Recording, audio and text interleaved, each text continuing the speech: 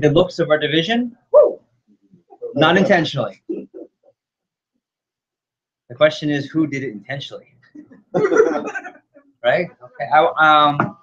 I do have a couple of welcomes and all that jazz. And this is number 15 for me. This is number 15 kill meeting for me. Okay, I don't know if I've done woo. I'm not sure how I feel about that. The negative, I guess, if you wanted to take that route, is that I'm older, but I choose to take the fine wine analogy, right? And too soon? Hello? This thing on? No? Yes. Age. Like wine. Yeah. And I also think that with 15 years of experience, I'll tie this into a number later. 15 years of experience, I would hope that it's able to serve you a lot better. You have, as my personal link, I have a personal link that you guys know my time trade for setting personal calls, and some of you have set one-on-one calls with me where we use the link. And if you notice, I have one for district managers only, I have one for CSPs, I have one for personal calls, and there's a note that goes up and it says, thank you for setting up a personal call with me. It just sounds really formal and goofy. Thank you for setting up a personal call with Jeff Gamboa, from Jeff Gamboa. And at the bottom it says, you will have my full heart, attention, and energy, or attention, energy, and heart. And so that's not for you. You don't have my attention, energy, heart. But hello. I'm on a roll. You should encourage me. You know, they say don't encourage your dad. You should encourage me. Okay. Couple random thoughts as always. Actually, Beth should be there. 1, 2, 3, Beth. Ready? 1, 2, 3. Beth! Aren't you part of this? You're part of the division? I am. Come on in. Sorry about that. Are you on something? No, I was doing stuff. No, I'd love for you to be a part of it. Yeah, I would love it. Okay, do whatever you want, but I would love to have you here. Totally cool. I was missing you. That's all. So men's and women's final 64 team tournament. Raise your hand if you are familiar. Say I am familiar. Raise your hand and just sit in silence, in the misery of silence, if you don't know what that means. That's okay, Dorcas. I knew you were going to raise your hand. So the best 64 teams get half of them earn their spots by winning their conference, and the other half earn their spots by selection committee. So it's essentially this best 64 teams in NCAA. It's now down to Final Four. And what's interesting about the Final Four, I always look for material for kill meeting this year. And some tournaments, I'm like, damn it, there is no good material. It's like the best team won and kind of boring. But I got some material this year. And I want to share with you that the Final Four teams, Oklahoma, kind of not a given, but a favorite. And we were talking about this, Luke, at Cap. Favorite because they have arguably the best player, the hottest player right now, if not the best, in the country, Buddy Hield. The Tar Heels, who were a projected, I mean, we knew. I knew when Maryland played at Carolina, and I bought my Final Four ticket 3 months ago. I sold it, by the way, because my team is not there. Okay. But UNC was favored. Villanova, if you watch enough basketball, I would say was favored to go pretty far. And then there's the Syracuse Orangemen, right? Who arguably have absolutely no reason to be in the Final Four. And I have enjoyed watching the Orangemen play. I have enjoyed watching them go from the 64 to the 32 to the 16 to the 8, and unbelievably now to the Final Four. And the most famous and most successful alumni in the NBA from there would be Carmelo Anthony, who is repping, as the new Nike logo says. And not to mention, second to my beloved University of Maryland Terrapins is my second favorite basketball uniform in NCAA.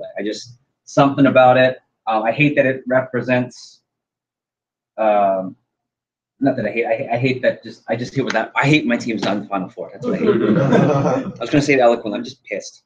Okay, that's done. But see, why this ties in so well is because they just got hot at the right time. And this meeting is about, can you catch fire? Can you get hot at the right time in our business? And that's all about what time of the year. Yeah, it's the summertime, and that's why we're here to talk about how can you catch fire, because every year someone catches fire and you don't expect them to catch fire. Last year it was the team with the ridiculous breakdance cheer that never came together, but Boca was #1 last year. Now, were we projecting Boca number one? Maybe. I think Andrew was the 8 months he was training before, projecting to be number one in our division. At the bottom left, and I don't know if anyone knows his name. Anyone follow enough to know this sharpshooter on the Syracuse Orangemen? No? Okay. Clearly not the basketball division. That's okay.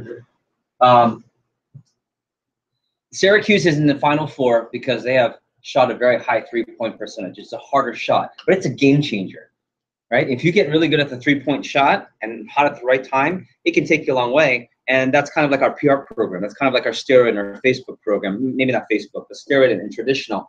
And you never know who's going to get hot. You never know who's going to be a branch manager in Puerto Rico and have 87 set for training in 1 week. You never know who's going to go out there and with 5 reps, first weekend, pop 15 grand in sales. But if you get hot at the right time, and no one's going to convince this team they're going to lose. To them, they're the number 10 seed in their bracket, which essentially means out of 64, 40, 45, maybe, no, 40 out of the 64. They have no business being in the Final Four. They should have been, I won a game, we won 2. Man, by miracle, we won 3. They're in the Final Four. And damn it, you could be in the Final Four too. Oh, did I mention that the women's team is also in the Final Four? Wow. I would not be the oldest of 4, my youngest being a baby sister, a super athlete, if I didn't mention the women got some props too. Man, oh, what a great time to be in Syracuse, New York. I want to share this story. My favorite story of the Caps so far. I've only had 1.5 weeks of Caps. I'll tell you about 17,000 stones. I was talking to Luke Maseko, and I'm not sure how he got to it. Oh, I do. We were speaking about just kind of his attitude, and I want to share with you a list we came up with, or he came up with, actually. And I said, so if you were to pinpoint what your dad did to get you to be like this, that's what I said. I said, Luke, kind of a indirect but direct compliment. Tell me, what is it that got you to think and operate the way that you operate? I have so much respect for your dad and you, but more so your dad because it's always the parents, right? And he said, work ethic. It didn't even, I couldn't even finish the sentence before he said hard work. He said all through middle school, was it before middle school? Yeah, before middle school, I was doing yard work. And on Saturdays, I was doing something. And Dad would always say, while I was doing it and I was pissed off, you'll thank me later. And he never understood, wasn't paid for the work to do all this yard work. And I said, so what was the worst of it? And he goes, oh, 17,000 stones. Right? And I think it was a 6-month process. And so long story short, Dad got really obsessed. I get obsessed about things like this on a project. And it had to do with the new driveway with a particular type of stone driveway. And this isn't his house, by the way. You're like, there are no trees like that in Florida. When did we become Vermont? Okay. So apparently, and I'm going to butcher this, I apologize, but my best version is that there are 3 to 4 different types of stone sizes, and you order a certain amount because it makes a certain shape for the driveway, okay? So for hours and hours and hours, I guess Mr. Innovative Dad rigged up this wooden structure where you would slide it, and it would show you, okay, that's that. It would separate the 4 different, kind of like coins in the coin machine. Am I saying that right? Okay, sort of. Close enough. Yeah. And so he would do that for, he said 6 months. It took 6 months every Saturday for 6 months to do that.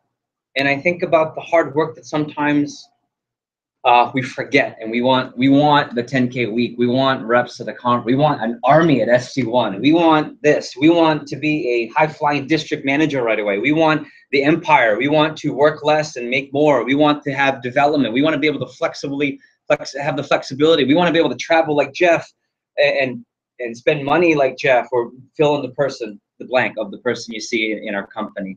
And we always forget all the, you always see the driveway, but you don't remember the 17,000 stones. And I'm just reminding, and part of my comments is the reminder of that it's going to take 17,000 stones for you to build what you want to build here. And my friends, Rome wasn't built in a day, and certainly your office isn't going to be built at one meeting. And it's really cool because we'll see who really trained in the next 8 months. That's the cool thing. We'll see who isn't full of shit. Who? I got one. That was my one. That was my one for the whole meeting. I promise you. Less cursing.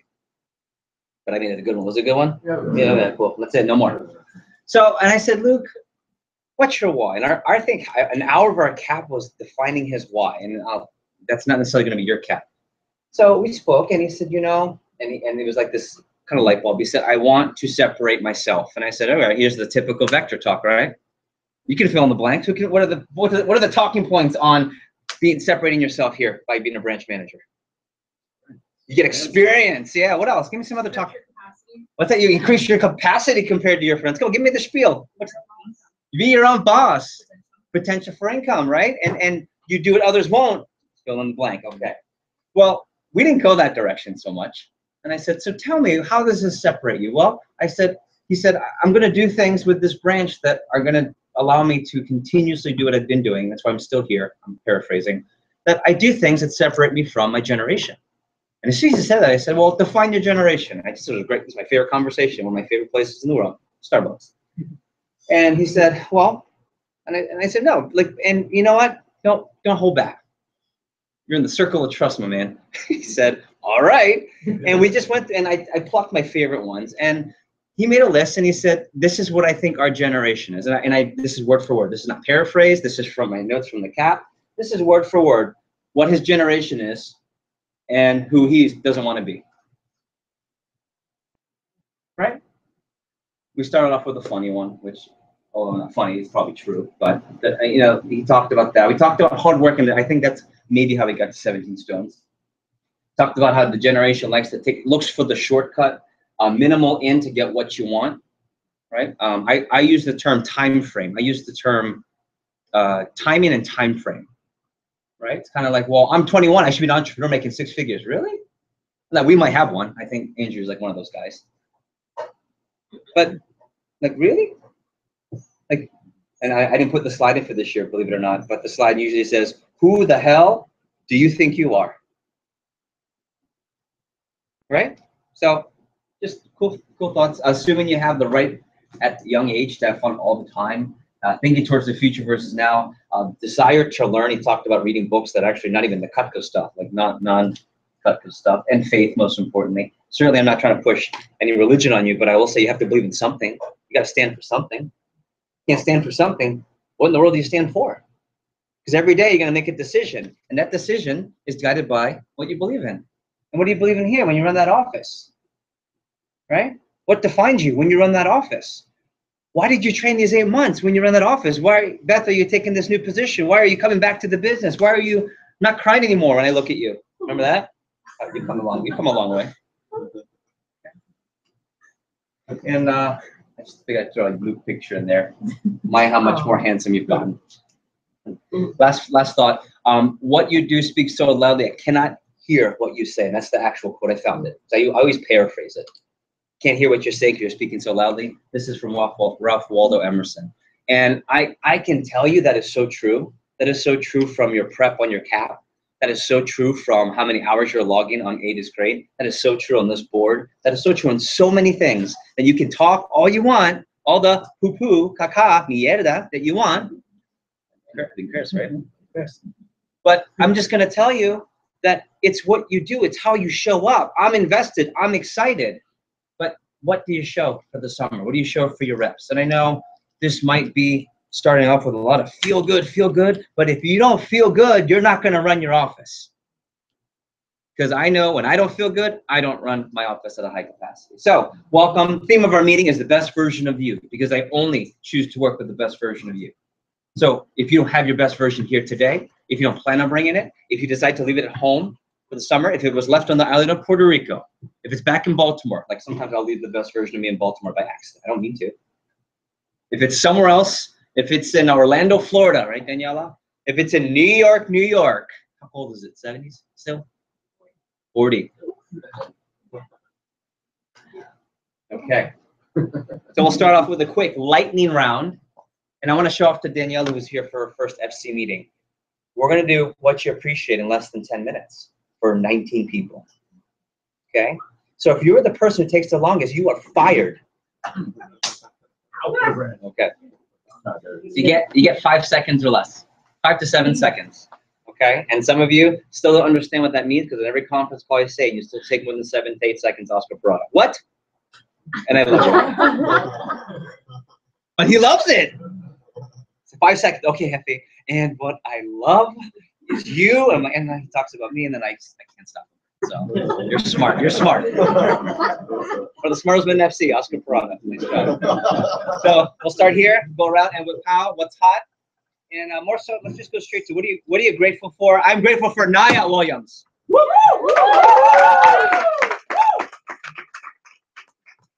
feel like we should play a Virgin Islands song. Just the bombastic. No, that's Jamaica, right? Okay, sorry. That racist. Twice. Latin music, Mr. Bombastic. Don't worry, I'll get the white people too. Don't worry. Quickly. What do you appreciate or what are you grateful for? Same thing. We'll start with Dorcas and we'll go quickly. You get 5 to 7 seconds. 5 to 10 seconds. Take your time. No rush. Dorcas, go. Okay. I appreciate Puerto Rican team and just being here and getting ready for some. I appreciate the Puerto Rican team. La Isla. Good. Las Islas. With the Virgin Islands. Oscar. You can take your time. Just give me a minute. I appreciate my family. From my office. Yeah. Who's got a sponsorship of some sort? Everyone does, right? Something. Okay. Nice job. Good. Grace. I appreciate my coffee yesterday. It was a lot of fun. We did have a good time. Like moments in there. And I appreciate Juanita coming here, helping me out. Thank you. Daniel. What I appreciate is Destiny making me wake up at 8 o'clock to phone jam. So that was pretty hot. I feel like this summer I'm coming in phone jam in the morning. So that's pretty exciting. Good. Thank you. Ms. Beth, what do you appreciate? What are you grateful for? I appreciate the vacation I had to take a couple weeks ago. Yeah. Which was extremely needed. And I appreciate new opportunities. Yeah. I'm going to talk about Beth in a little bit. So, but thank you. Good. David. I definitely appreciate my family, the support, my FC family as well, and the ability to put into practice what I learned last year. Good. And who do you love more? We just have greatness today. This is just greatness. Alemi, welcome back from La Isla / DC. Last week, like it was Good. Spring break. And my family. Good. Did you rage during spring break? My girlfriend came home. Oh, Tired. that's good. Wow. Ash.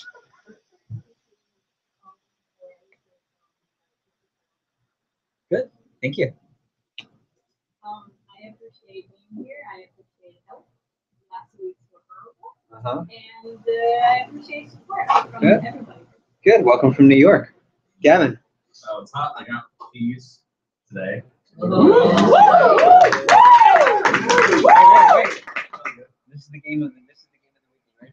Who wants the game of the weekend? Say aye. The game of the weekend is cue song, and you think of a song that should follow a comment. So in this example, ready? He just says, repeat what you just said. Cue song. Sim Sima. Who got the keys to my bima? Yeah. See? I just set the bar. Just like Naya, you know.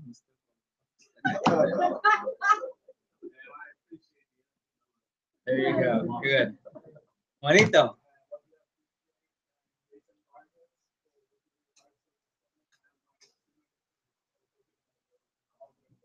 Welcome, Mr. District Office Manager. Miss Naya, welcome to the Virgin Islands. Good to see you. What do you appreciate? Oh, I appreciate being here. It's the summer is upon us, so I appreciate that for sure. Yeah.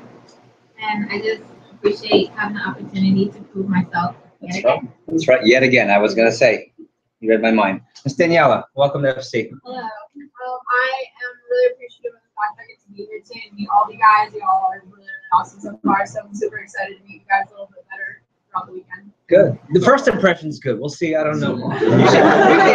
We always start strong. We start strong. Miss Kayla.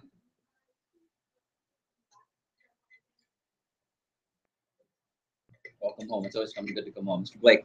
I appreciate my grandma and grandpa. Conversation we had about life. Good. Some deep life conversations. Yeah. John. I appreciate my circumstances. Just being in town with others. Good. You know, I love that. And we're going to talk about that. You could bet money we'll talk about that. Luke. Appreciate our tap session, our conversations about life. Appreciate Andrea Lapis, who is soon to be a Cutco owner, I would hope, because we're going to hook her up for hooking us up with an office space and then doing their best to work with us. Miss Karina, what do you appreciate? I appreciate that's just meeting. Uh-huh. And I'm really excited for the new position. help with what you want. And I really appreciate that. We have some good caps. No pressure. No pressure for the rest of you. Okay. Kyle, wrap us up, please. I appreciate definitely Daniel showing me the ropes of the office and what's not is definitely a new growth position. I'm really excited for the summer. So New growth what? position.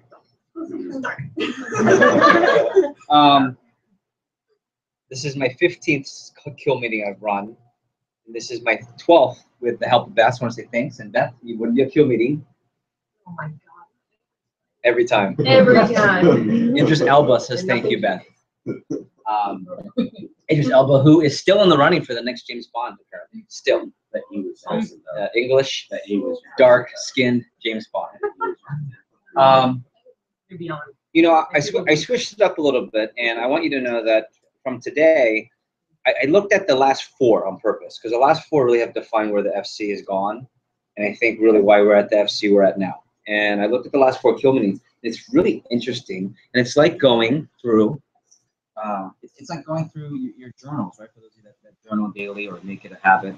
And what's really interesting is when you see, like, I'll look through the keynotes and I can tell where the division was at, and I can tell certainly where I was at based on the keynote. Right? It's like my visual journal. And you know, I want to share a couple stories with you. My goal in the next 30 to 40 minutes or so is to just set the tone for the next 48 to 72 hours, and more importantly, the next 4 months. But really specifically from now until SC1, yeah. Okay, trick question. We got you. So this is from at the end of last summer. I took my 10-day vacation. I went off the grid. I left my cell phone in this cute little box. I bought it at Target. It was a pink box, and Heidi was like, "Oh, a surprise!" I know, it's just a box. And I put the cell phone in. We put it on top of the mantle, and my cell phone laid there for 8 days. I had to open it the 9th day. I was really excited. So, as you know, what I encourage most of you to do, and definitely the districts strategically, is to take time to yourself and recharge and get focused and understand why you're doing what you're doing. I think renewal is important. I think reaffirming if and why you're here. And I say if very importantly because I'm certainly not here for life. I don't think you should be here for life. I think you should reevaluate how you do this and why you do this and make it yours and own it, right? They just having a conversation a few days ago, and it's very easy to get excited and point out the things that you don't like here. But we all know, as Confucius say, he who wants other garden must water own garden first. Mm-hmm. Basically what, the stick say is the grass is not greener on the other side, but where you water it. And I think that's so true. So a big mentor, indirect mentor of mine, who I've only seen at SOC a couple of times, is Matthew Kelly. I'm a big fan of Matthew Kelly. Raise your hand if you're familiar with Matthew Kelly. Some of you, okay. Dream Manager is his most inspirational, I would say, corporate book. 7 Levels of Intimacy, I would say, is his best relationship book. And you may or may not know this, and this really isn't significant, but he's a devout, super strong ambassador, big time, numero uno, Jay-Z level type Catholic. So, any Catholics in the house? Oh, yeah. Okay. Cool. Any not Catholic, but you still love Jesus? Okay. Anyone not raise your hand? Because Jesus loves you too. All right, cool. So, I would say on my dreams list last year, I wrote down, I want to connect with Matthew Kelly in this journal. That week in Wilmington, Delaware at Brouhaha Cafe, I wrote down, I'm going to connect with Matthew Kelly. And March 18th, I connected with Matthew Kelly. This is me in the second row of this message at this church in Port St. Lucie. And it is one of the most inspiring moments, I would say, of my career, my life, because I got a chance to connect with someone who very indirectly has influenced my entire career with Cutco, from one message at SLC in Banff, Canada in 2004. When I was on the brink of leaving the division, leaving Cutco, having gotten a new position, was promised the dream of where my division would be. This was the reality. There was a lot of disappointment. I had a lot of pointing and blaming, and please, you know who you are. This is not a shot to you. I'm telling, like, literally, this is word for word. My conversation with Scott was, no one trained me, right? And I wasn't prepared for this. You guys just threw me out there. And I remember Omar pulling me in. 2 bottles of wine later, we're talking. And, went to SLC, met with Matthew Kelly, and I was inspired. He talked about the anchors of Southwest Airlines, right? And from there became the anchors of the FC division, 4 anchors, if you will. You talked about being the best version of yourself. You talked about sitting in the classroom of silence. You talked about putting yourself in a situation of gratitude and appreciation. I think I look back and say, wow, the FC has really been modeled by one of three people, one of which is Matthew Kelly. So I got a chance. I was googly-eyed. I was, what's it called when the girl, fangirl? I was fanboying, right? Yeah. I was fanboying, and he got up, and his go-to, his trademark. I would say my trademark opening is usually random thoughts for Jeff, right? I always start with random thoughts. He always starts with, "How's everyone doing? How's everyone doing? We'll see." Every message, everyone on YouTube I watch, he always says, "We'll see," and always gets a chuckle, and I chuckled on cue. Right? He goes, "How's everyone doing? We'll see." Right? I was so pumped to see him. So pumped. Anyway, I look forward, and of course one of the free journals, and this is a whole completely separate part of my life, but it's exciting because I'm an ambassador now for one of his organizations. I have a call I'm trying to set up. It's pretty outstanding stuff. And I think what you're getting is a better division manager because of it. And I turned around and I got the journal they gave for free, and he talked about being engaged, and I'm going to mention that in a second. And on the back it says, anyone or anything that does not help you become the best version of you is too small for you. And that is directly a quote relating to what?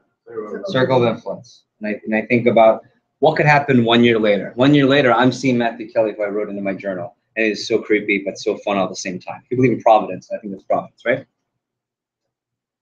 Not the city in Rhode Island. Okay. Because, ladies and gentlemen, our business is not about the December program. Our business is not about the first week of the fall. Our business is not about when campuses go back to school. Our business is about the 4 months of the summer. Our business specifically is about May and June. Okay? So what I want to encourage you to do, and I'm almost begging you, is to take anything that is not positive related to the Cutco organization, Vector Marketing, FC, NFL,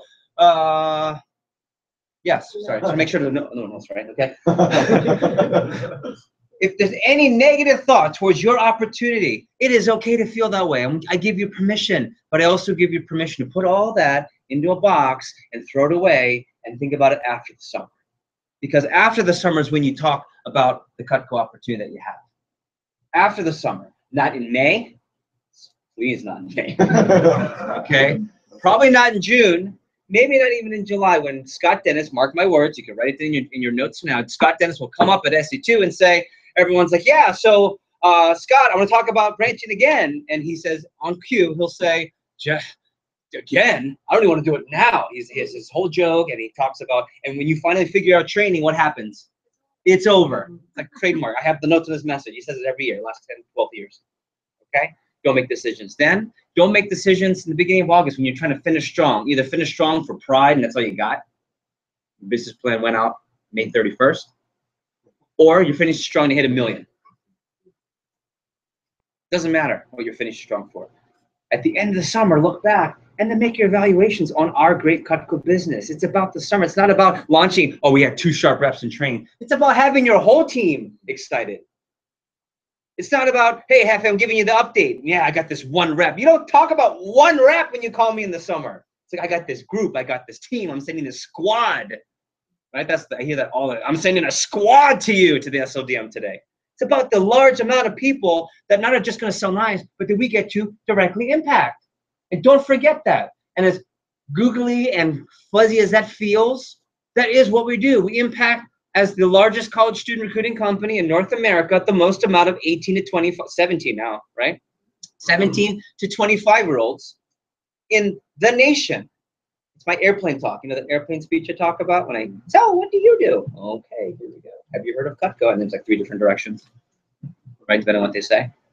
We work with the most amount of college students in the country. When I hand people my business card, and this is recently, those of you know, I always hand them my business card, and they look in the back, and they go, oh, what's that? And it says workforstudents.com, right? And I mention that, and I say, oh, you know, we are the college's college. This is how we define the business, okay? So 1 year later, where can this be? Some of you, it's different. What's my 1 year experience of exporting to those crazy, loud South Floridians? suffering from attachment. That's what I think about just now. I think about that, right? What's your evaluation 1 year when you're 1 year deep in your role of being the regional DRM versus the divisional or multi-divisional DRM? What's your role? That was the first year, right? Here comes Happy trying to talk about second year. You should always think about it. You should always work to be in a position, right? I wouldn't do second year. Maybe we don't want you for second year because you didn't put in the good first year. How about that, right? I always took those moments of sell as a compliment because people wanted me, right? Okay, another story, another time. Ask me at team night if you want. 1 year is about next up, and you know the concept of we don't know who's going to be next up. I certainly didn't think Gavin Dougherty would be a district manager when I first met him. Maybe I did because you were pretty much drinking Kool-Aid, which was awesome. Okay, we all know Gavin, right? But next up, who's going to be part of our 12 by 12? It's not officially Dirty Dozen because I think it's too confusing of a term. Dirty 30 and all that, but we're going to have 12 district offices and deploy 12 branches. Well, last year's goal was drive to 25. We didn't quite hit it. We're at 19.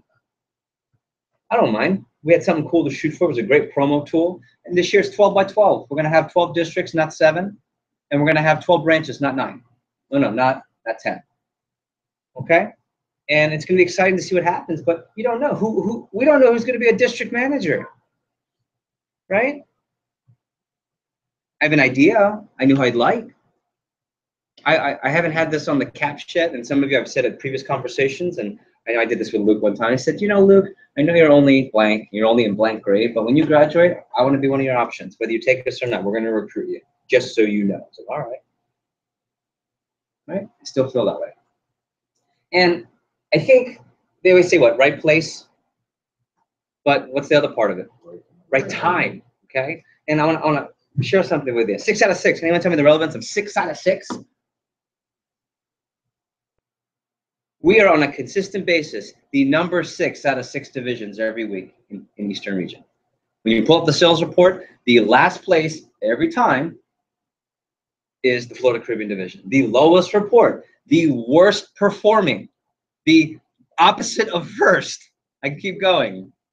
Okay? And I just think that is the most, if you choose to look at it this way, that's the best possible place for you to be in, because in 2007 and 8, oh no, sorry, in 2000, rather, 1999, 2000, I was part of a division that was 7 out of 7. And I stepped up, and if you know my story, the rest is really history, because in 2000 we opened up, in 2001 we made history, in 2002 I was taking over that division. And we were the worst division.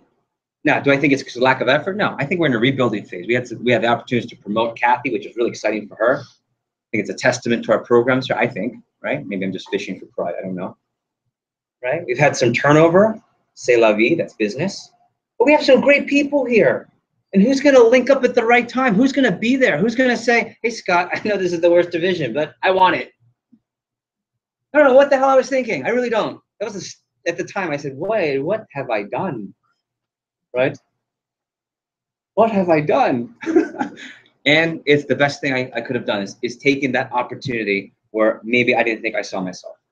My head was in the clouds. I was at meetings staring off. I was thinking about, well, I'll be here for maybe one more summer. I was looking at other places. I got stuff lined up. That was me. Right? And here we are later. So being 6 out of 6 might be something big for you. So this meeting, my comments, the next 72 hours are about 2 things and 2 things only. Clarity and confidence. Or in this case, confidence and clarity. Okay? This meeting is not to overwhelm you with things you don't know. And there will be certainly things that you're not comfortable with. Okay? But we've extracted this agenda. I've extracted this agenda. The DBM team has extracted this agenda. I've gone probably more than Scott wants me to extract from this agenda to make it really simple, because simple is easier. Keep it simple, stupid, right? And that's what we're going to do today. We're going to talk about the most basic of basic programs. Someone asked me this week something about team meetings. I said, not important. Someone asked me the other week something about resolving something on probably Vector Live. I said, not important, right? Important, not urgent. I'll say that again. And there are all these things. We're going to bring, you guys know the term minutia, like all the noise. we can get out of the minutia, and we're gonna get down to what's really important. How do you get someone who's 19 years old, 21 years old, started when they were 19, get in office, and not know what the hell they're doing with training, run training 5 different orders 5 different times in a row, right? Run an office out of the back of a church with a dirt road that goes to it. How's that for shady, bad recruiting? Only launched 32 people, but still get the 125 grand like I did in 1999. Because all I knew was that I need to recruit some really good people, and this is how I should train them, and I can sell. So I don't know what the manual says. In fact, I change it every week, but they can sell because I can sell. Right? I feel like that's the noise that would have come out of my mouth at 21. Right, like, all right, cool, all right. The main thing, okay? So I'm going to start with the business main thing, because the rest ain't business, everybody. You've got the training you need enough, right? No one here is fully trained, not even me. But you have what you need. You have the goods. You have the main thing. The main thing is recruiting.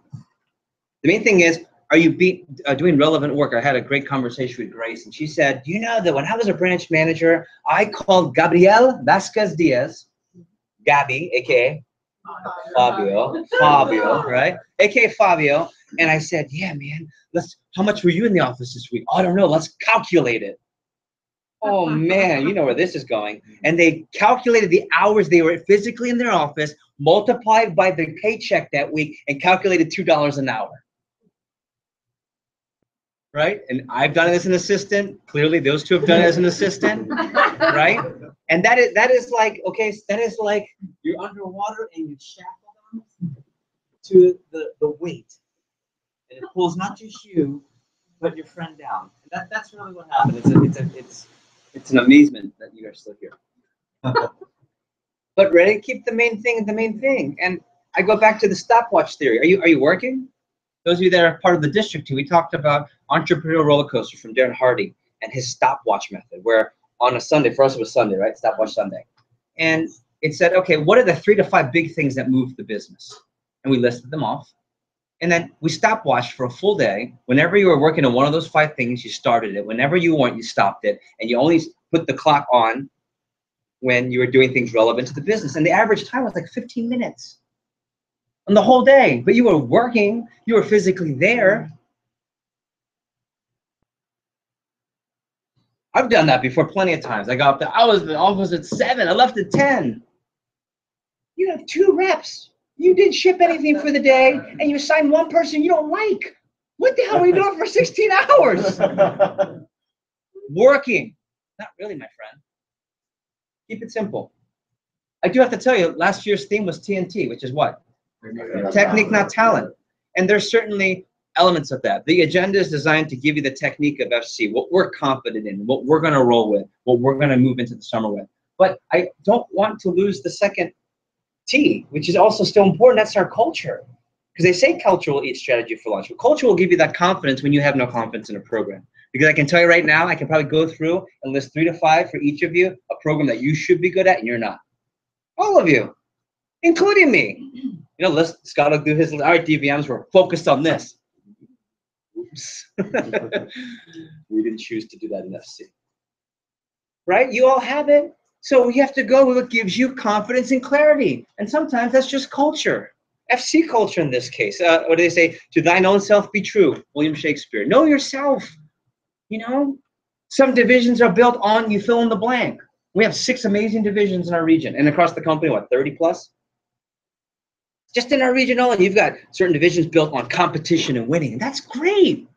It always embodies the division manager, doesn't it? And you're going to get a great experience, not just experience, because Matt and I are really different, and I think it's great to get both, right? You have some division managers that are more like this. I mean, you got to know yourself, okay? And you can't try to be someone you're not this summer, okay? You can't be both smart and strong when you're in martial arts, right? You can't be both smart and strong. Some of you are really strong. Your programs aren't. You have great work ethic, and you'll work your way, and you'll find a way. And some of you, you're really technical, and that's okay. And some of us, we joke. Daniel jokes all the time. I know I'm not supposed to feel. Damn, you're supposed to feel. Otherwise, you're dead. And I'm sorry if that's the way you feel. He's not the only one. Like, TNT doesn't mean cut feeling, doesn't mean culture sucks, doesn't mean you have no culture. It means you got to get organized. If you want to take it to the next level, you have to have systems, right? But certainly when those times of high emotion, low logic come, and you've got to go to something you have to go to your happy place, you rely on the culture, okay? So for a second, you can shout them out. When you think of the FC culture, what are some things you think about? We'll go short, but there's no order, right?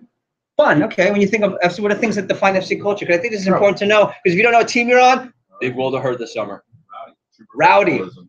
Could be rowdy, maybe. Aggressive professionalism. True professionalism. You can list the anchors, right? Anchor number 1, true professionalism. Anchor number 2, explosive. This is important. Anchor number 1, true, right? Anchor number 2, explosive.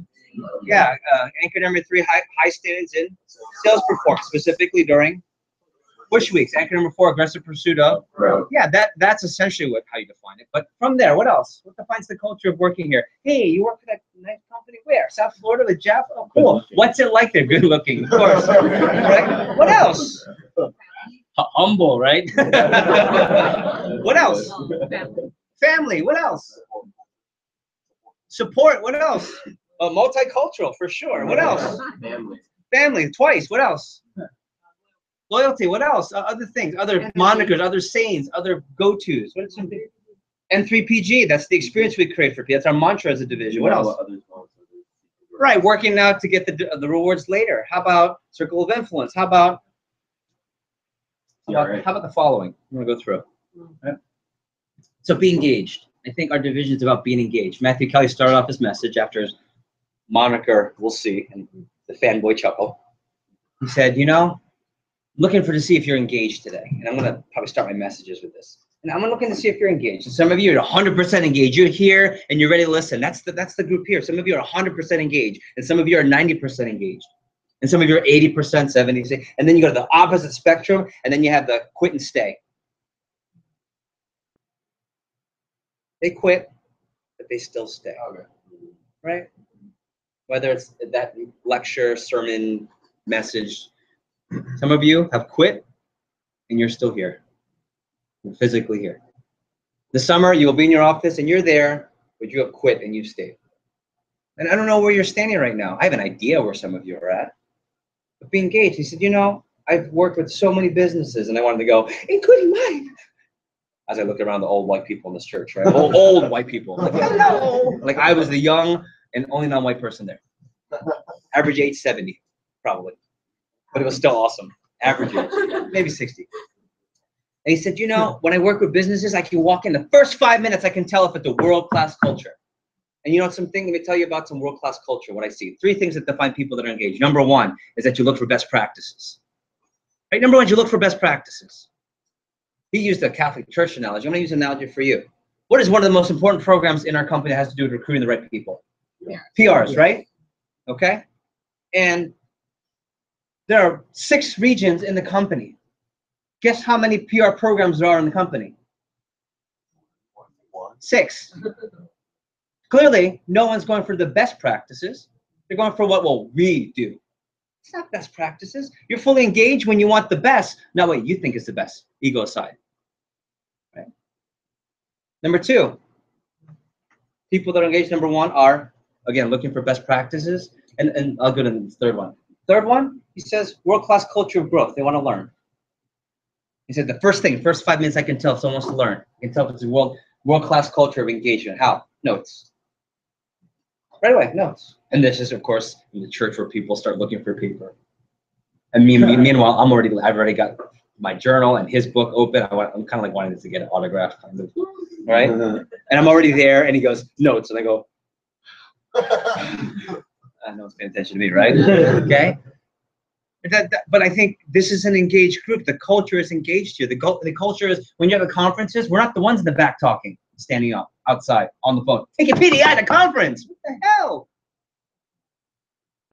Right? We're in the front. We're taking the best notes. We're getting the most.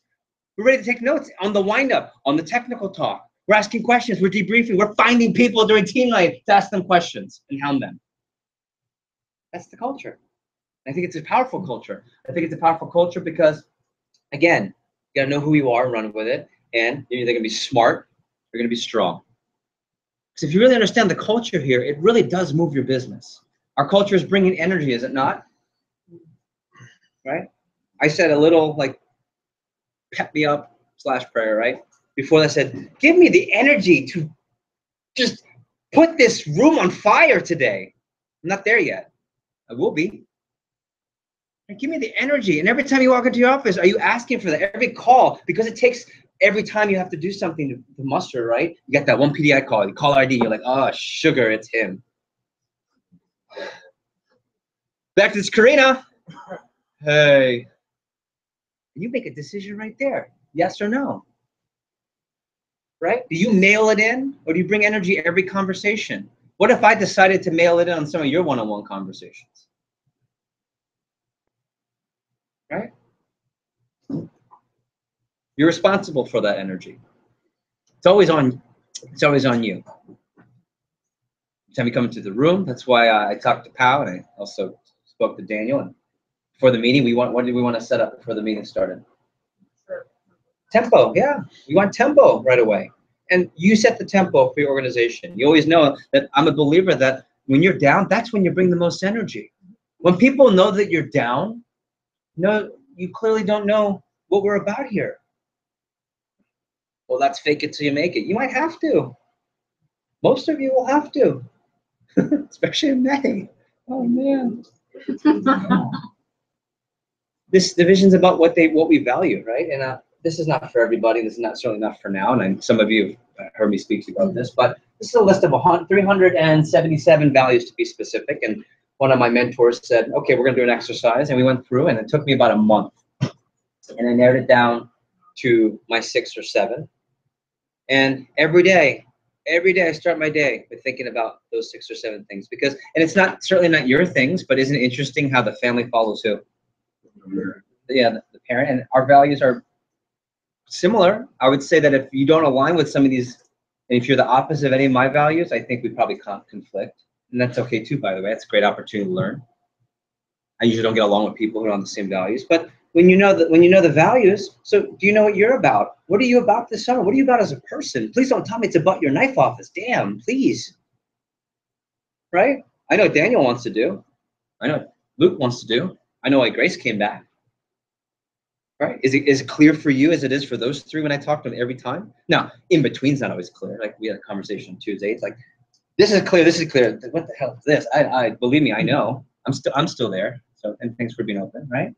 So these are my values, and every day I look at these 7, right? My values are legacy. My values are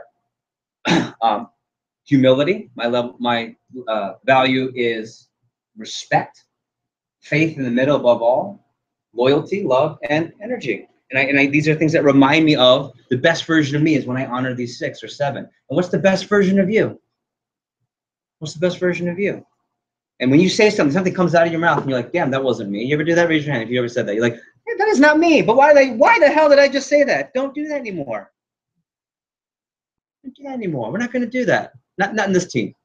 Or not for myself, if you will. So a couple thoughts too on our culture is making sure you get your mind right. Our team is about getting your mind right. Our team is about that great story of the 2 salesmen who sell shoes and go to Africa. One comes back disappointed. One comes back excited. And the first one says, oh man, they're all poor. The second one says, man, they have no shoes. Awesome. Right? Get your mind right. You know, last year we had some difficulties with a company that recruited pretty much most of our company, and apparently sex trafficking that we incurred in our recruiting offices somehow. You like that? See what I did there? You see what I did there? Okay, no more laughing. That's bad. Okay? We did not sex traffic, okay? Promise you. Okay? And yes, Vivint, a very large company that could write a single check and buy our company. Like they are that massive. They are a great white shark. We are Nemo. We are. No, if you take the evaluation, if you will, the financial evaluation. Whatever their CEO's name is, that cool younger guy wears flat brim hats and it's like a surfer, he could just poop a check and say, oh, I want to buy that factory only in New York. But you know what? There are some people who made their lack of success last summer all about those 2 things. If it weren't for that mailer, I would have. Really? And all those people, my division's down because really? And then there's some offices, I'm proud to say, like the pilot this summer. It's like, oh yeah, that was stupid. You remember that? Remember that one girl brought the letter? Like, what? Sex trafficking.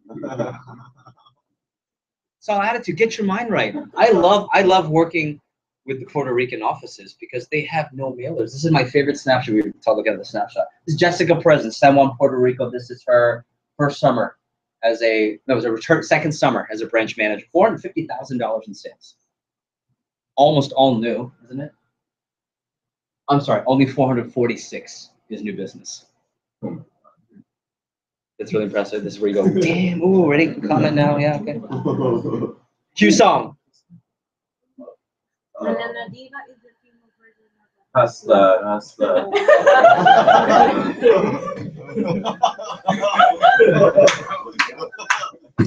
Jessica. 135 recruits. There are districts that don't recruit 135 personal recruits, and they only have 3,000 mailers. Shame on you, district managers in Florida and in Carolina and in Maryland and in Virginia and California that have 10, 20, 30, 40, 50, 67,000 mailers. Right? Get your mind right. Get your mind right. I'm not going to go into the movie, but if you've seen it, get your mind right when you're stuck on Mars and you have to take human feces, use it as fertilizer in your space camp, and grow potatoes for 5 years to live, and hopefully a ship comes back to get you. That movie is all about getting your mind right, right? And he would send these videos back from stuck out in outer space. Who's seen it? Raise your hand. And he said, I guess I'm gonna have to science the you know what out of it. And he did, and he made it back, and it was awesome. And the dog died. No, it did. There's no dog. Just okay. Right? Right? And if you don't understand this, I can't say it. I already had my one. If you don't understand this, man, you're gonna have a rough life. Not summer. Life. Life. I can give you 10 things this year. One everyone knows at the top of the list that I hated about last year. But it happens. And there really is a reason, right? There's a reason things happen. It's absolutely true. And what did Steve Jobs say? You can't connect the dots always right away. You always connect the dots. And I promise you, 80% of the things that happened last year for me that I didn't like, I've connected the dots on 80%. And man, I don't regret it. I don't regret it. And neither should you. But things are going to happen. Do you have what we call grace under pressure, right? Empty beds, empty heads. This is Heidi. When she goes to the hospital and her her attending says, they complain, like, oh, it's so busy here at the hospital today. What a crazy, and the attending stops and talks to all the trainees, all the fellows, and says, empty beds, empty heads. You have no patience, you have no education. Right? You expect challenges. Do you have grace under pressure?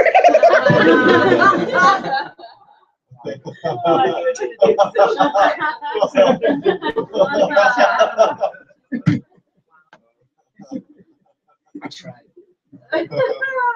And we all know, and I always say, and it's my, I guess, tactical and sneaky way of just saying, hey, get your mind right, because you're not right. If you knew in the end everything would be okay, now how would you talk? And now how would you act? Because what you're doing right now is not knowing that everything will be all right. Cue song. Gonna be alright. Right? Oh wait, what's that you saying? Bad thing.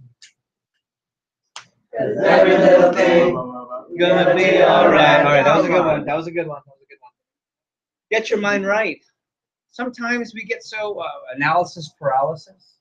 You try to follow reports, and please don't take this as an excuse not to get your stats in and resolve them. Just sometimes you got to get over the report. Sometimes we look at, I can tell where branches at because I'm always looking at where they're standing. I wouldn't look at May because #1 in May is never #1 in August, ever. Last 10 years. When you look at week 3 of May, who's #1 is hardly ever, maybe 1 out of 10 last 10 years, right? So don't get caught up on the reports. Get your mind right. Stop worrying about what other people are saying. Getting caught up with what your friends are saying. Some of you still, after years of being with FC, are still worrying about what people are saying about the knife job. Who cares? Someone's going to hate on you. I promise you. I hope multiple. Right, bless you. Right? I promise you, you get your mind right. You'll keep going. And you have to have kind of that you have to have that long-term vision. And we all have it, but we don't always choose to go there. Right? You choose your attitude when you walked in. My man Ray Lewis, the great Ray Lewis from Baltimore Ravens. Right? You get angry for good, though. Not angry because you're just angry. Right? You ever meet someone, you're like, man, they are just angry. You ever meet someone like that? Raise your hand. Raise your hand if that's you. No, I don't think so. No one's angry. Don't have regret when you look back at the end of the summer. Don't have regret. Get your mind right. Now's the time. This is my like proverbial shaking you. Like I think Eddie Murphy. I won't hit a woman, but I will. Right? That's a quote. I don't believe in that. I'm just quoting. Right? Try losing. Can't don't shake women or men for that matter. I could cue a song. I won't. No, man. Blood, sweat, not tears, years. Okay? It takes time. And I had a conversation with a non-FC district manager who reached out, and I wanted to reach to the phone ever so politely and wring their neck. Because it was like the audacity of this manager, like it was privileged in everything we talked about that we hate or dislike rather. It's like, man, like who do you think? It takes time to get good. It takes time to develop. It takes time. Now, are there people that accelerate the curve? Yes, 10, 80, 10. But there's an 80% in there, and there's a 10%. That means 90%. That means only 1 out of 10 of you will be that top 10%. That means some of you are going to eat it and and have a hard time, and it's going to be difficult. And I'm not just saying this summer. The 2 of you have aspirations recently in the last 4 weeks. We've had conversations about long-term with us, and you're doubting. Well, guess what? It takes time to build. It takes time to build. It takes sometimes years to build, but the payoff is worth it. My mom always laughs. She always laughs when I spend money on her. It's like routine. Like she has this little spiel. We were in Prague, and Trey and I split the bill for like a gigantic table dinner. It was our family. So it was both of our moms, his grandmother, Heidi, and just some close friends. It wasn't really a cut-go dinner. It was a family dinner. And Trey and I split a very large bill. And I came back. I heard my mom giving the speech. She's like, oh, no, let them pay. They have money. I remember when he used to work so much, and he would be a branch manager, and there's a push week all the time, push, and he would leave at 6, and she just 6 in the morning. He'd drive to Howard County. Like people know where Howard County is. They're from Georgia, right? I know Howard County, and Mrs. Ketchum was like, right? Oh, and then go to Howard County, and then here at his branch, and then he had these people for brand, and it gets more, and then she goes on tangent, and she comes back, and she basically says, man. Yeah, my son's splitting half the bill, no problem, going shopping, buying me a Michael Kors bag now. But I can tell you, I was the mom that fed his way skinnier and way less talented ass when he was at home. For years, and putting in the grind. This is Mantle, our place up in Delaware where Heidi and I live up when we live up there. Or she still lives up there, always, when I commute. And this is our mantle. And can you tell we're a words of affirmation couple? Or better yet, can you tell I'm words of affirmation and she honors it? Right? So my favorite, it's a prayer, but it's a quote as well. God grant me the strength to accept the things I cannot change, the courage to change the things that I can, and wisdom to know the difference. And you have that serenity. Because some things you just can't control when people quit. Right? You just can't control it. So get your mind right. And don't believe everything you think. Don't believe everything well, that's just how I'm wired. That's not an excuse to be an asshole. That's number 2, sorry. Ass doesn't count. 4? Ass is donkey. 5? Ass doesn't count. Right? I know several people in my life who they always respond. They always react rather a certain way. But well, that's just how I am.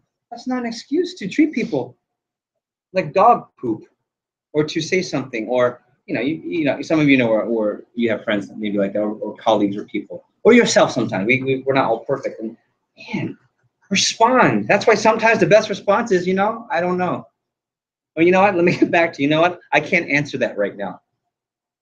I'd love to give you an answer, Grace, but I don't think I'd give you a good one. So can I think about it? I'm telling you, Grace will respect what comes out of my mouth later much more than whatever stuff I was going to make up on the spot. And I've been guilty of this.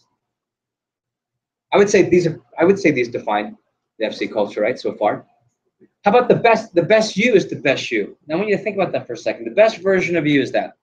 Heidi has this awesome book. Shameless Heidi plug, right?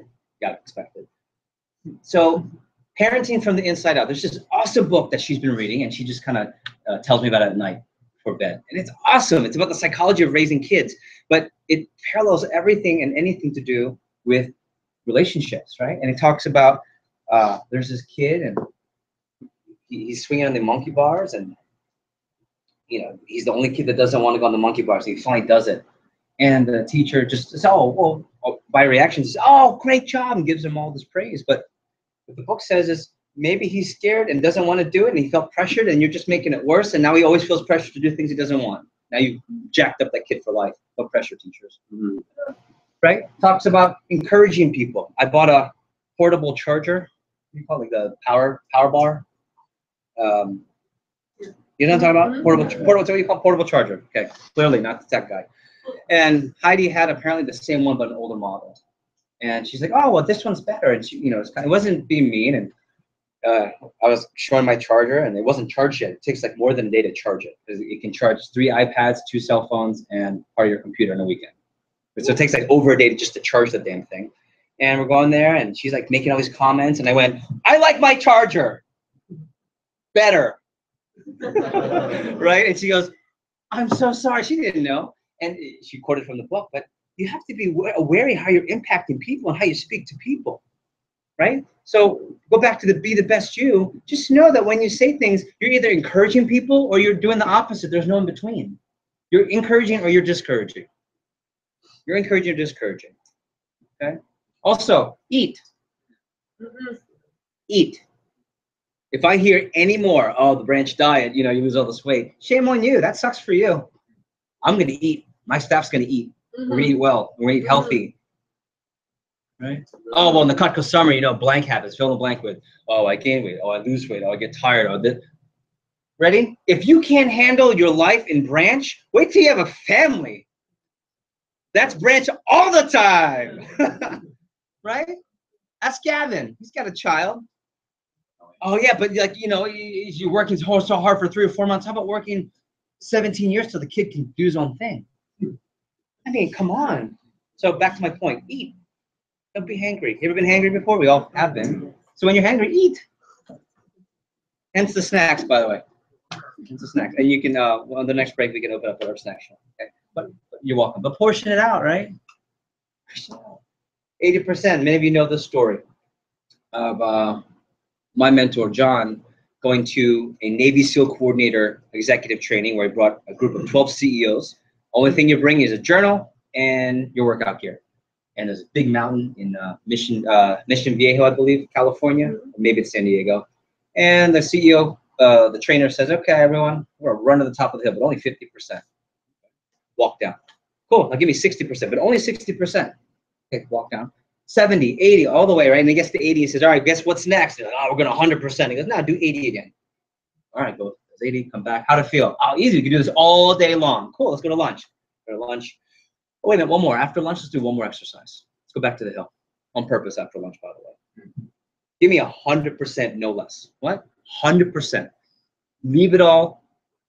Run to the top. They gave 100%, puking, passing out, cramping. How you feeling as they're puking and hunched over? "We're miserable. We're terrible." He said, "The lesson is 80%. You could go all day on 80%, but you're going 100%. How do you feel now?" So I think there's an appropriate time for 100%. It's called goal period. It's called 6 to 7 weeks branches to get your office going. I think there's something to be said about that. But everyone's got their limits, right?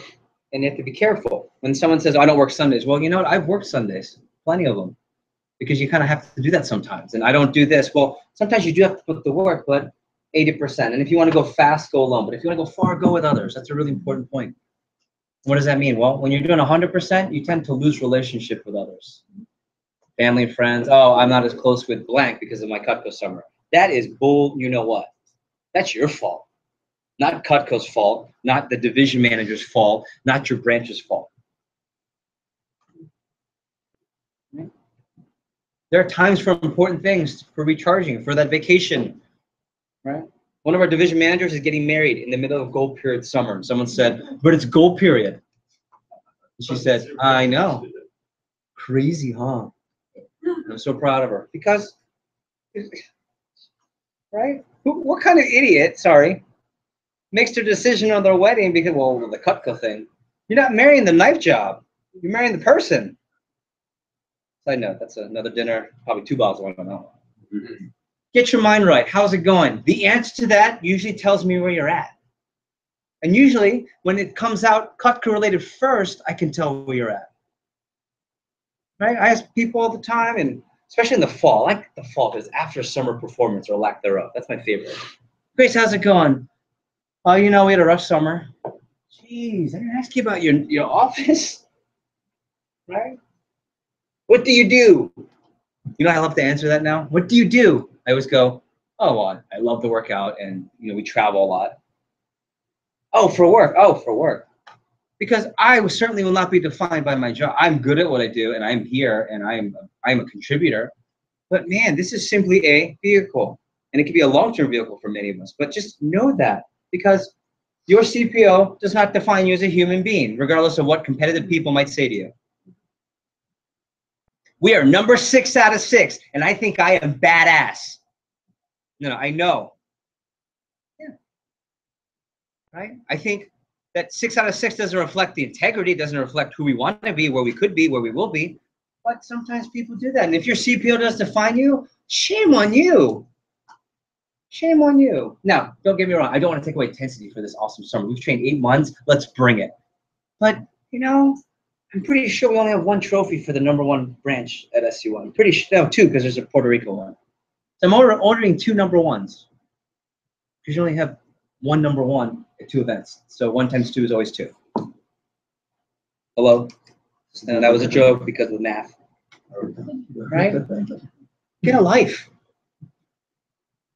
Right? Right? When I hear managers at conferences, and our region's good at this, because we have a lot of really competitive people, it's like, I hear people belittling each other based on a report. Right? Oh, Grace, oh, look at you, only sold $6,000. But you're non-confident. You pick on people below you because you're insecure. Oh, sorry, did I say that? Right? How about, hey, how's it going? Nice job. And I certainly don't compare my worth when we're beating everyone last year. Our pilot was awesome. You know what I remembered? The times when we weren't the #1 pilot, and Karina and I were still trying to build it from scratch. It was really hard, and everyone talked all that mess. And I didn't say anything. They made it a point to remember, you know, when you win, say little. When you lose, say less. Right? Be humble. Be humble and get a life. Stop talking about Cutco all the time. Right? Your Cutco is awesome if you're excited, but it doesn't define you based on that CPO Rolo number if you do Rolo on time, which some of you don't. I hate it. And that's my shameless plug for you. You got to Rolo. Come on, please. Please Rolo. Okay. Circle of influence, 343. Anyone know the significance of 343? Really awesome number. Powerful number when you think about it for our company. Just in Vector East alone, within the Northeast region, so there are 6.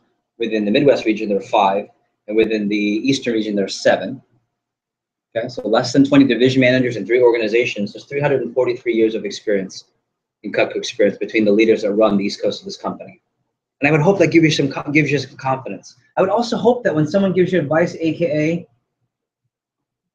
assuming we have a good relationship and assuming you know that I come from a good intention, I really do know what I'm doing. 20th summer coming up. Okay? Not on everything, but on the Cutco thing, pretty damn close. In a positive, humble way to give you confidence. That's my seems arrogance, not. Right? I'm really confident, really good at this, and I can help you. But you gotta want it. You gotta want it. We all know this is important, right? And I'm not gonna explain this, but I think the people around you are a direct reflection of what you are projecting. I think that's really interesting. I saw that the other day. Right? So whoever is in that circle, you know, you're the average of the 5 people you're with the most. I think that's a direct reflection of what you project because you're pulling that upon you. We've had multiple conversations. I'll skip this slide because it's cursing and I already have cursed. I still like who I'm becoming here. I think that's John Kane said that. I still like who I'm becoming here. Why am I here 20 summers later? Not because I was convinced however many years ago I'm here for life. It's just that I really like who I'm still becoming here and the people I work with here. And that goes a long way, believe it or not. It goes a long way. Your circle of influence are really big. I don't know if you know the significance of this, but it's Dave Powders, division manager now in Bay Area. Myself, Andrew Smallwood is former district manager, former 3-time PSM, and now is the campus relations manager of the Western region of the Vector West. And our dads, all dads are doctors, and all dads can't believe their kids didn't become a doctor and went with a knife job. And every year they have this thing where they would all meet up at the year banquet, and they would sit at the table and talk. They'd have like drinks, and they would talk like, look at them now. And it was one of those like, I was so pissed, but look at them now.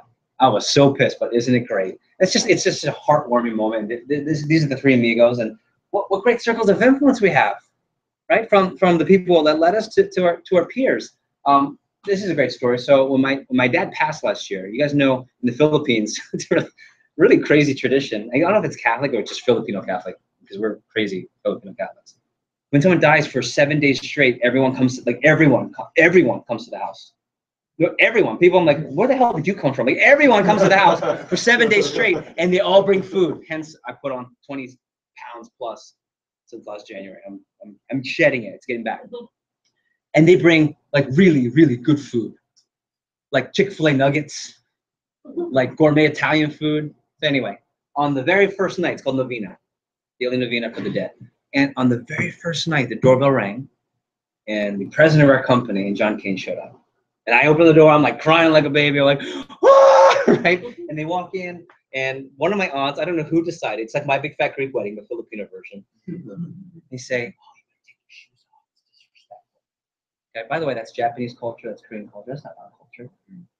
Take their shoes off. Thank you. When I watch this, I'm like, right, so they take the shoes off. Here's Al Leonardo, the president, and John, if you know him, he's pretty much the third in line, walking around, and they brought us beautiful spread of food, and I'm talking to everybody, and then the one aunt goes, yeah, right?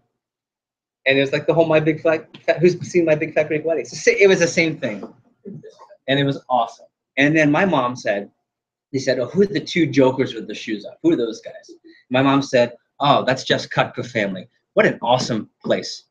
And she went off about the people at the company, right?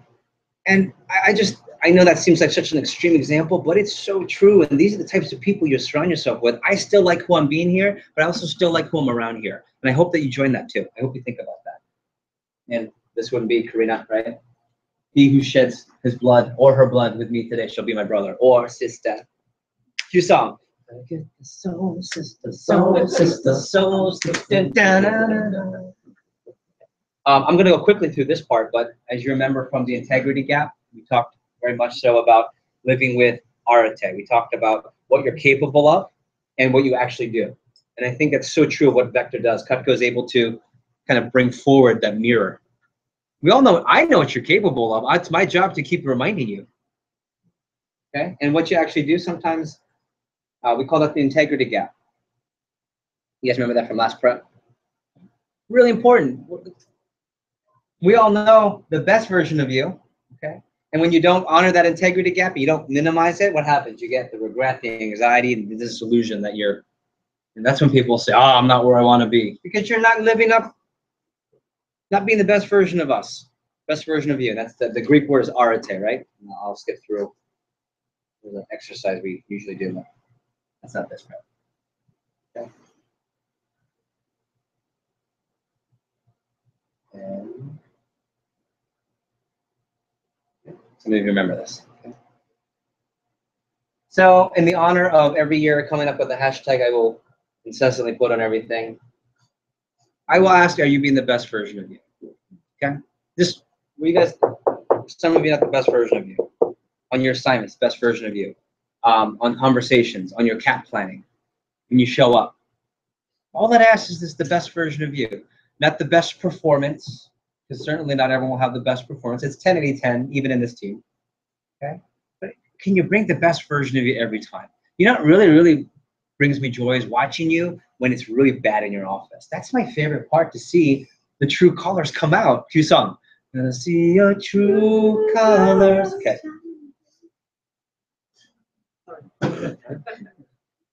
And of course, our culture is pure gratitude, because that's the best possible place. The opposite of gratitude is lack of control, right? And that's the worst place to be. When you say, I don't know. Well, you know what I always say, right? I either just don't talk to you, or I ask you if you did know. Because I don't know before you even say anything is already assuming you can't get it done. You can't figure it out. And this is an empowered group of young men and women that I believe can figure it out. I have to tell you, being with Heidi, one of my favorite things that I've learned from Heidi is what the real world is like. And I'm talking about doctors, which are the esteemed positions of the country, isn't it? In our society. Oh, you're a doctor.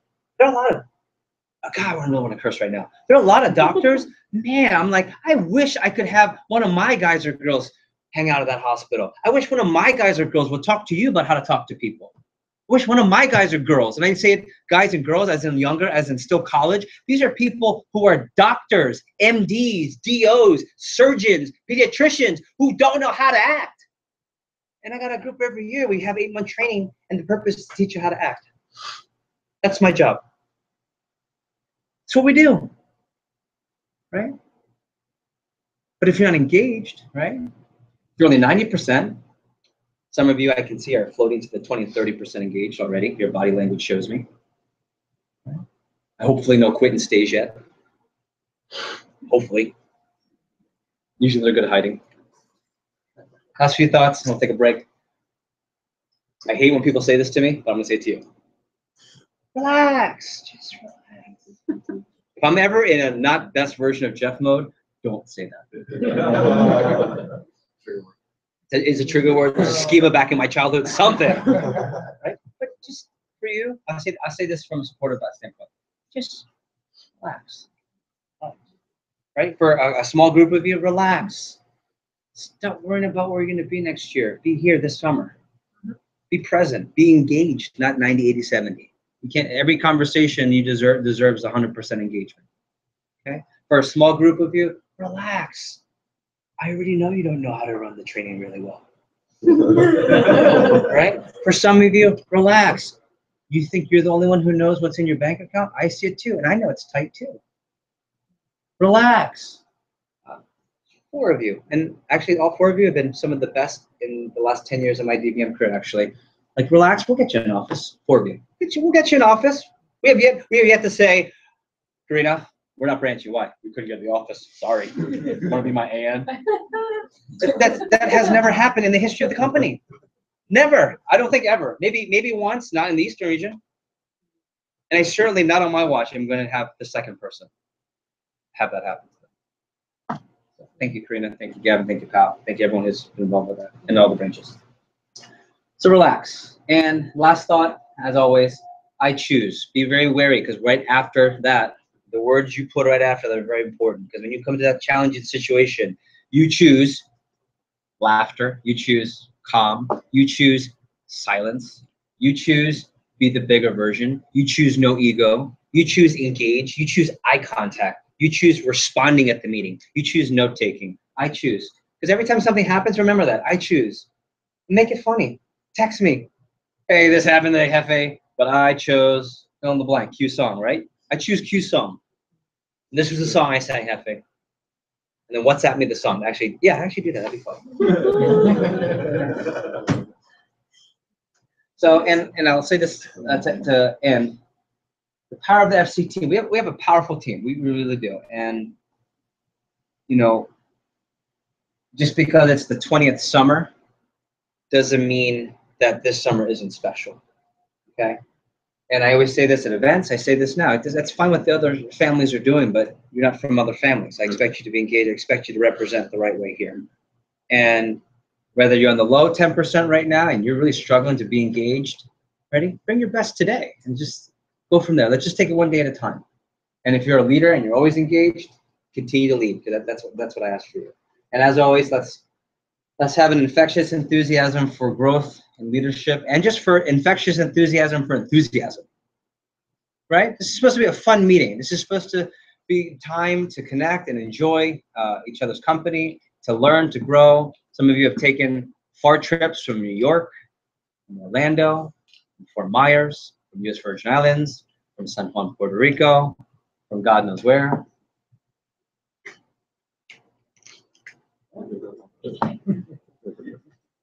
And Amar, as my good friend Amar has said many times, I had dinner with Amar a couple of weeks ago. Said, this is the life I have chosen. And you know what? I don't know if you're going to choose this life for the next 5 years or district or second time branch, but you've chosen to be here for the summer. So make this one unbelievable summer where you are the best version of you. Cool? So we're on the same page? Yes? Yes. Okay. So let's take 30 seconds, and then we're going to go around, quick debrief, biggest takeaways, biggest light bulbs, bombilla, and then we'll take a break. 30 seconds. Cue song. Oh, flamenco.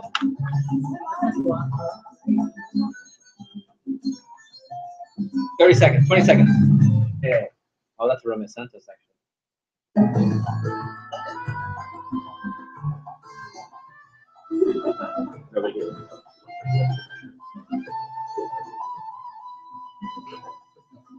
Have you ever met a girl that you tried to date, but it didn't make love? She wanted you to wait. Who knows the song? Raise your hand.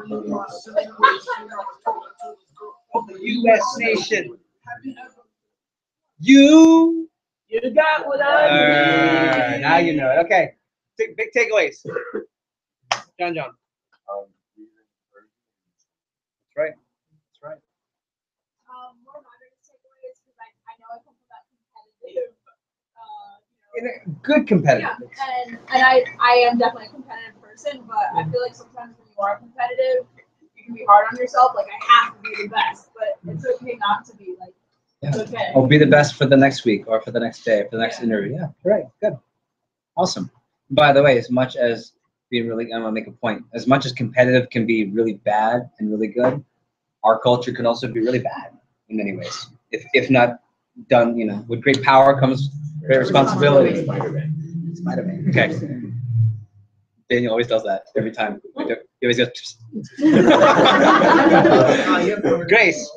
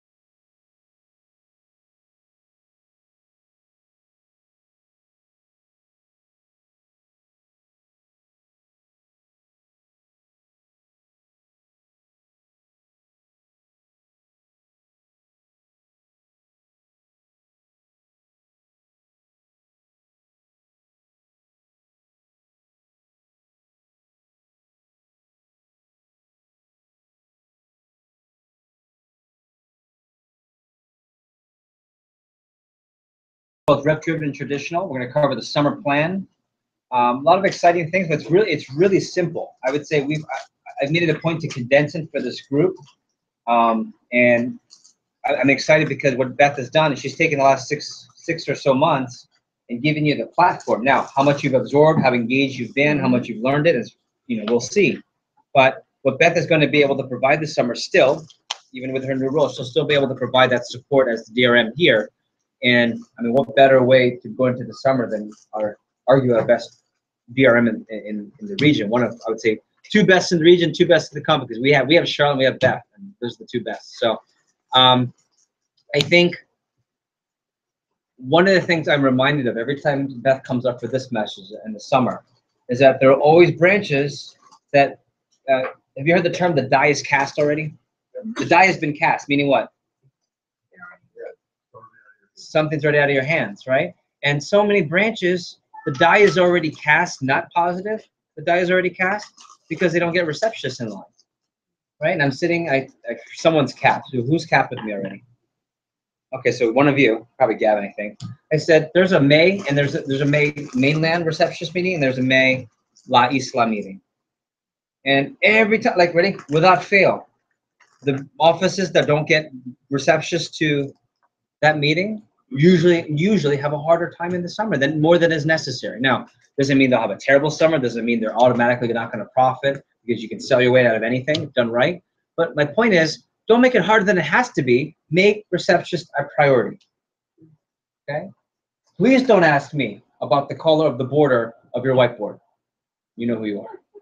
I will hang up on you again. I'll tell you I love you, then I'm going to hang up on you. I love you. What the hell kind of question? Right? Focus on your receptionist. Here's what I also think is really important. This meeting, I would have three things right now. Open your computer, most of your computer, and soon to be computer, right, Gavin? Yeah. MacBook Pro, 15-inch. Yep. Maybe a 17-inch with those big, long, crazy fingers of yours. Long as arms and FC, right there. I would have a action list, like a to-do list, action list. And be careful. When you notice it getting too long, you're just putting everything on there. Like, get it and then reprioritize it. Get it, reprioritize it. So action list. Number two, start taking notes on how to best blank. Best practices, right? We talked about being engaged involves best practices. So how to best work with Beth and communicate with Beth. There's a whole section tonight on how to talk to me. Not just in terms of style points, but the best method of communication, when I'm available, when I'm not, setting boundaries, being clear. I think that's really important. I'm reminded these last 2 weeks of when you don't set clear intentions and expectations, you don't communicate, bad things can happen. You can prevent that, okay? So to-do action list, just best practices, best way to, blank, okay? And the third is a question list. And you should separate that. Questions for Beth, questions for your respective district manager, questions for Jeff, questions for yourself. I always have a reflection list, okay? So as always, I expect full engagement from you as you would give to me, just the same with Beth. When you think of Beth Shushmanian, and don't say curly hair, you think of what? That's a fun one now. Get Don't it? say coffee either. Organized. Released? Brilliant. Oh, brilliant. I thought you said released. I'm like, released from what? Empowered.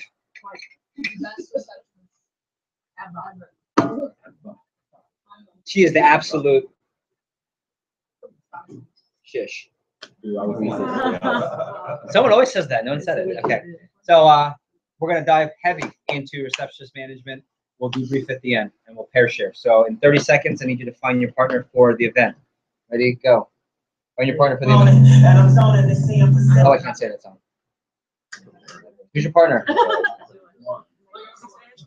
Can't be the person next to you. All right. Can't be next to you. Wow. Yeah.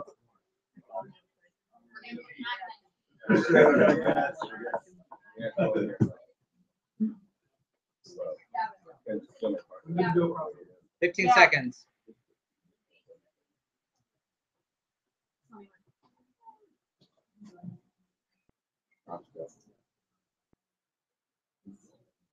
Daniela and Daniel.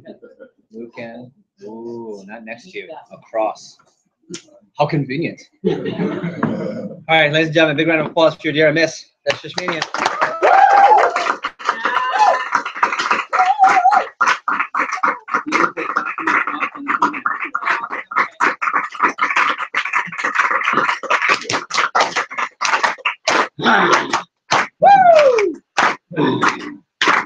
Okay, we are not in the final four. We are not in the final four. We are not in the final four. Okay. All right. So actually, before you guys should have 2 documents that Jeff emailed you, or that's in the folder. Say this again. Yeah, I mean, you're probably right. I just didn't. Receptionist manager or proper receptionist manager? Proper receptionist management and daily/weekly receptionist management. Some of them kind of intertwine, yes, if you will. Okay. The second one I created for Kate Arbuthnot in DC Metro when I worked with her, and she actually wanted me to be a little bit more specific with receptionist management. So at some point we'll move to the daily and weekly, okay? But we're gonna start with the proper receptionist management. Before I do that though, it was interesting that Jeff had said how to best work with Jeff Gamboa, because one of the things, I could wait till Saturday technically to do it, but I have a lot of logistics that I want to cover with you guys on Saturday. We're going to talk about how to write a receptionist check, for example, on Saturday. We're going to talk about setting up your office with receptionist room, things like that. Schedule a little bit. Jeff's going to touch on that tomorrow. So I decided I wanted to talk about it in my first message with you.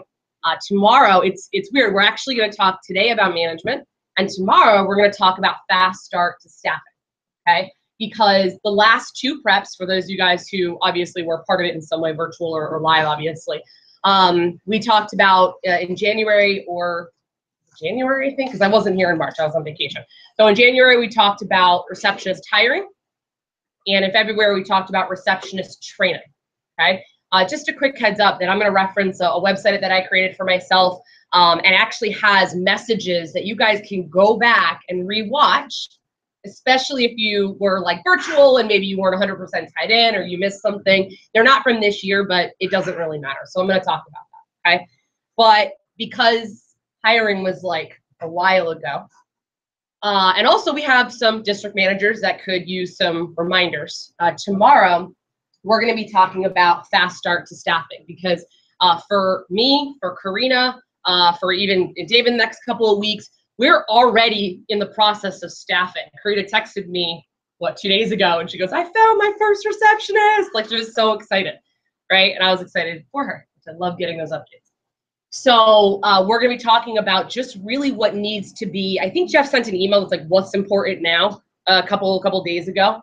That is what's important now.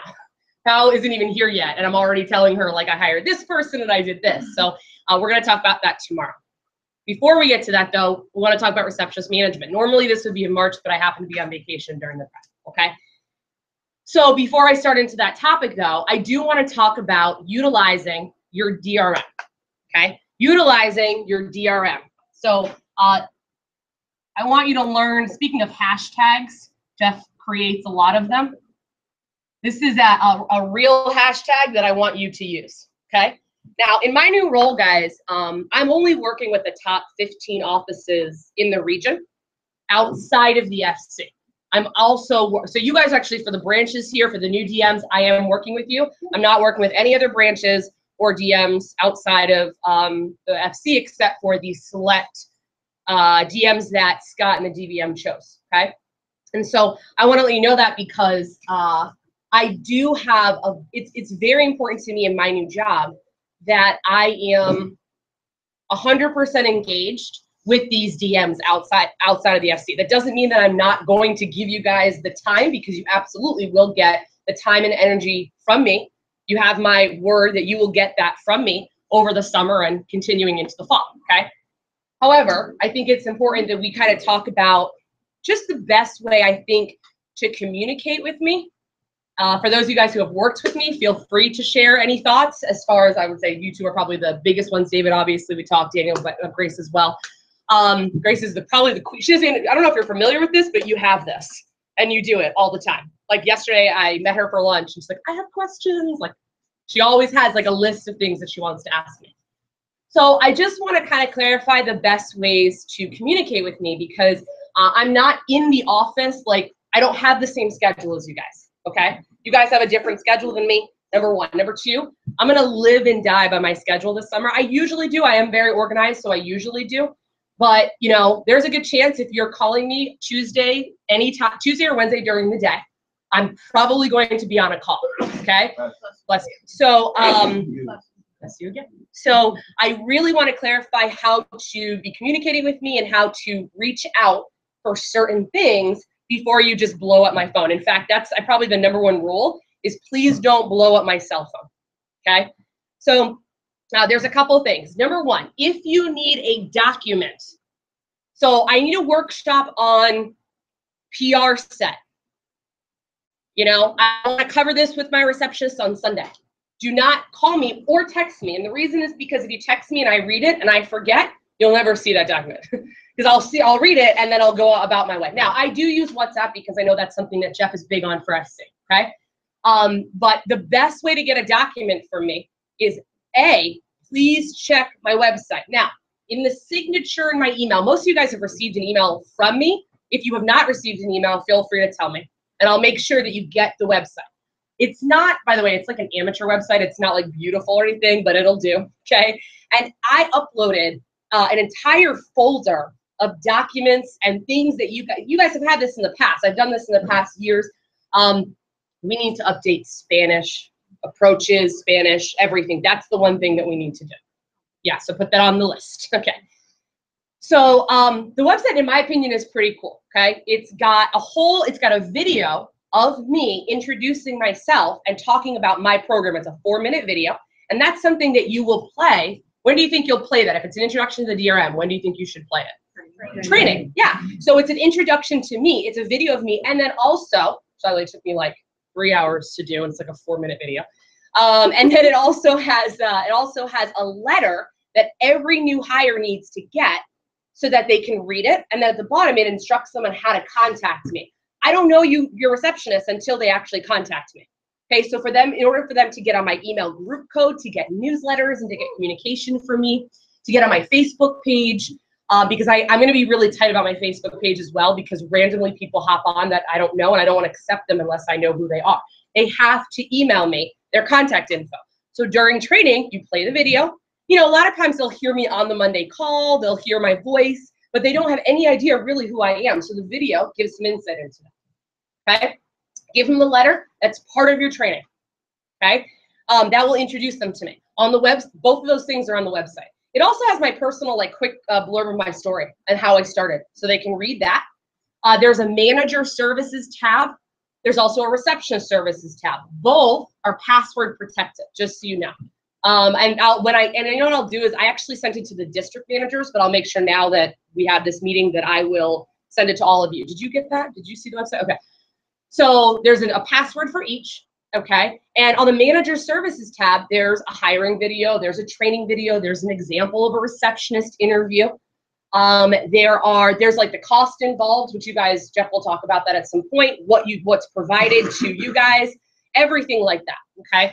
Under the receptionist services tab are receptionist documents, approaches, objections, workshops. It's all there. So I love my past managers, but you know, they'll shoot me a random text or blow me up because they need something, and it's almost always on, like, in whatever form I've given them. So before you ask me, go check there first. Actually, one of the things I would suggest before summer, even tomorrow, today, whatever, when I get that website to you, is download the document and just save it on your computer, okay? Then you have the documents, easy. There's also, this is my favorite part, there's testimonials. So one thing I think we need to get better at when we're managing our receptionists and training them is playing them videos and testimonials that give credibility to either the receptionist program, the DRM program. There's like blurbs from managers that have shared for me. There's testimonials on Cutco and Vector 2, which you should have in training. Okay, there's a letter that I posted on email that I posted on there from one of my old receptionists who emailed me a couple years after working with me saying, hey, thank you so much for this opportunity. This is what I've learned, and now I'm applying it at my current job. There's a video of Mike Monroe talking about his experience on the phone with a receptionist. Stephen LeMay talking about, who's an old rep who was a PR. All these videos are really helpful. So if you need something, go there first, okay? The second thing is you can email me. If you need a document or a workshop, I mean, the problem usually is that it's important in the moment for you. I know Jeff says this a lot. It may be urgent for you in the moment. It may not be urgent for me, right? So utilize what you're given first and make sure that if you need a workshop or a video or something like that, that you email me and I will email you back. Texting is not good or WhatsApp is not good because, like I said, I'll read it. I may not be in front of my computer and I'll forget, okay? As far as communicating, text me first. That's it, just text or WhatsApp me first, okay? Don't call me, because the thing, and don't call me twice, right? Like that doesn't work with me, just so you know. Doesn't work, right? I mean, if you call me 3 times, I'll probably pick up. Don't do it, please, especially if it's not urgent, because most of the time I find it's not as urgent as you make it seem. Don't text, no, you can text me this. Sometimes managers have a freak out moment, I was talking about before. Oh my God, it's the first interview and I had a 0 for 10 show. My life is over. No, it's not. I promise you. I've experienced it. I know. You're going to go on. So I'm okay with you communicating. Text is a lot better for me, or WhatsApp is a lot better for me than calling you, okay? Because in the moment, I am probably doing a call or something like that. Like I had to submit my schedule to Scott and to Jeff. So I just want to really be really careful, and I really want to try to protect my time. I don't work, late hours like you guys do, just so you know. I mean, I'm half employee, so I don't work at 10, 11, 12 o'clock at night, okay? So please refrain from, I'm not going to, Jeff has a cutoff. I think he's going to have a cutoff as far as when he really wants to be available and turning off notifications for the evening. I know it's the summer, so I'll try to be available a little later. I really will. I'd say probably 8 or 9. After that time, I'd probably not like to respond. The thing is, if you text me, I'll probably want to respond.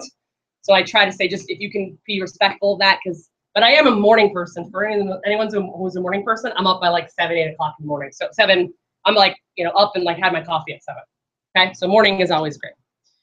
But I will also say this, and Jeff hasn't talked about this yet, but you guys actually will pay for my service. And so I do also want to encourage you to use it. And I will be honest, I don't have this problem mostly with the FC because I'm here.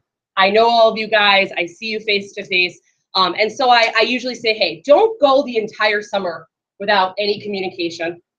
Don't go, I love hearing updates of what's going on with you, what's going on with your receptionist team specifically. Just so you guys know, and I don't know when we'll cover calendar, but branches, you guys get a 45-minute weekly group call in the summertime, starting in May. Every week, I'll have a group call with you guys. It's like Tuesdays at like 11 a.m. Okay, and we will cover the most time-sensitive topics. It is very important that during those calls, I will reach out before those calls and say, is there anything right now on your Beth list? Keep a list and respond. Because the thing is that managers, they got a lot going on. They're not really thinking about it, and they don't communicate. But like, I could be covering something. I promise you, if you're going through it, you're going through it. And if you're going through it, you're going through it. So those calls can be really helpful, not just for you, but for your fellow branches, okay? DMs, we get a 30-minute one-on-one call, which I'll communicate with you separate.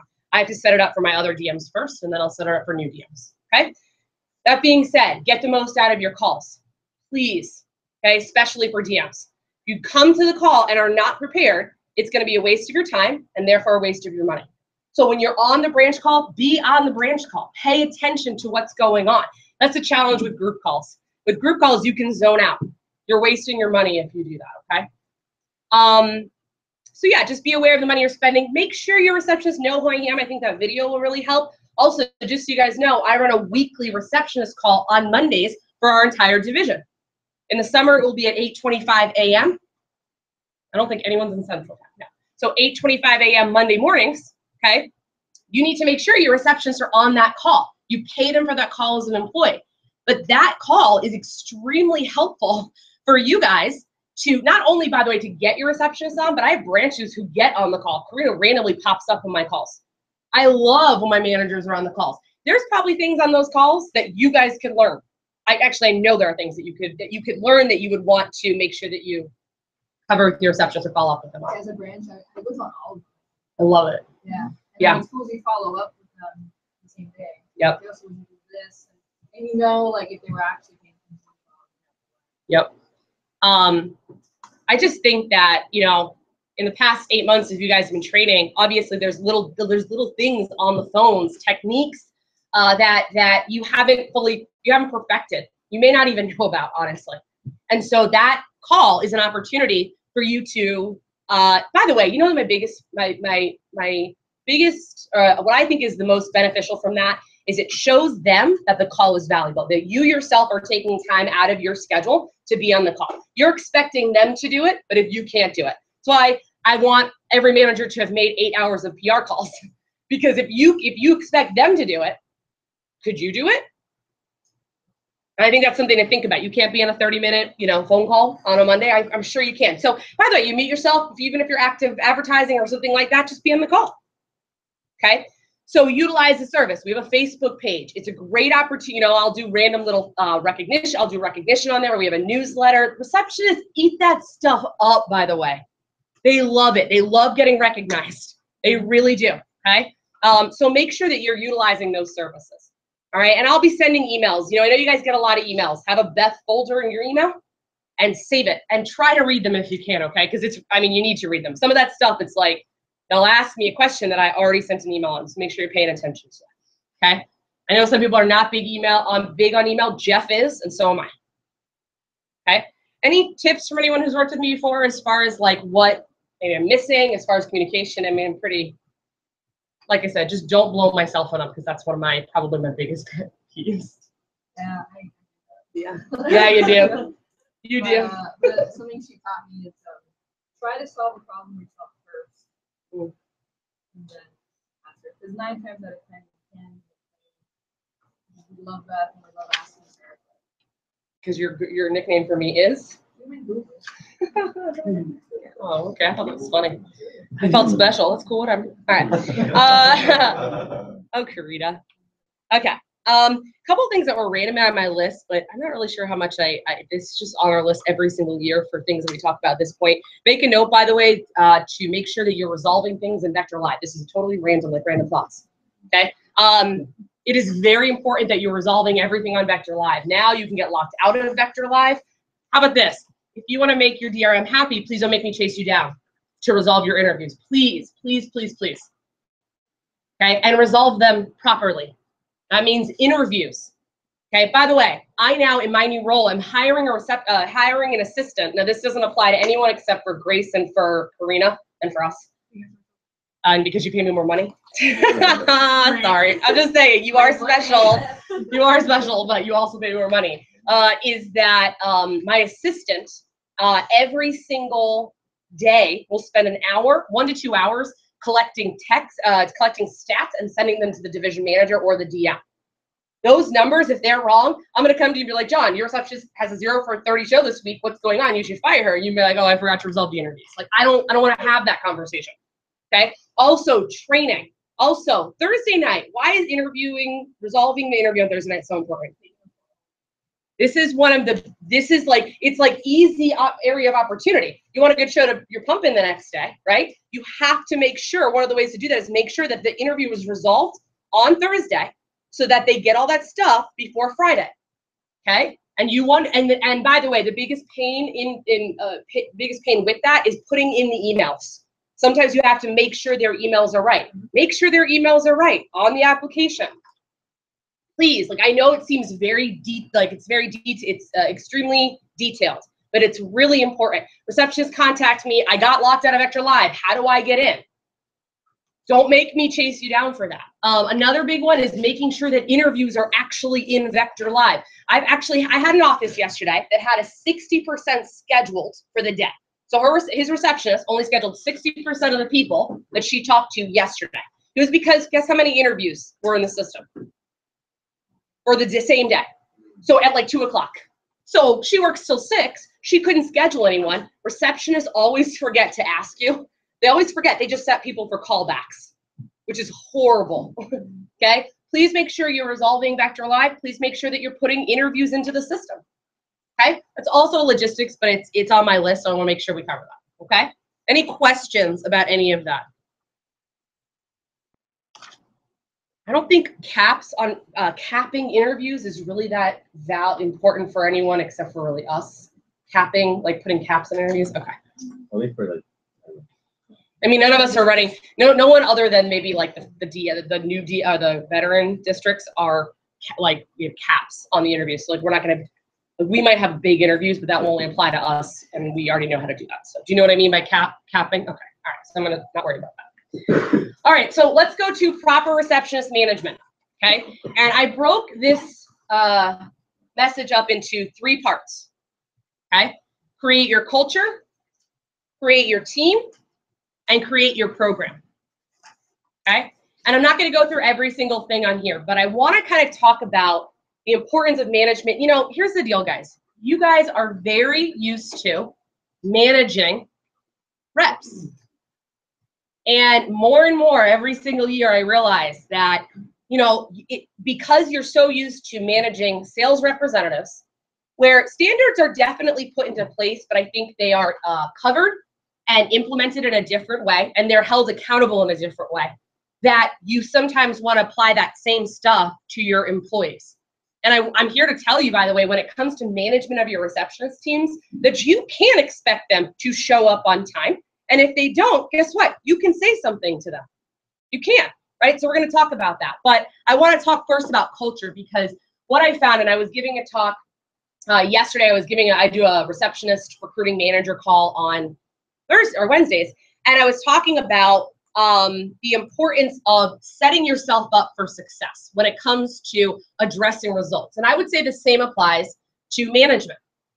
I gave a talk in Atlanta for those of you guys who were at our year banquet, right? We did boot camp. And one of the things I talked about was consider the before, meaning that you're more likely to manage your receptionist if you hire people who you genuinely like. Does anyone remember what I was talking about for that message? Most of you guys, I believe, were there. Okay? Consider the before. I will also tell you that when it comes to your culture, like, for example, your employees are going to be easier to manage if they respect you, if you actually put effort into them, which again, if you like them, it's going to make a difference, okay? So consider the before. That's not really on my notes, but I want you to understand that who you hire makes a difference in your effort and energy towards them. And so tomorrow we're going to talk about fast start to staffing. We're going to talk about things we kind of reviewed before about what do you guys remember about finding the right receptionist? What are we looking for when it comes to the right receptionist? Danielle. Someone who could potentially be a 10K fast starter. Yep, absolutely, right? You guys probably would be really motivated if you have someone on your team who's about to hit 10K for that fast start, right?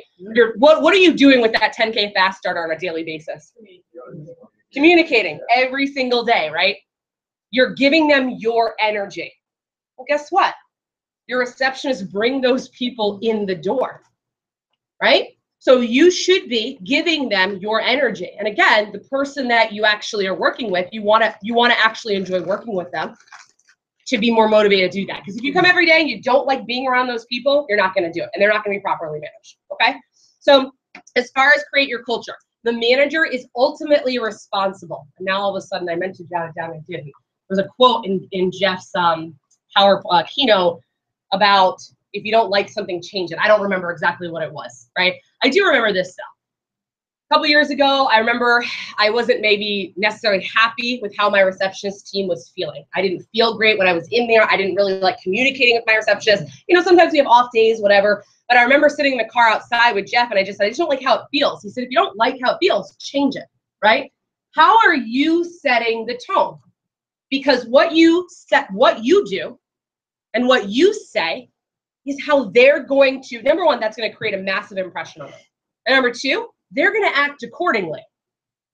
So can anyone give me an example of actions speak louder than words in this situation? What's an example of how you present yourself and what standard you set for yourself? How could that, in a negative way, let's go with a negative way first, how could that come out negatively in their performance as a receptionist? Yeah. Having check slate, right? I think that, well, how would that apply to receptionists specifically? Right. So you're going to get a worse version of your receptionist because as much, by the way, how many of you guys would like it if you didn't get paid on time? You wouldn't like it, right? And what would you be doing? Calling the company. Hey, my check is a week late. You know what's so funny? That really doesn't, I can't imagine that happens with you guys very often. That happens more than I'd like to admit with managers because they don't make it a priority. That's the thing when it comes to management for receptionists. And actually, I'm realizing this isn't on there. When I think about management receptionists, I think of structure. You need to provide them a structured environment because there's a certain level of stability that they expect when they work in a 9-to-5 or a 9-to-5 type office. I know those are specifically our hours. Guys, they are not you. They don't get paid like you. You guys obviously get paid off commission, but you have a higher chance of, they get paid, you get paid more, obviously based on how much energy and effort you put into your team and their success. Our receptionists are hourly paid. Now we have expectations of them, we have standards of them, but when they come to the office, you guys tend to work well, even though there's a kind of a roller coaster versus that structure that they really need in their office. So for example, you can't, okay, how about this? What's another example of something that, you could not, actions speak louder than words. How about that? Yeah. If you came in and you're tired and you're not motivated, then you're going to be tired and they're not. Absolutely. Never tired, sleepy, or hungry? Is that what it is? Never tired, hungry, or poor. I was like, I'm pretty sure that. Never tired, hungry, or poor. That's actually something I teach receptionist managers. Guys, never tired, hungry, or poor because you set the tone. You're ultimately responsible. I am responsible for how my office feels. Okay? We are responsible for how our office feels, how my receptionists are going to react. So for example, last year, we got hit with this sex trafficking thing. You know what's so funny? That didn't even really faze our office. My girls were fine. They're like, whatever, because I sat there and I talked to them in a group and I said, listen, ladies, stuff happens, right? Are we gonna allow this to dictate how we perform? Or are we gonna talk to the people who maybe, is it an assumption that everyone's heard of that? No. Right? And I handled it and we moved on. And it was like not a big deal. Everyone kept coming to me like, oh my God, there's this huge thing. I set the tone because I didn't let it affect me. Yeah. It's first of all, the sex trafficking is only one office. We hit it well. So. Hello. Oh, I just got it. Oh, that's okay. They're hidden in my office in a box. There's a specific box. No, but yeah, sure. No, it's a gray box. It's above my, go in my office to the right, you'll see a box. It's right there. It says events on it. Yeah, the secret place that everyone knows and always likes to steal from me. Okay, anyway. Managers are ultimately responsible, guys, and you really set the tone. I think that when it comes to creating your culture, things like, so I put on here, obviously, you should be really aware of the vision that you're creating for your business, because that's something that will really tie them in and get them excited. It will increase the, I think, the credibility of what we do for our business. So I had a conversation today with one of my DMs. And the thing is that he admitted very clearly, he said, I didn't really think about, I said, have you ever played a testimonial in your receptionist training? He said, no. I said, because I had a virtual visit with his receptionist a couple weeks ago. I said, how often I said, have you ever introduced your receptionist in training? He said, no. Right? And so the conversation kind of went on where he eventually said, I never really thought about this, because what was happening was that his receptionist didn't feel the confidence and the credibility that you guys get to see all the time. You guys interact with the sales reps, right? So that gets you excited. You get to see what type of goals are hit. You guys get to hear about the contests and the trips. Receptionists never get to do that stuff, but I will tell you, don't underestimate the power of connecting the dots for them. That's what I call it, connecting the dots. What that means is a receptionist sits there, they take a phone call, right? Sometimes really crappy phone calls. Sometimes people are jerks. Guess what? So what, right? So and so what happens is they never get to hear the positive. What ends up happening is they're flooded with the negative. And because of that, that's what they think of our company, which is so not true. So from the start, you want to create the culture of the vector opportunity with your receptionist. Her receptionists love Cutco. And why do you think that is? Why do you think I remember Joanna telling me one time about how excited she was over getting some random piece of Cutco. Why do you think it is that her receptionists love Cutco? I'm sorry? They sat in the interview. Yes, that's part of training, right? Part of receptionist training is to sit through the sales rep interview, right? And what do you think? What else do you think will connect the dots for them? I said introduce them in training, right? Asking the trainees who spoke to I love it. Yeah, what you can do is you have them come in. You're like, so Jeff does this, right? And we should make sure we do this like every week this summer. You have them come in. You're like, hey guys, listen, I want to go ahead and introduce you. Do you want to do this? How would you introduce receptionists in training? Yeah. Okay. So I guess I'm gonna do it then. You have them come in. By the way, we have a PowerPoint in training, and it's on. I'm on the training, and they have me, and they have I think Lori on the training, right? But it's simply just introducing them and saying, hey guys, I want to introduce you to our receptionist team. In fact, how many of you guys do you guys remember who you spoke with when you got set for the interview? Right? Right. Okay. Why don't you guys shout out some names? Or does anyone remember? Or it's a little easy. Does anyone remember Lori? Right? Does anyone remember Cynthia? Right? And people are like, yeah, that was me. It's like, okay, cool. Hey guys, I want you to know these are the people that we entrust the front end of our business to. We have them bring people in for the interview. In fact, they're the reason you're here tonight. So I want to, and Jeff will usually throw in something like, so obviously I suggest you guys throw him a thank you, right? And like years ago, you used to throw something in like, and Beth really loves coffee, right? Like wink, wink. Like kind of like a little joke. And just so you know, many of you are here because your friends are getting a bonus for that. Being here. So get to know them because they're going to help you get the bonus too. Yes, that's why I want him to do it because I don't do it as well. What are you plugging? Purrs. Right. So I will tell you, receptionists love that stuff. They love that. So, and by the way, what John was saying is also in the Sunday kickoff meeting, we do this, where, what do you do in the Sunday kickoff meeting? I usually give like updates on the reps. And I usually already know beforehand, like, which receptionist Who spoke to who? So, just so you know, John, you spoke to Karina, right? Well, Karina's already got her first promotion. Yep. She got this and that, so just updates on the reps. Yeah. So they feel connected and they actually get excited. Get super excited. Oh my God, I talked to that person. By the way, that also helps because if they call their list, right? If they call blank's list, like they talked to them, they brought them in, they're more confident when they call them about what's happening for the original person that they talked to. Okay? So what else? What's another? There's a specific thing that happens usually Sundays, Mondays, and Wednesdays that I think is completely underutilized in my opinion. Rep driven. Okay. There is nothing, we had this a little bit last year. We had it a couple years ago as well, where basically it was one of my favorite things where on Mondays, Karina or Daniel or Ricky, whoever would come in and say, okay, I need 5 receptionists. They all go in, they'd sit here, the manager would reintroduce them, and then they would sit down. We'd have like 4 tables set up with like the receptionist and the sales rep. And it was awesome. They would like meet them and then they would like call their friends. They would do alley-oops. Receptionists love that stuff. And it's the easiest way to facilitate a relationship and facilitate that credibility. Oh, this person is sitting here, they're doing well, I'm excited to call their friends.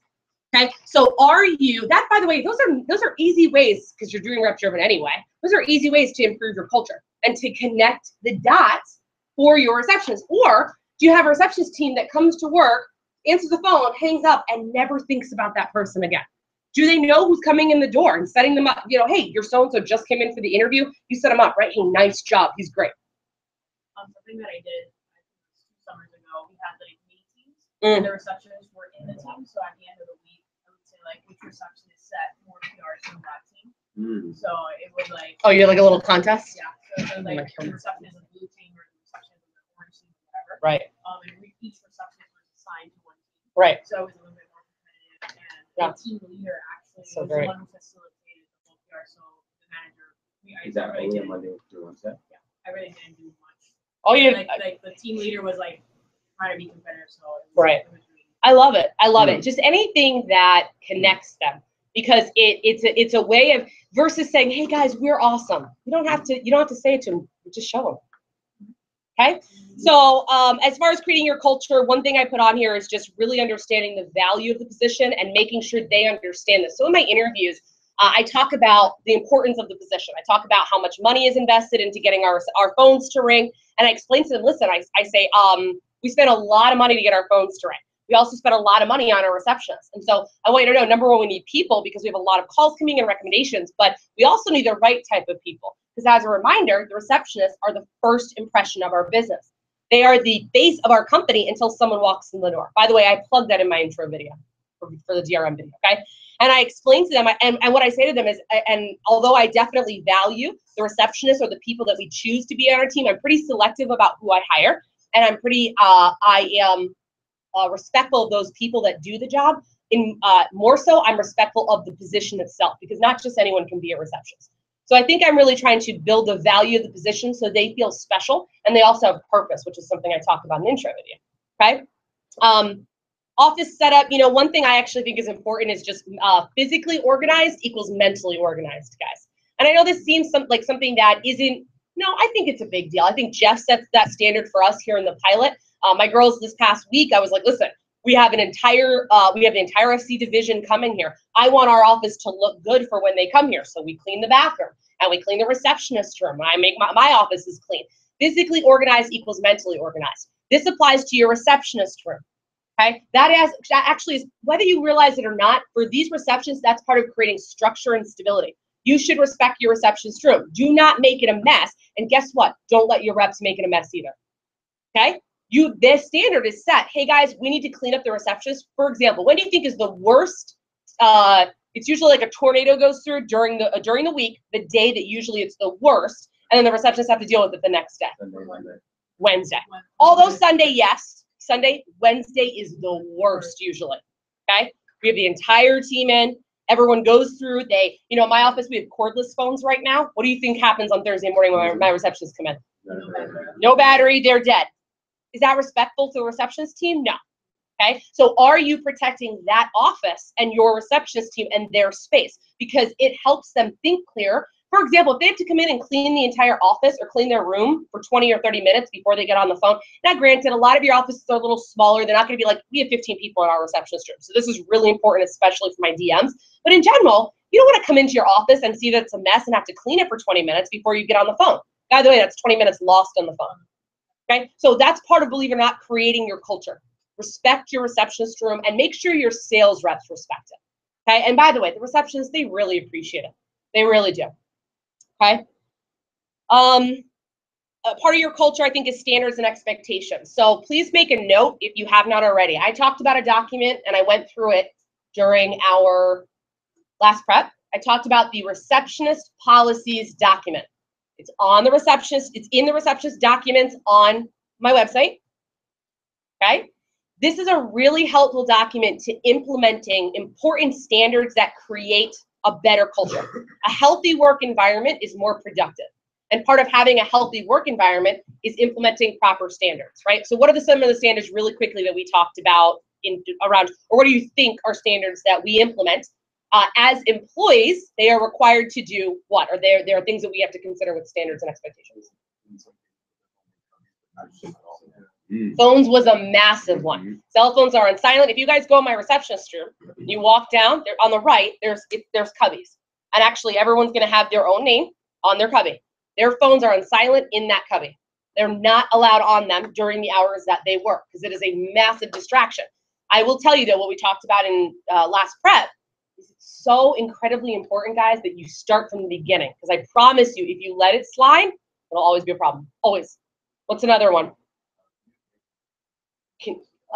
Yes. Can you expound on that? Let's say if they don't know something. So facilitate an open line of communication for them to feel comfortable to communicate with you about questions, right? I tell them that in training. It's part of my policies document. If I don't know what's going on, I can't help you, right? Super important. What else? Remember, they're employees. So what are things that we expect of an employee for those who've ever had that type of job? Gavin? Be on time. Hey, dress appropriately. Monday through Thursday, it's business casual, no jeans, no sneakers. I made it very easy for you guys by putting it in the document. It gives examples of what they should wear for males, for females, what not to wear. Thursdays, Friday, Saturday, Sunday is casual. No, jeans are fine, nothing inappropriate or sloppy or anything like that. It's all in the document. Review that document with them because that's part of your culture. If you set the standard, if you are late, they're going to be late. Okay? If you are never tired, never hungry, never poor, right? If you have a bad attitude or, okay, here's a big one that I see a lot. You should never keep your receptionist in the bubble. You should never, ever vent about applicants to your receptionist. Ever. Huh? Or what do you mean? Like complain, talk to someone else. I don't want, if you have an assistant, if you have a dom, whatever it is, that never penetrates your receptionist room. Why could that be hurtful or harmful to the receptionist team? Right. It's like, oh man, I spent all that time. I really liked that person. Oh, they're not keeping that person. Oh, they're not keeping that person. They don't need to know. That really hurts your culture, guys. It really does. Positive reinforcement about the people they're speaking Not with. only that, you won't realize that they start falling. Oh, they're not going to keep this person. I'm going to schedule them, but I know they're not going to. And by the way, they don't even realize they're hurting their show because they give less effort to the call. Then they don't show, and it doesn't matter that they're not good quality because we don't even know. All we know is they had a bad show. Oh, they're not going to keep this person. That is none of their business. It has nothing to do with them. Don't then. I could tell you an awful story. I won't even say it because it just pisses me off about a manager who thought that was okay. And the receptionist then called me. By the way, it's been as extreme as, oh, this manager is discriminating. Please don't. Just keep it out of the office. Positivity. What Jeff put one of my favorite quotes on the board. Please take responsibility for the energy that you bring into the space. That is like a theme in my office in the summer. Everyone contributes to the atmosphere. The question is how? Negativity breeds negativity, and positivity breeds positivity. If you hear a negative statement, it's address it as soon as possible. Pull them aside. If they're bitching, pull them aside. Hey, are you okay? You seem like you're a little off. Are you okay today? What's going on? All right. And we teach them to vent up, right? And I tell them that in training, okay? Because the fellow receptionist can't do anything about it. I can potentially do something, but you have to come to me first. And by the way, this is verbal. This is also nonverbal. Be very aware of that stuff. Some people are better at that than others. If Daniel notices something, he immediately tells me, right? Hey, this is what happened. You probably want to address it, okay? So create your culture, all right? The last thing about that is accountability. Say what you're going to do and do what you're going to say. Hey, I'm going to be in at 10 this morning. I will see you then. Don't show up at 11, okay? And by the way, also because it's back and forth, it's give and take, right? If you expect them, don't show up to your office. You shouldn't look sloppier than your receptionist. You know, I know sometimes in our office, Jeff comes dressed down a little bit, right? And I literally and I'll usually say something. I'll say, hey, he's the owner. He's got a million things going on. I explain that, but we don't look like slobs. I never wear jeans. Usually, almost never do I wear jeans Monday through Thursday. I can do what I want, right? I can. If I want to wear jeans, I can. But what statement is that? Then my receptionist like, oh, I can wear jeans. It's no big deal. That's a little thing, but just understand. Say what you're going to do what you're going to say. Live by the standards that you set for your employees. Were you going to say something? I know. It just reminds you of Karina's like the master at this. Whenever I think you mentioned this before. Whenever there's a receptionist having a problem with the list, she'll really just pick up the phone. Oh, I love that. Yeah. And it's like no words need to be said, but it's just the actions speak louder than the words that she said. Absolutely. So it's so powerful. Yeah, because those negative things, oh, this is such a bad list. There's no such thing. In fact, do me a favor. Let me have a list. Okay, real quick. I'm going to call through a couple people. So bad. Just call people. She said 3 people. So I'm just like, oh, crap. Like, what are you going to say? You don't even have to say anything. You don't have to make a look. You can just, here you go, walk away. Right? Accountability, you know. The thing is, like, as a DRM, it's very hard for me. You know, it would be like, it's very hard to tell your reps to sell if you yourself can't sell at Gutco. Right? That's why I encourage you for the past 8 months to try and take calls. Guess what? Who's your first receptionist? You. So you have no choice but to do that. Okay? Learn to love it. Okay? Because you should, you know, when the phone rings, how can you expect your receptionist to like run for that phone if you yourself don't? Which you should be, because that is your money. Your money. Imagine $20 popping up. Oh, you missed it? Oh, just rip up the 20. You might as well, because that's what you're doing. That's how valuable a phone call could be for you. Okay? In fact, I rip up 20s at my receptionist meeting. Don't tell them that though. It's really interesting when I take a 20 and I rip it.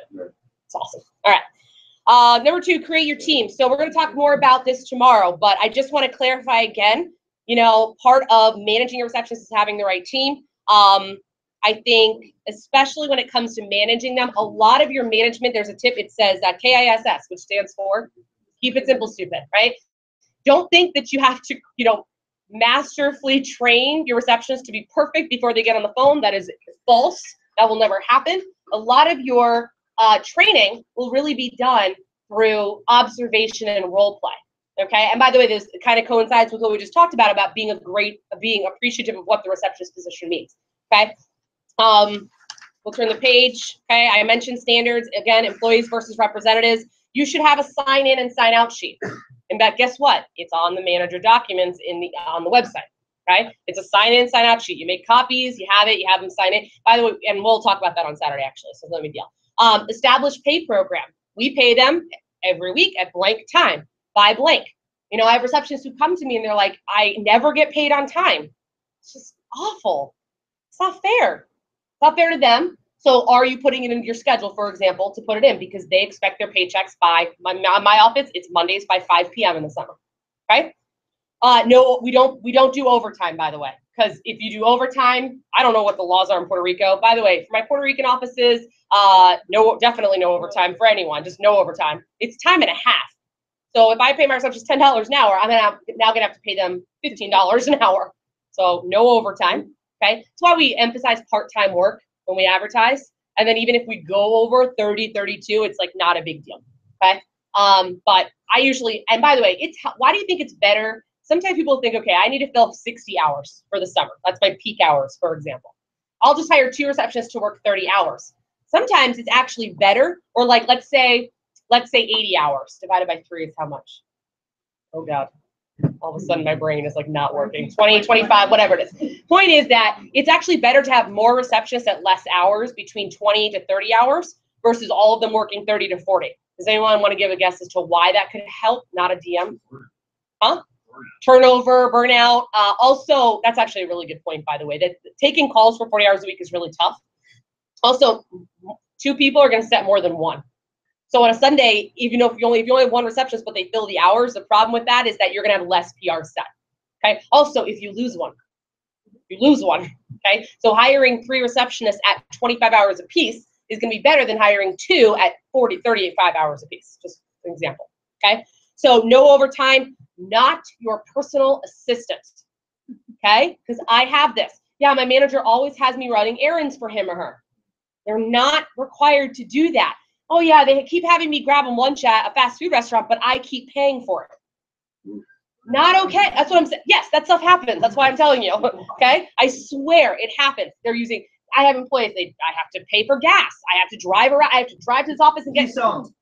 Oh God. I swear. From the moon and the stars. It's by the moon.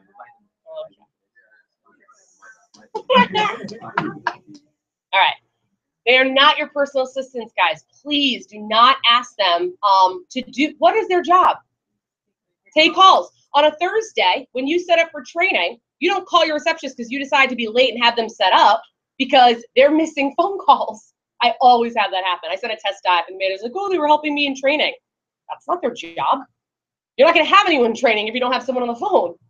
Okay? That's not their job. And then breaks. We legally must give our receptionists breaks. Okay? In FC or in mainland, I give 30-minute, by the way, paid breaks, 30 minutes for 8 hours or more, 15 minutes for under 8 hours if someone smokes. This is all in the policies document, but you have to cover it with them and you have to make sure that they get breaks, right? In Puerto Rico, what are the laws? Because it's like an hour but not paid or something.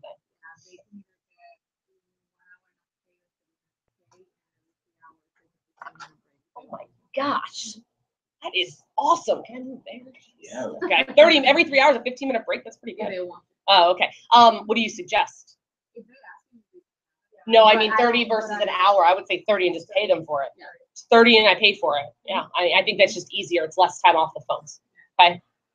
Either way, they have to get those. So those are part of the standards. Number 3, create your program. And this is what we're going to kind of go into with the other document, but create your program. Systems are key. Okay. So things like check-in, check-out. All right. Think of it as PDI for your receptionist. It needs to be done daily. You should be checking in with your receptionist every day. You know, it's funny because I wrote down here in the office, if you're in the office, be on the receptionist room. And I thought to myself, when are you not in the office? Why is your receptionist there and you're not there? You know, I will tell you that over the years, one of the things I've noticed with with branches and especially in newer managers is they have a busy schedule, but they have freedom in their schedule. And sometimes you don't fully know how to operate within that schedule. Do you have a structured set schedule? You should. Jeff gives it to you. Okay. You should be in the office. No new manager should give their receptionist a key. You're asking potentially for trouble. Although I don't think, you know, realistically, we should be hiring people who that's not a concern for. But I'm just saying, you know, I had a situation in the past where a receptionist was supposed to be at the office and said that she was, but I was visiting and I showed up. I saw her pull in and go inside. And then I talked to the manager later. The manager was like, oh yeah, she was there at 9. I was like, really? I got there at 10:30. I was like, are you sure? So guess what? When they check in, if you, for some reason you're not in the office, okay? If for some reason you're not, make sure that they call you from your receptionist phone number. That's super important. You need to call me from the receptionist line, or guess what? Call them. See if they answer. I know it seems crazy. And by the way, I literally put on my thing, you should be there. I don't even know why I'm like writing this. You should be at your office. No branch has any, and new DM, in my opinion, should not be at their office when their receptionist is there. If they are for some reason, you need to talk to them from the cell phone, from your cell phone. That's a system. That's your daily PDI. Okay. You should be checking in with them in and out of functions. When you're, do PDI in your room, in your receptionist room. There's no reason why you couldn't do PDI in that office. Okay. The only times really you should be out of not in the receptionist room, or interviews and trainings, unless team meetings, we don't have coverage during those times. Okay. I want to really emphasize the value of the Sunday kickoff meeting, guys. I can't emphasize this enough. So Luke asked me yesterday for a recording. This is also, I don't think it's on my website. I should add it to my website. Since you're sending a list, can you add that? Add traditional, it's Karina's traditional PR program message. Do you remember this from a couple years ago? I sent it to you guys just recently. You add it to the list of add the Karina's PR program message to my website. Ooh, sweet. Are you recording it? Are you doing an example kickoff meeting? Yeah. Oh, yes. Okay, that is an awesome, I have an old version. She gets to do a new one. It's great. She basically runs, perfect, great. She does a sample kickoff meeting for you guys. It's awesome, okay? You have to, I have managers who just admit, oh, I didn't really run it, or, they don't run them fall and spring. You should run one consistently, because it's the only time when you get to impact your receptionist team as a group together, all there. Because what I notice a lot of times is managers will say, oh yeah, I got to cover that with them. And it's like a Tuesday. And they're like, yeah, so-and-so's in tomorrow, so I'll cover it. I'm like, what about everyone else? Well, they're all in on Sundays.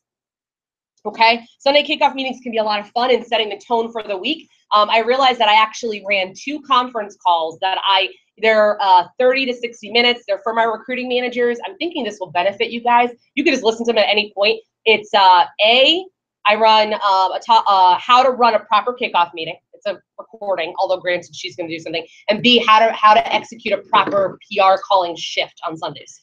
I'll probably send those out just so you guys have them. Okay. It's more applicable not to a branch or district, but a recruiting manager, but you might get some good stuff from that. Okay. You should run it every single week. And guess what, guys? Don't show up. Does anyone know when our shift on Sundays is? What time to what time? Okay, yours is 1:39. In the summer, do you guys change that? 1 to 9? We do 1 to 9. Oh, 2 to 9. You go 1:30 to 9? Really? You don't do 1 to 9? Is there a reason? Yeah. It's 1 to 9. Okay. 1:30. Okay, so 1 to 9. It's just you do a 1 to 1:30 kickoff meeting. Okay. I'm sure that Karina will talk more about this, but I just really want to emphasize the value of that time. Okay. You should be there early. You should be prepared for the meeting. You shouldn't be doing your PowerPoint as receptionists are walking in, or keynote as receptionists are walking in. You should prepare. Karina, when do you prepare usually for your Sunday kickoff meeting? Are you going to cover this today? Saturday. Are you going to cover this in your talk? Oh, okay. Either Friday or Saturday, but it's okay. You used to say it was during Saturday when you were collecting PRs. Yeah, but now we do the PR app. True. It's a lot faster. So I usually do it right after Saturday. Okay. Or on the Saturday morning when they're making phone calls. Great. If I don't need to be 2 dates, it takes Depends. 20 minutes, 30 minutes. Right. That's all you gotta do is put numbers into the PowerPoint or in the keynote and into the receptionist newsletter. So that's pretty much it. Okay. And districts get their most organized system. Problem solved. Because all it is putting numbers together. That's it. Okay. But the point is that you need to come prepared. Please don't wing it. And we talked about kickoff meeting. I'll send out my notes in the recording. She'll cover it as well. But make sure that you're coming prepared and that you have like a keynote and you have like maybe numbers prepared or whatever. Okay. Part of your systems, by the way, part of your program should be the weekly receptionist conference call. Jeff mentioned the divisional receptionist meeting. Okay. This will happen. Jeff is going to cover it in the calendar. I think it's May 14th. I have not come up with a set plan, but we will usually do it in your office and you guys Skype in, unless you want to run one, which I don't think is going to happen. So we'll figure that out. I'm not too worried about that. It's May 14th. It's here in Fort Lauderdale. All of your receptionists come. Port Charlotte Skypes in. I won't have you drive. Okay. Everyone else physically comes here. Okay. That is a huge part getting your receptionist connected, not only to me, but to Jeff, because usually Jeff makes an appearance at the meeting. It's great, okay? So in addition to the conference call, you have the receptionist meeting as well. By the way, these are employees. These things are required, and they are paid. They have to be paid for the event, and they have to be paid for the Monday conference calls. They have to be. And I'll talk about at some point, I have a website that tells me who's on, so I can send that to you, and you confirm that your receptionist's phone number is on, and you can pay them for that. You have to pay them. Make sure they're on the whole time. That's true. Because on the website, it shows you when they log in and how long they're on for. Okay? These are all parts of proper management. Oh, and by the way, you have to pay them in real money, not Cutco bucks or some random stuff like that. Because yes, I had a receptionist show up to my meeting once and say, "Oh, I didn't know we were getting paid. I was told that I could get Cutco bucks for this." How do you think, by the way, that makes me look in front of a group of receptionists that are like, that is so unbelievable, like, it's awful. She said it in the entire group. Like, I will tell you, the reason, by the way, like Port Charlotte, I don't make them drive anymore is because a couple years ago, I had them drive. It's a 4-hour drive. The meeting's only 4 hours. And I felt extremely awful because they showed up late and they were like, yeah, we didn't, they didn't know all the details of it and whatever. It can be very neg to them. They will get nothing from the meeting. And if they decide to verbalize that, it creates a negative tempo for the meeting, okay? So they're required, these are required events, and we'll talk about how to promote the meeting from the start of when, by the way, at this moment, you tell them in the interviews, are you available May 14th? Because we're having a receptionist meeting. It's paid. You have them carpool, you give them money for gas, and you send them on their way, and you pay them for the entire trip. Period. No questions asked. Okay? So that's part of your program, obviously. I think part of your program is constantly driving the basics, which we talked about. I think SDE is massive when it comes to one of the 5 basics, scheduling same day. Know that will be there needs to be a laser focus on same day, and driving that as part of the pillars of your program. And utilizing Vector Live. I always quote Karina on this. Vector Live is the new Facebook or Instagram, whatever the heck you guys decide to be using. I don't care. Okay. Vector Live should be something you're checking constantly. We talked about the reports back in December. Okay. We're looking for their individual stats. One of the things I'm going to do actually this year for my group branch calls is when I'm talking about stats, I'm going to give you guys the option to do a join me, where you can watch me pull up stats on Vector Live while we're having the call. So you guess where you shouldn't be during our call? The car. I hate that. Don't be in the car. Be in your office. Be focused. Be constant. Have Vector Live in front of you, because I will probably do a join me. You can watch as I show certain numbers. I don't talk specific individual numbers. How many branches do we have right now? We have say total. 9. Did you say 2? Oh, I thought you said 9 or 2. I was like, what? No. Either way, I'll be pulling up numbers on there. Okay. All right. What time is it right now? Okay, pizza's coming at 5:15. Oops. Can you go check and see if Cynthia remembered? They're good? All right, cool. All right, so till pizza gets here. That's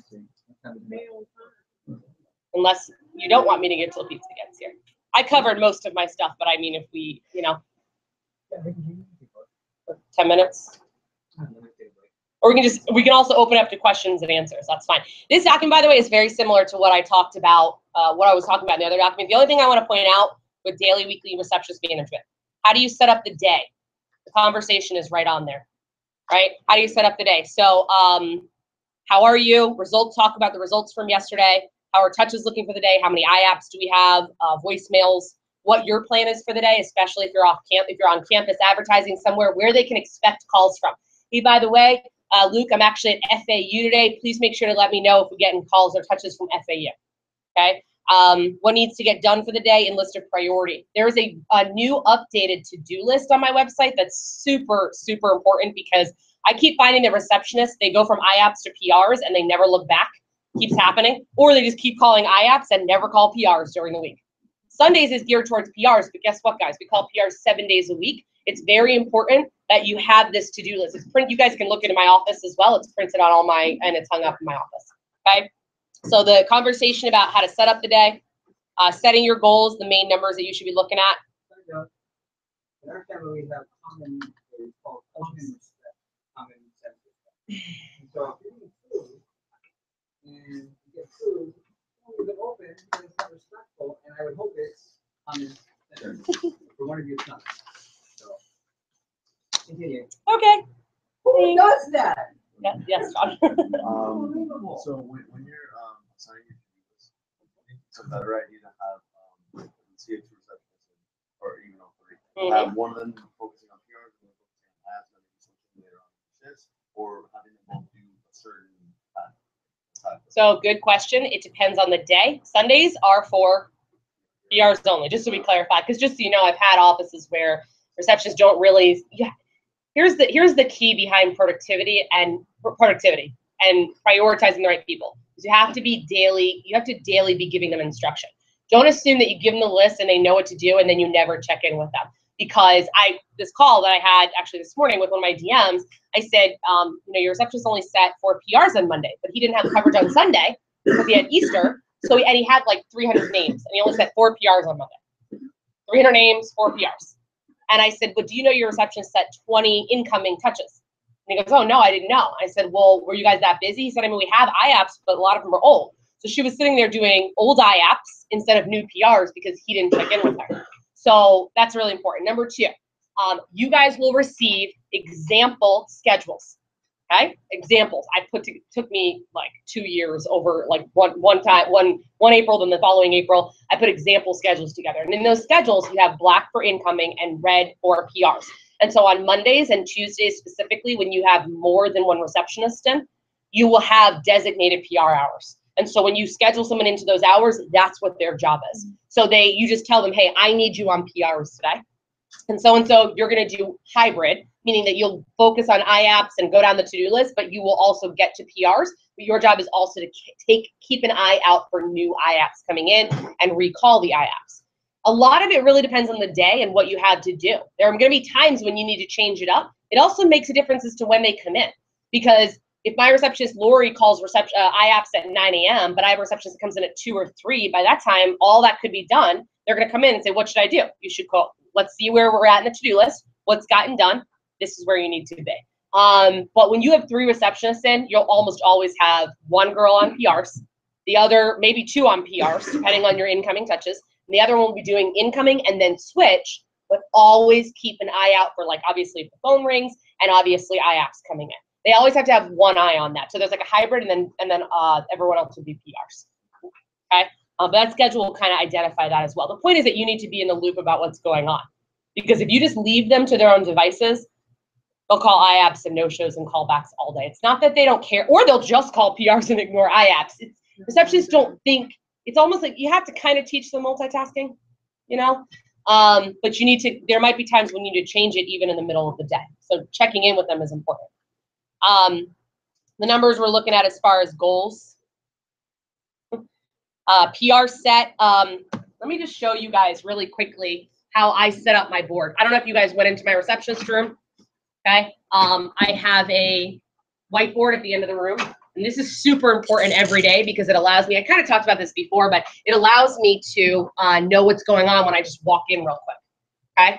So I've got receptionist name. All right, we'll just put Cynthia and Lori for today. I have every hour, kind of like we did on Sunday, right? Like 1 to 2, 2 to 3, 3 to 4, 4 to 5, just an example, right? And what I do, I'm not gonna want to take a picture of this, so feel free to go in my receptionist room as well. Actually, in my office today, I have their goal of how many they should set. But in the summer, I do it like this, because a lot of people are calling PRs, right? Over here, I'll write the to-do list, just so you know. Or I'll put it on my whiteboard. But either way, I might change it, so I might write it up on there. Okay, you put your to-do list. You know, that could be a really specific one, like focus on Dorcas's PRs, for example. Just focus on this, like call this person's PRs. Because that's the thing. If you say PRs, they're just going to go in and pick a list. Call the new post PRs. Call the new callbacks, right? So you may have to update it on the board. I always have there's little random things that I'll put on here. I'll put like an urgency phrase for the day, which usually is on my Facebook page. I'll put it on the board. Okay. If there's like a really, like sometimes in the summer, we'll do like our cycle PR set goal and where we're at, right? You know, this out of 100, and we'll update it. Okay. I love the whiteboard. It's awesome. Use it. Okay, because it's an accountability thing. That's what it is. Because if you're doing a lot of things, you can literally walk in and say, oh, let me see. You know, say Cynthia's worked 3 hours and she's set no one. First of all, you shouldn't check in every 3 hours. You should be checking in more, but just a point, right? Or maybe it's just one set per hour. It's right there, okay? So that helps, okay? But the to-do list, and then again, just having the to-do list in priority so that you know what's going on, I think is important. Yes, Daniel? I know at the end of every single day, you have the last receptionist take a picture. They do, yep. Do you address anything that is that stands out to you at that time, No. or do you wait for the next day? I do not. If it's negative or positive. I'm assuming positive on the spot and negative. There you go. Yeah, I would never address poor performance via text at 8 o'clock at night, ever. You know what I mean? I would never do that. Yeah. Or what? Say it again. Oh, in a group set. Well, I don't do WhatsApp. Okay, so are you talking about because of group me? Oh, I see what you're saying. Yes. Yes, you never address. Yeah, so praise publicly, critique one-on-one is what they're saying. Yeah, no, I at the end of the shift, I always have my receptionist take a picture of the whiteboard and send it to me, whoever it is. That's their checkout. Now, granted, I'm not here. You guys are usually in the office, but it helps for you to do that. So yeah, I have that. Got the pizza. Okay. Luke's real excited. PR set, just the numbers you should be looking for, right? Interview set. Sometimes I'll also add on like how many people I want set for each interview, like the interview goal for the day. You know, I love that one. Hey, we have 5 set, and I'm looking for at least 15 by tonight at 6:15. And, you know, people always ask me what's the equation. I don't have an equation. Just give them a goal. It can't be an insane goal, right? But you should give them, you know, you do 2 per hour, 2 people set per hour, times however many hours they're working, minus an hour for their break and miscellaneous. That's basically how I would do it. Okay. We talked about the right environment, right? Things they need to know the rep. By the way, I keep getting this a lot from receptionists, so I'm going to share it with you guys. The better we know you sheets. Do you guys use these in training? You need to make sure that they get attached to your PR list. It's huge, huge. Before you give them the PR list on Sunday, hey, you're going to actually be calling so-and-so's PR list. Attach the better we know you sheet to it so that they know more about the rep. Receptionists love that. They love it.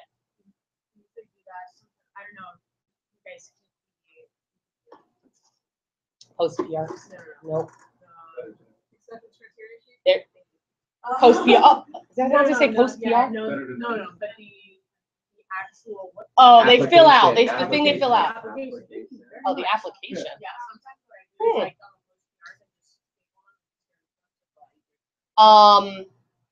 Wait, you staple their application to their post PRs. Okay, sure, that's fine.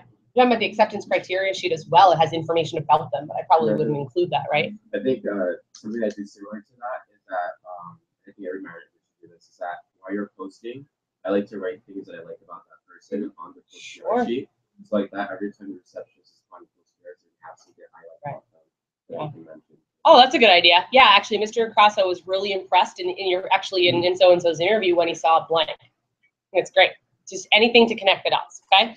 Pullbacks and workshops. You know, I have a lot of stuff. Just make sure you send me an email. Make sure you get the website information. Put time into your schedule to make sure that you're spending time with them. Choose time-sensitive topics based on areas of opportunity as far as when you're addressing results. And don't underestimate the power of the PC. I have a girl that's coming back with me. She didn't have the most successful time with us in the fall when she was with us, but I've decided to bring her back on specific conditions. I don't know. There were a couple people here. I had her come in just so I could PC her, just to make sure that we're on the same page getting ready for the summer and what our expectations of her are, what we're going to have of her this summer, okay? And addressing results, we already talked about that.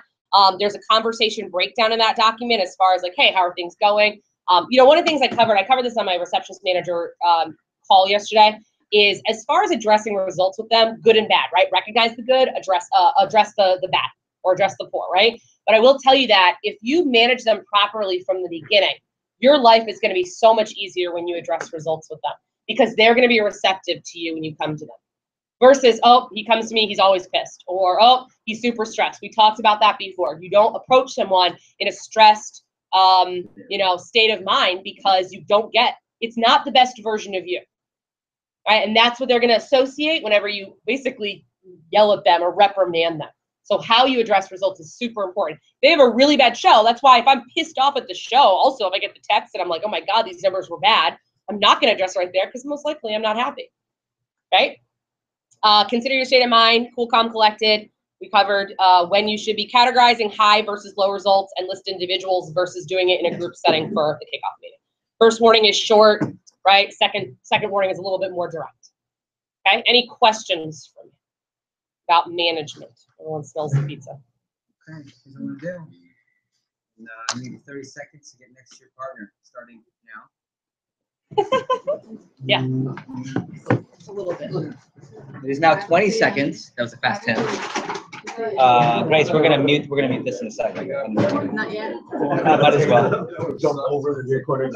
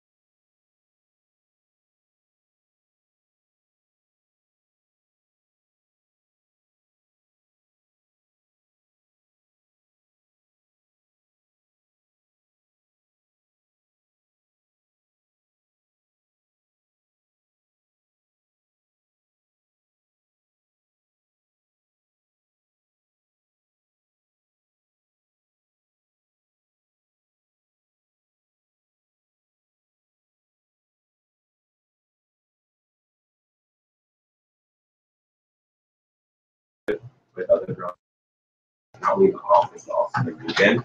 And it's exciting because it sets goals for themselves. Oh, next week I'm gonna be the girl that has this show or that show, and it's really good to just set the competition in the office. I agree. There's these tools that are put up on purpose, right? Same thing with the regular sales newsletter. Anything that you think will help the group? Doesn't have to be, just Establishing a structure and culture for your receptors from the beginning. yeah. That's anything you do, right? You have to set the tone, the standard. What's another thing? What's another way to say that? Well, you have to create clear and proper what? Expectations, right? And even at my level as a division manager, as the CEO of our company, as the CEO of your local office, your expectations that you set for everything, it's not always perfect, but man, that will set the tone for what is deemed the number one reason from HR gurus across the world, the corporate world, as the number one reason why employees fail. And employees fail because not having clear and proper expectations, right? Hey, what are you wearing? Jeans. Why are you wearing jeans? And it's off. The standard is this. I didn't know that. Right? Oh, hey, what's going on? Well, why are you so happy? You had a 20% show, 90 set, only. Oh, that makes me sick. It's a 17, 18 show. Oh, I didn't know. Oh, okay. I guess I can work on that. But you should react a certain way. That's not her fault. We didn't set the right expectation. It wasn't clear and proper. Number one reason why this is not me. This is Harvard Business Review. This is Greg Miner, who's another story, another time. Number one reason why employees, people who are getting paid per the hour by you, the boss, on payroll, not clear expectations. But that doesn't mean that doesn't affect also us too. Expectations are really important. Clear expectations and ready communicating expectations. Cool. All right. It will end with Diablo. This is a big action step in small prep. I think in terms of being clear, anything that you want to happen, I'm just gonna have like on the walls. So like any good quotes, for example, on like standards, any things like fast start stuff, just anything that I want to promote. It's for me to set myself up for success. It just makes it easier for me to just have it everywhere. And Yes. some of you guys can get it. Even back for all the things she has it printed out somewhere here. And so that's just something I'm going on. There you go. Hey, just so you're aware, the church is back. And of course, it's during the most important meeting of the year. Daniela, can't wait for you to understand what I'm saying. You shall understand in about, I'm thinking of warming up, so I'm thinking about 20 minutes. Ladies, please stand up. Ladies, please stand up. Ladies, please stand up. If you got real hair, you got a job, make some noise. Dun, dun, dun, dun, dun. Ladies first. Everyone, I so far I think we have allotted 2 slices per person so far. So do me a favor, I'm pretty sure I did it right. Get 1 for now. Ladies first. Get some hand sanitizer. We have water, pizza. Grab a slice, have a seat. Then gentlemen, then we're gonna do a working lunch. So grab your first slice, please. We'll do a little work. Grab a second slice. We'll go from there. Cool. Thank you. Buen provecho. Bon appetit.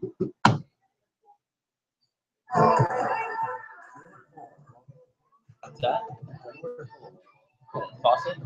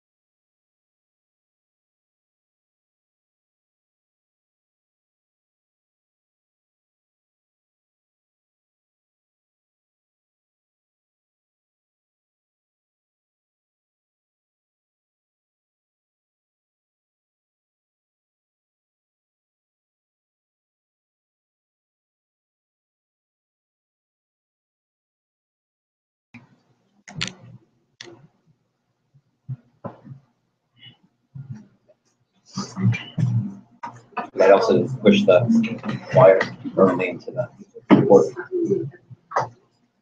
Yeah. Okay. So money, really important. Okay.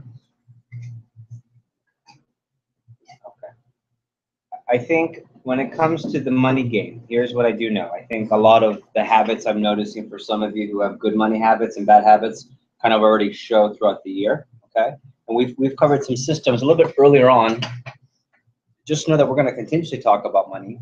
And I think one of my missions for this group is to have the most profitable branch class.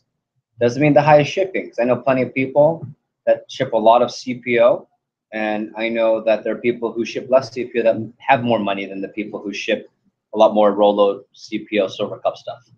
Okay, both are positive. I'm not knocking Silver Cups because I have one somewhere. That's not. We have one, yeah. It's so important that I don't know where it is. What do we use it for? Oh, it holds pictures. We put pictures inside of it. With the money game, here's what I do know. District managers, this is a thrust forever. Like, we're always going to talk about money as much as possible. From things like whether we use my financial guys have two. One is vector related, Adam Stock, or whether I bring Steve Bronin, who's my Baltimore financial guy, or whether we try to request outside services. I gotta believe at some point, Luke, we're gonna try and get your dad to come and, in exchange for a nice fun meal and wine talk. But that's always such an important lesson in learning how to have a relationship with money. So that's not this part of the meeting. That's not this meeting. So I have a couple of things on budgeting. Okay, Grace and I had a really good cap yesterday regarding money, because Grace is on a mission not just to ship but to save a lot, and that's a great goal, right? Imagine, what's your goal this summer? To be the most profitable branch manager, highest profit per shipping ratio. I don't know if that exists, but I'm sure it does. Right? So the money game is interesting. It's not how much you make, really. What is it? Yeah, how much you take, if you say it that way. So I just put some important thoughts, and I have a list that Pao and I made that I'd like you to see. I don't think I attached it, so I'm going to put it up here, and you can take notes on it. Oh, that's not showing. Okay. First of all, food. Who knows what I'm going to say with food? Who already knows what I'm going to say?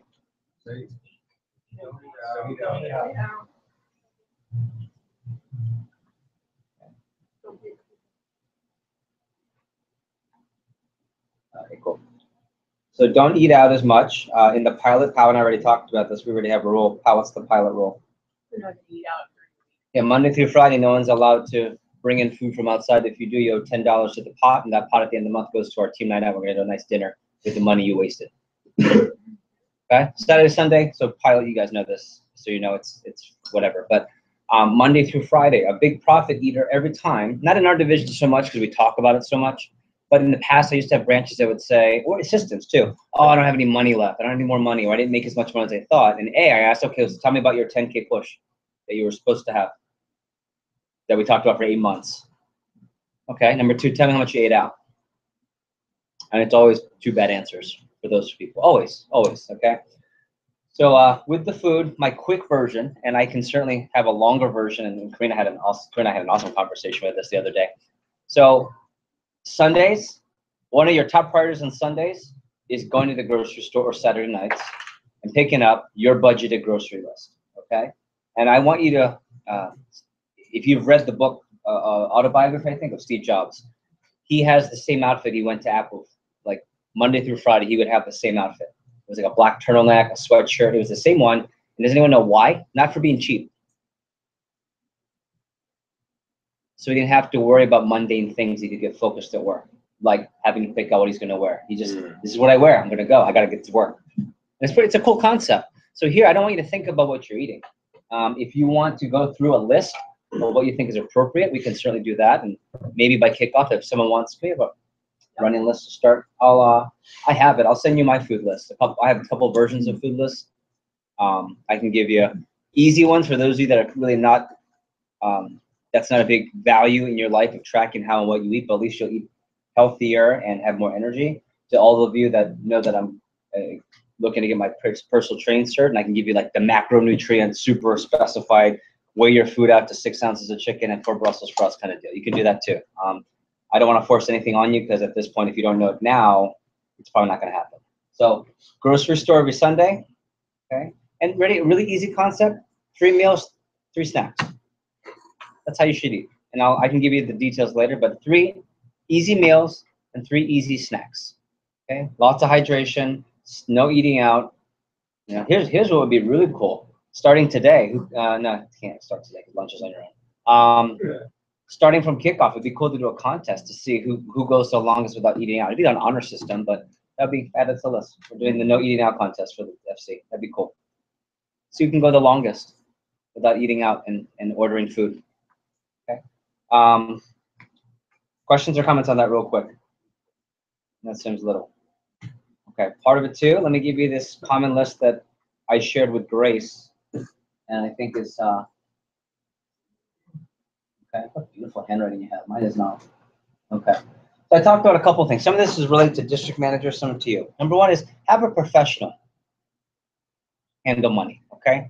A couple things I've always been taught. The wealthiest people that I know, manage their own money. They know their own money, and they have a coach to help. Not, I have a coach that does it for me. There's a difference, right? Like Adam Stock is one of my financial coaches. He doesn't do it for me, right? I know the money, but I use him for counsel and for organization. Okay, so get a professional coach. Same thing goes with your taxes. You should get a professional. If you're making the amount of money where it's okay to do it and have mom and dad do it, or the amount of money where you can do it yourself, you're not making enough money. So put yourself in a position where you need financial professional help at some point. Some of you are too new for this, but just some of this might be long-term advice, some of it is short-term.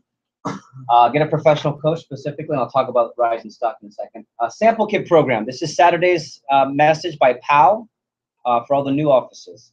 By not having a sample kit program, you can lose anywhere between $1,000 up to $7,000. And it's so easy just to keep it, where it's so easy. Who was on the conference called the Growth Call when I covered base pay management and sample kit management? It's as easy as you didn't sell anything on your demos first week and you showed up to AT, and I kind of gave you a chance. It's as easy as, hey, Daniela, hey, I know you're working hard. Tell you what, in advanced training 2, I'm going to test you on the following. Why don't I take that kit for now? Because you haven't sold anything yet, and the company's going to want that for now. Okay? Because the majority of the kits you lose are from the people who do show up to Monday and never show up again. That's the majority of your kits that you lose. Okay, the second loss of kits is first weekend, when you're not clear and your sample gets off. So having a program where it's organized, I should be able to say, hey, Juanito, I know Grace is in training. How many kits do you have on hand? I should be able to know how many brand new in the box, how many new, not in the box, how many old can be used, and how many, oh, they're funky, we got to send them back. You can even say it that way. Okay, let's say it that way. Oh, they're funky, I got to send them back.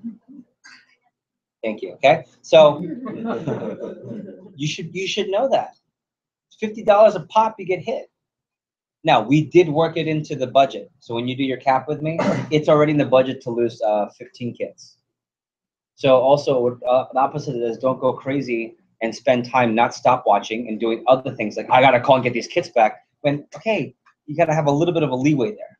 Okay, so, but if it's in the system, it's already worked in. It's already there. It's why the rec approach is in the book. And not, there's your set presentation book, and let me give you a rec approach separate. If it's in the book, what has to happen? Right? We call that, it's automated. It's in the system. That's what it is with sample kits. And with the pilot, I can tell you, one of my biggest areas for me was this last couple of years because we didn't make it a priority, but we're gonna make it a priority. It's really easy to fix it. It's really easy to fix it. 3, don't let anyone charge the conference. Okay? Did you say para? Yeah. Para la persona que no hayan vendido nada.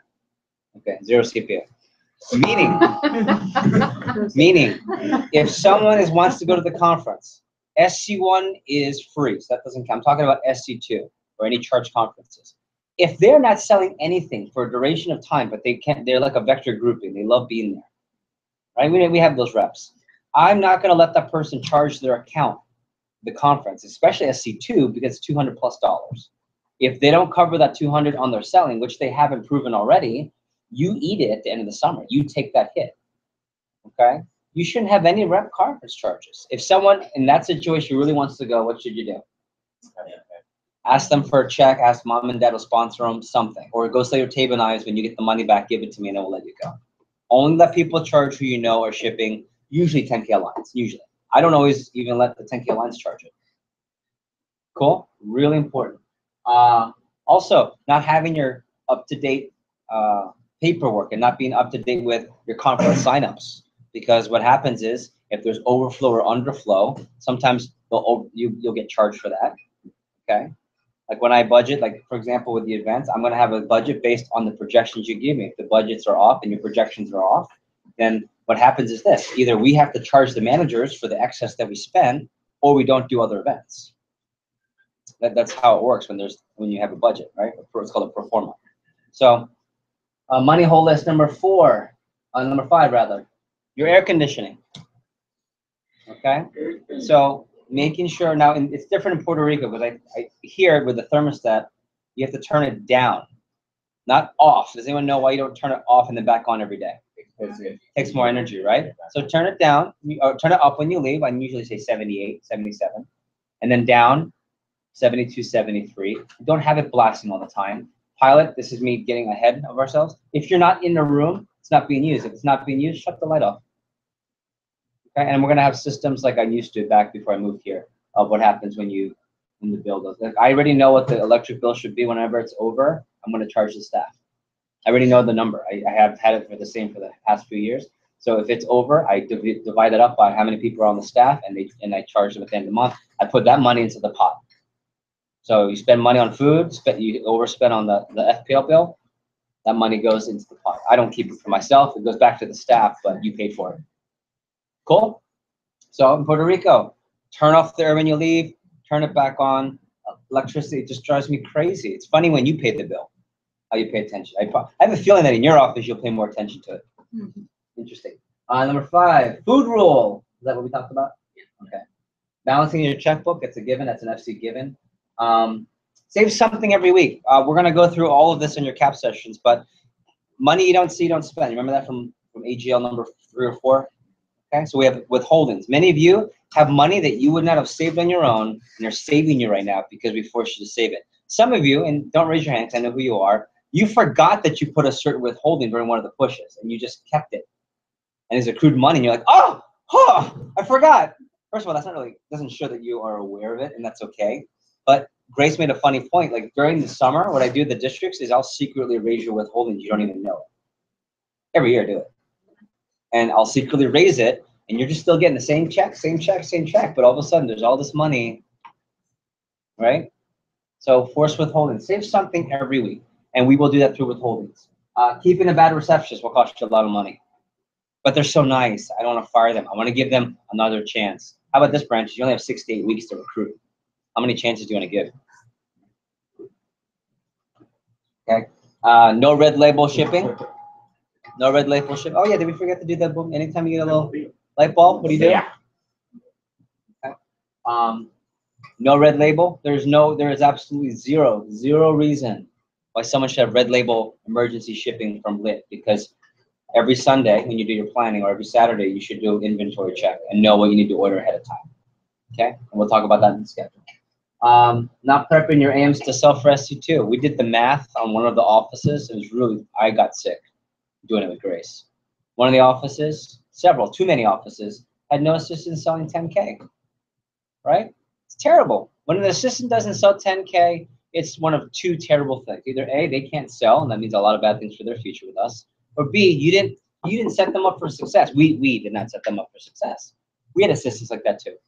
And we calculated how much? $7,500 bucks? $8,000? $8,000 one of our managers in this room, one of our managers lost last year because the assistants didn't hit the minimum standard of what was expected. Not a lot, but the minimum. And it's not even 10K for the push, even though everyone's going for it. What's the standard for assistants? It's 10K for the summer. That's $2,500 bucks a month. That's an ultimate a month. That's 2.5 homemakers a month. That's a lot of peelers a month. You can sell it. Thanks, Lou. Okay. Not taking care of your car now. maintenance that later becomes a transmission replacement kind of deal. Okay, so those are some easy ones. Those are some easy ones. I see some looks. It's great. Any questions? Districts, comments, add-ons, questions, comments, add-ons? No, but it is important. Like managing base pay properly. To me, base pay goes with sample gains. That's why. But there's a program for that, and the PAL's going to teach that. The other thing was the receptionist fee, like when after goal period to. Oh, I'm sorry. And the last one, the easiest one, is phasing your receptionist. Okay, new offices tomorrow. I'm going to walk through every week how many hours you should have, and you should never have more. If you don't phase down when you're supposed to, you know, sometimes I'll hear, but Jeff, recruiting's rocking right now, and I want to keep it going. Sometimes I'll let people do that if I feel like their financial status is in a good place. But if they don't follow it, there are managers that keep the receptionist hours high for an extra 2 weeks, and you're wasting between $500 to $1,500 just by not phasing down your hours. When it's low season, you don't up the hours, you down the hours. Okay. Any questions or comments on that? Thanks, Grace, for sharing that. So with that being said, with the Rising Stock program, I'm going to give you more details in where are we going? Jacksonville? In Jacksonville. But I currently have been working with Rising Stock. I was actually Adam's one of his first 10 clients in 2001, and I came back to him recently. And I can tell you, having a financial coach who has been a district manager, a profitable district manager, and understands our business is a whole different world. And it's really cool to see what's happened in the pilot, my personal finances, and I believe we'll do the same. Our district manager team is on it, and I'm proposing all of our branches take the initiative to be on it. We're going to cover what the investment would be. You can absolutely say, no, I'm not going to force you on this one, but highly recommended, and I think we're going to get 80% of you on it. What it's going to provide is a profit and loss statement, and it's going to also provide monthly coaching on your finances, group calls, and I genuinely believe that it's worth it, and I've seen our managers who are on it make a big plunge. I spoke to Matt King, whose division is on it, and he said, quote, everyone who didn't get on it are the worst people with money in my division. So that's not a threatening way to sign you up. That's a testimonial, if you will. Okay. So with that being said, divisional fees. If you could open up the folder that says divisional fees, please.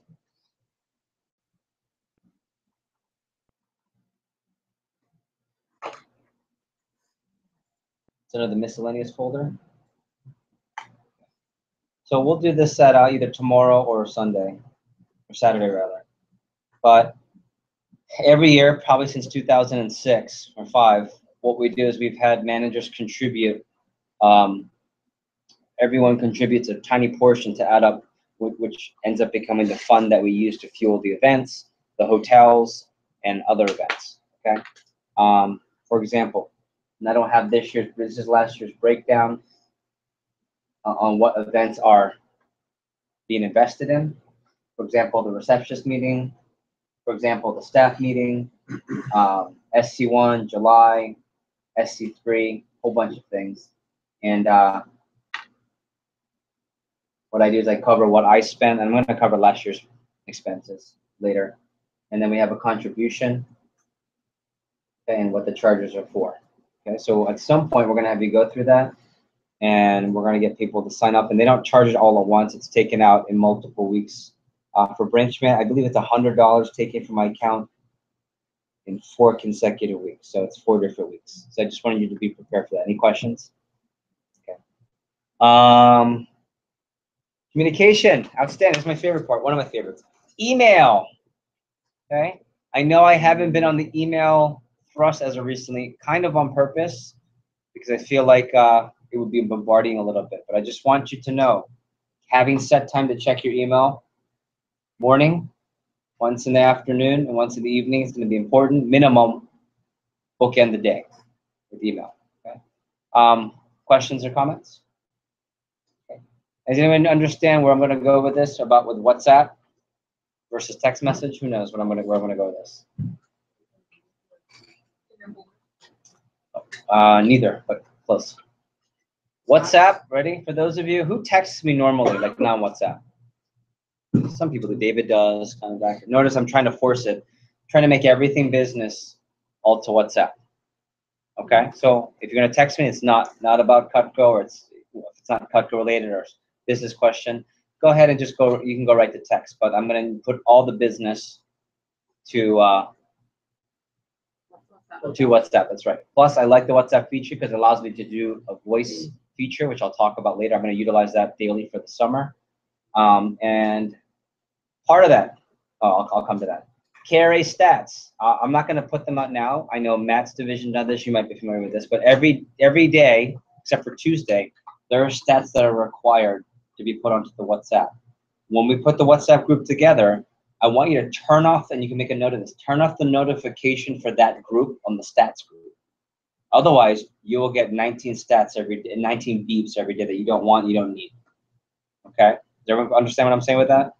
Am I speaking the right lingo with your technology stuff? Yes. Flex capacitor, yes? Okay. Yes. So here's what I will also say. There is a direct correlation with people who can't get their stats in on time and their office performance every year, right? Accountability. It's due by the end of the day. Enough said. It's due by the end of the day. And districts are guilty too. And it's simple as getting an organization system to do it, but we need the stats every day. It allows us to track, allows us to drive, allows me to support your office. Comments on that? Okay, and then we're going to take a quick stretch in a second. Expectations. I don't want to give a specific time, but usually I'm not available for anything roughly around 8 or so. Okay, it would have gone earlier, but I guess because Heidi doesn't live here right now, I'm okay with going to 8 on. But usually, if you remember when Heidi was here, it's usually around 6:30 or 7.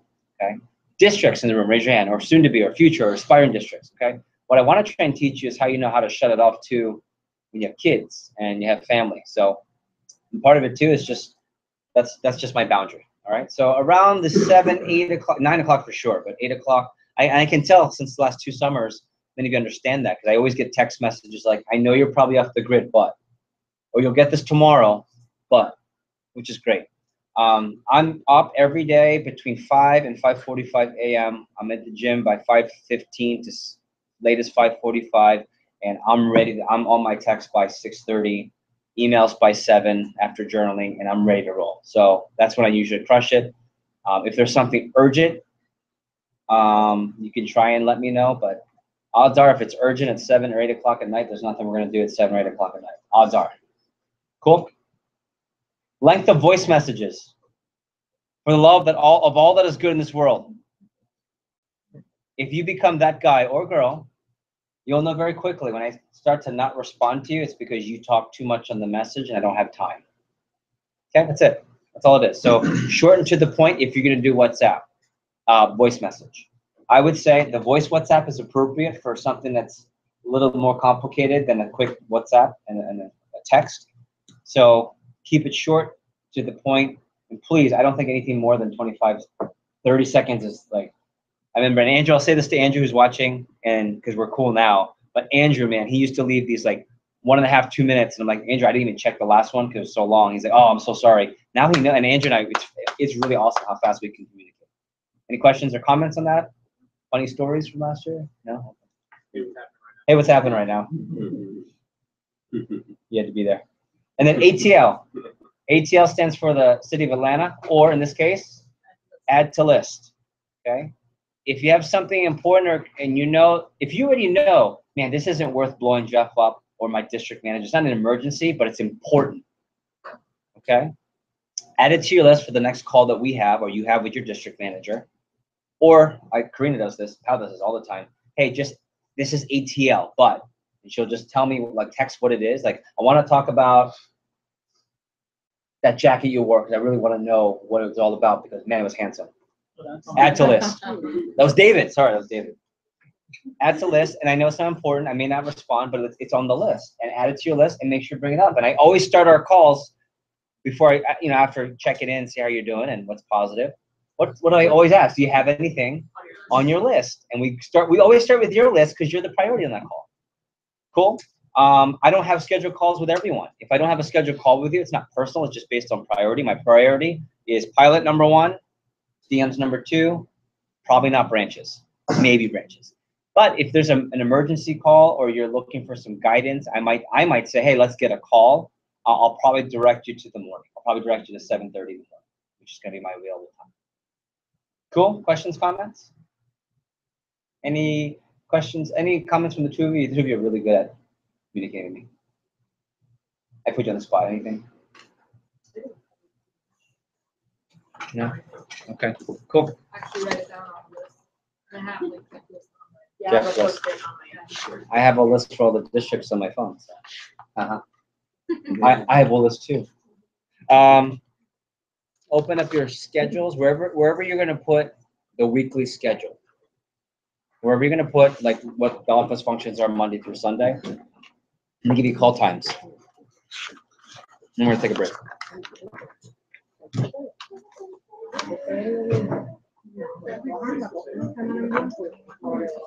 Are you Steph Curry right now? 66 On the wait, please tell me there's a trash bag in there. Yeah, there was stuff in there before. There's a lot of stuff in there before. Hey staff, where are the you know my rule. Where is it now? Technically, there's not on you yet. Daniel, I believe they're where's the Beth just bought trash bags with my money. She forgot to get big ones. Okay, so chastise Beth. Got it. Do me a favor. Can we grab a white one for now and put it so people aren't throwing? That's right. No, put it Put it on next to the it. doorknob. On the door, please, and thank you. AM conference calls. So if you have assistant managers, or all of you will have assistants, why? By SC1, what's going to happen? Everyone's going to promote an assistant manager or 2 or 5. The AM conference calls are going to be on Wednesday afternoons at 1:15 p.m. Say it again. All assistant. So everyone should put this. Assistant manager calls, and for branches, these will be for your crew post SC1. Okay. For districts, this is everyone in your crew every Wednesday, 1:15 p.m. to 2, so 45 minutes. This is a high priority group, everybody. Raise your hand if last year you were an assistant. Yep, there's our branch class. You're welcome. Very important group. How many of you are one summer to the next? You sold last year, now you're branching. You're special. It's good.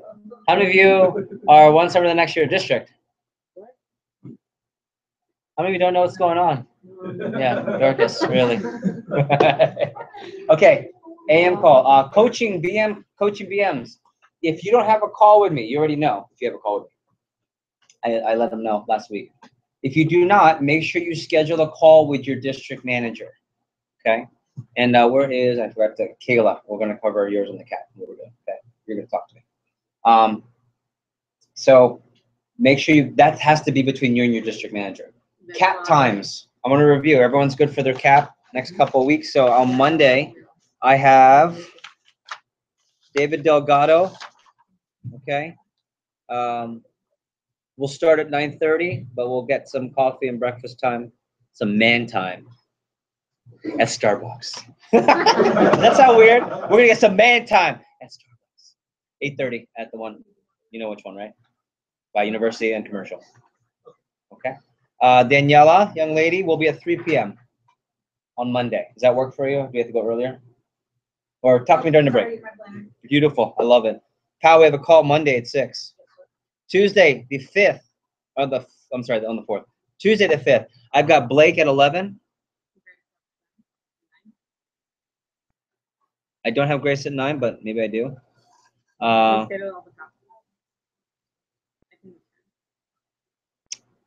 Come to me during the break. I don't know. I don't have it. Blake at 11. I have John at 2. And then Lemmy at 5:30. Tuesday the 5th? Yep.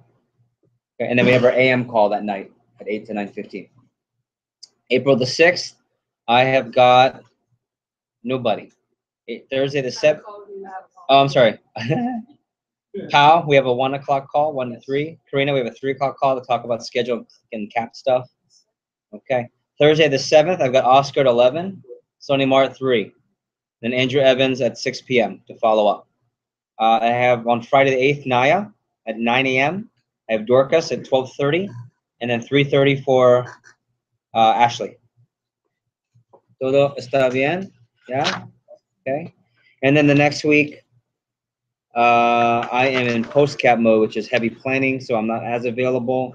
And if you have any need for a call outside of that, the only people I would say is Daniela and Luke, since we're, and Blake will be a little bit more communication via office search stuff. We'll get that done. Cool.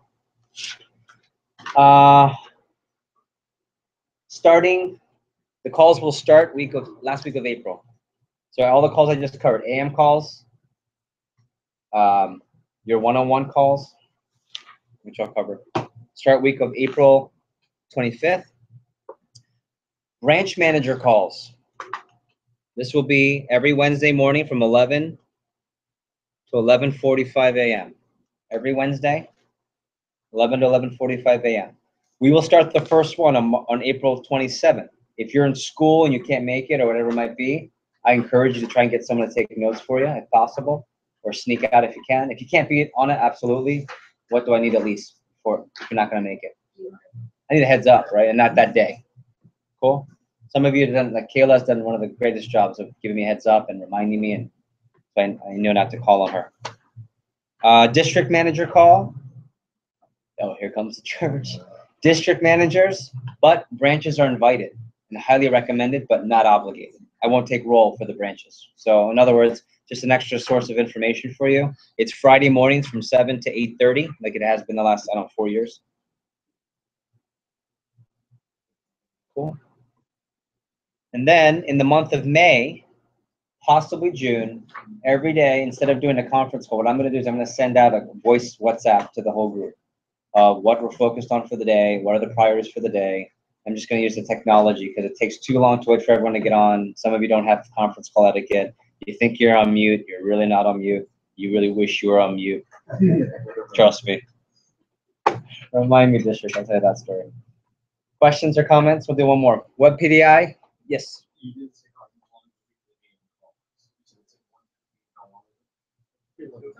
The 2. Okay, and then districts, here are your call times. Ready? Wednesdays. They're all on Wednesday. I'll start with Senor Delgado, 9 a.m. Mr. Gavin, 11:45 on Wednesdays. Miss Naya, 12:15 on Wednesdays, starting the first week of April. Wednesday. Dorcas, your new name is Wednesday. 12:45 on Wednesdays. Gracie, a las 2. And Karina, a las 3 menos cuarto. And did I miss any districts? Okay, cool.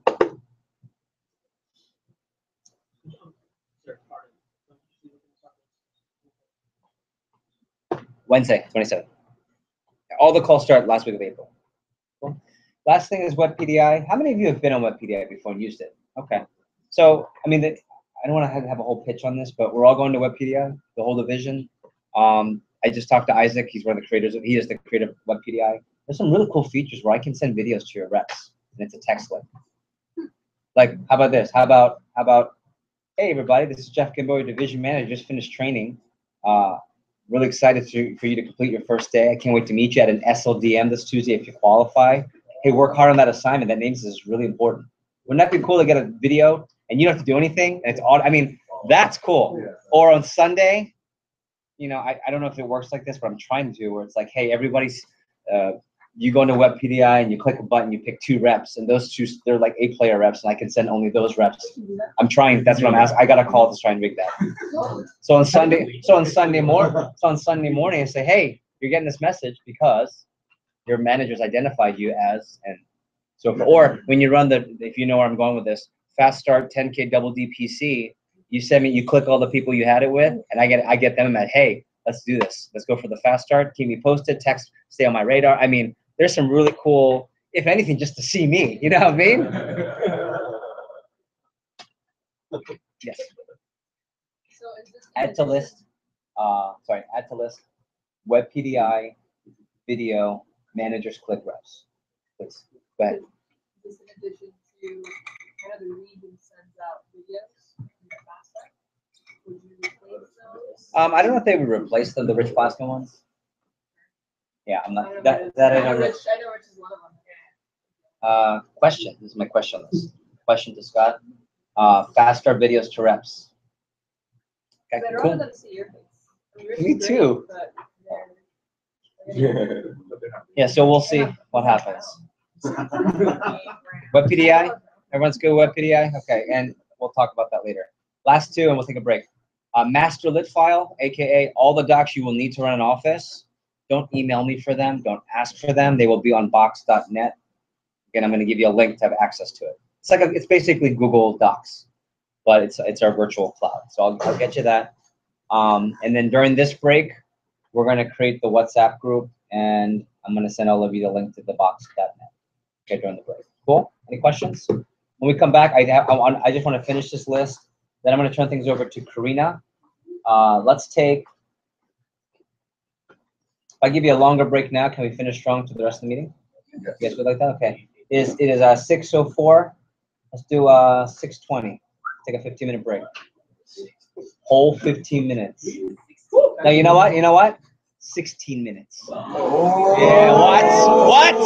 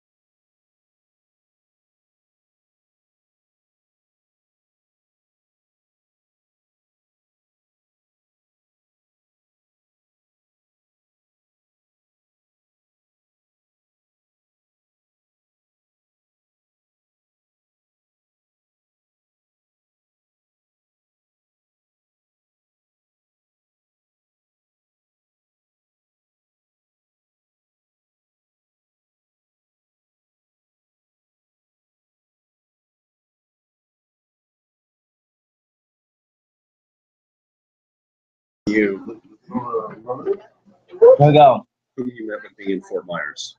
For you. Handsome All brown guy. Awesome. Don't say that. Don't say brown. Come on. Don't say brown. Kayla got. Who said it?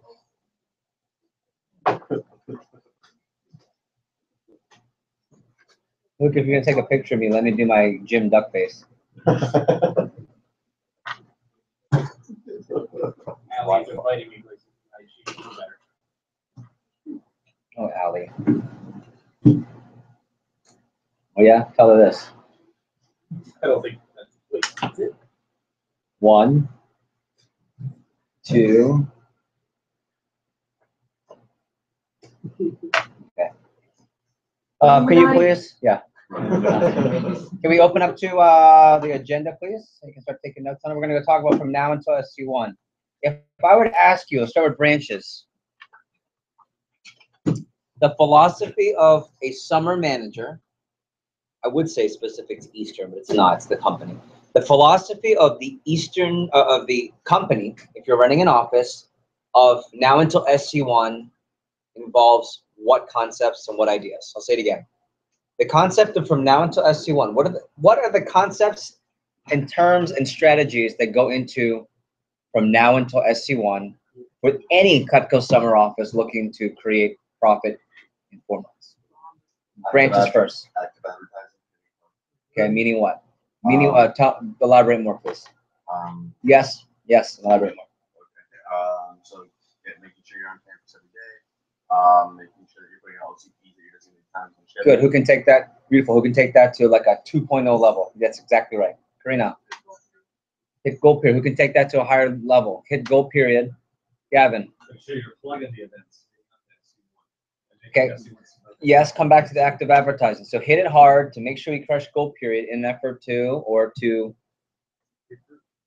recruit. Take it. Get the lead out. Keep going. Ready? I should have prefaced this. Speak to me in layman's terms. What does that mean? Talk to me like I don't work for Cutco. So, Daniela, from now until SC1, I don't work for Cutco. What's the philosophy of your company from now until that event in June? With regards to active advertising. Yeah. Or just in general. Yeah, what's the company's philosophy? What's your region's philosophy of active advertising in regards to the summer and timing? Get people in the doors. Yeah. Good. Okay. More in layman terms. Please stay focused. Everybody engage. 100%, not 80. Go ahead. Keep going. Building a team.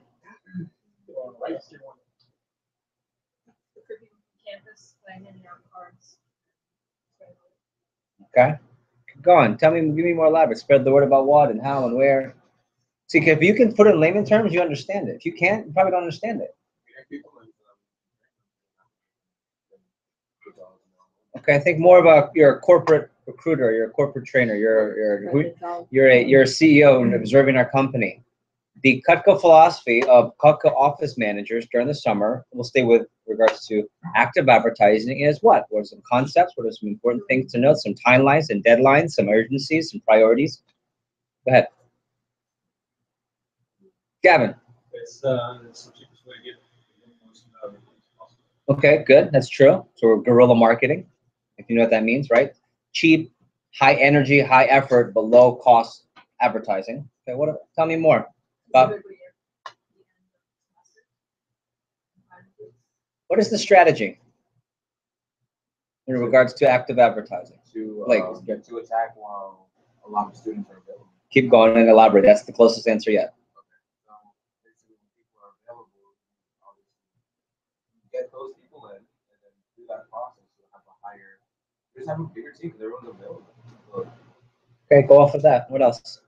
Right and right. Everything's been right, by the way. Classes are still in session, so you want to make sure that you're active advertising while the students are. Okay, why? Why? We're going to capitalize on their schedule. Yeah, why?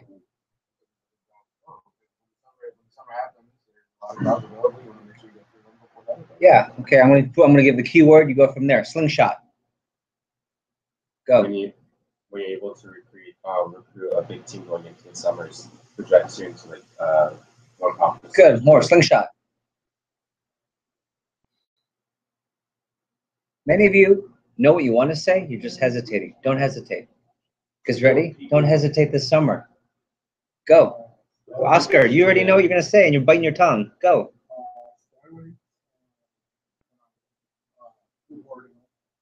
Okay, so we're targeting through stirs. Give me more. Slingshot. Tell me more about slingshot.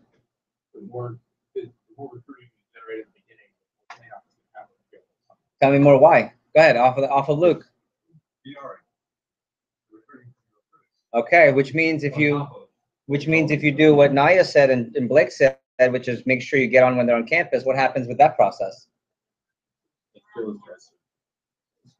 Okay, so in one sentence, define all that slingshot and everything we just in one sentence. The company's recruiting philosophy for the summer is to what? In an effort to what? Who wants what brave soul? Danielle, go for it, girl. All right, so advertise when you can get in touch with them. So if you get a bunch of people at the beginning, then they'll get more people in for you when you can't reach them in schools and whatnot. Yeah. And then, Good. Yeah, you could say that different ways. You could say it way less eloquent than that. You know, well, before they get a job, let's get them. Right? I mean, you could say it that way. All right. Everything's right. There's 2 reasons I'm doing it this way. Number 1, I don't want you to hesitate.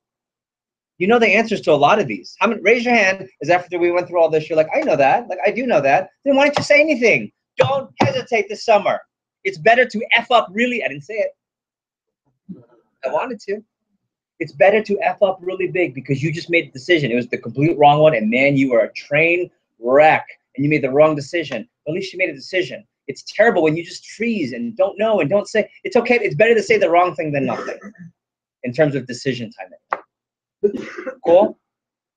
His company philosophy is that we as a company gather all of the energy, prioritization of our management team to go out and massively attack campuses, Facebook, and other methods of cheap advertising in an effort to kickstart a recruiting effort. And what that means is that the more people our offices get into the door of the right people in the beginning of the summer through steroids and through PRs, thank you, Oscar, it will fuel a much easier pool of candidates to pull from rather than waiting for other sources of later summer advertising to bring people in. That's just another tech. That's not, you didn't have to say it that way.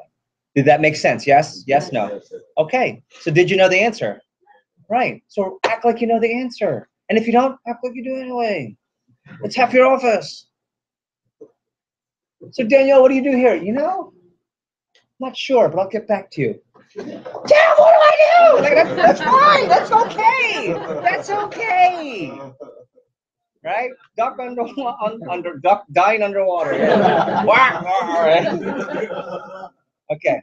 So the first 2 points on the agenda. Let's use the agenda. You want 2 things open: agenda and the handout from now until SC1. That was a good.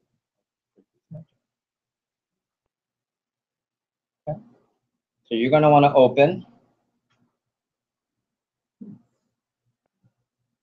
Some of this is admin, and it can go to the side in part of your to-do list too. Okay. So first 7 weeks. All that matters is this coming Monday. Right? Who can tell me? Districts should know this, but branches also. What forms of advertising do we start going all out with this coming Monday? Active advertising and Facebook. Okay, active advertising and Facebook. Now, are there challenges with all those? Yes. In fact, I'm going to tell you the first one. The lit's not ready to be here tomorrow the way it's supposed to be. But we already knew it's going to happen. I already knew something like that was going to happen. Okay? So, for example, Naya, your lit's not even done yet because we don't have a phone number. And it's supposed to be shipped here, but you live in the U.S. Virgin Islands. Okay, we're going to deal with it. It wasn't an intentional mistake. The lit isn't ready because a lot of numbers were delayed, not just us in certain areas. So we're going to get our mainland lit on Monday, most likely. So that means we're not going to have business cards and posters on Monday. So what do? You can make handwritten flyers, or you can clipboard and, well, besides, I meant campus. And chalkboard, and chalk, okay?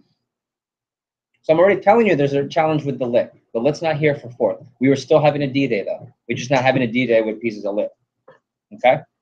So Also, I'm not going to show you the results from last year, but the next section, there's a POC for Memorial Day. Only half the offices got it.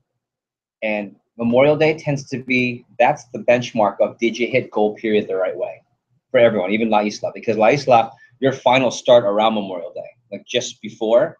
So you're able to get a pop right there. Mainland, actually, in fact, Grace and I were covering a couple of quantums where the managers, you could see it, like one of them was Jessica's, where she had like a $13,000 week. And just don't worry about how big the numbers, just look at the ratio. She did like a $13,000 week. And then after Memorial Day, like Memorial Day weekend, she popped 32, 36. Like she more than doubled her report. Can anyone tell me reasons why Memorial Day you should more than double your report? A couple reasons, 3 reasons. It is an 8-day week because the holiday is Monday, you ship up Tuesday night, so it's an 8-day week. So you should have more CPO in theory. Number 2.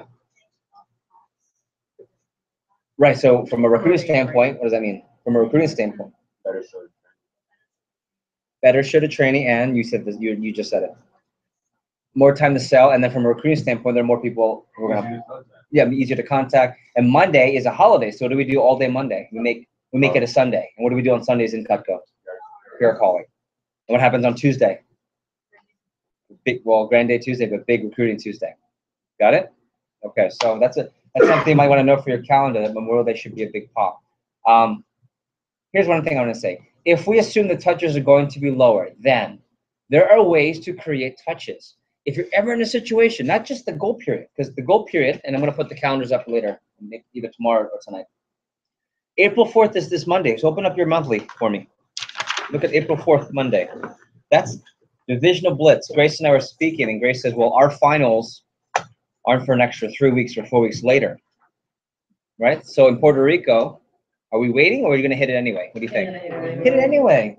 One of the cool things about being in Puerto Rico, it's totally different with the response rate. You put a business card out, it's like bloody meat in the water to sharks. Like so are the post-interview PRs. Like literally, you get on campus, you go to Rio Piedras, business card, it's like, ow, job, right? Back door, is that how you did it when you saw? How did you hear about us? And did you scream like that? I didn't scream. Hey, trabajo! Especially with that accent. Okay. That's right. Handwritten flyers. Now we don't have handwritten flyers, but we have manufactured homemade flyers. Does that make sense? Meaning we have a completely different look than your traditional. You know, it's got a picture of a college student, says do summer work. You guys all know what the business cards and posters will look like.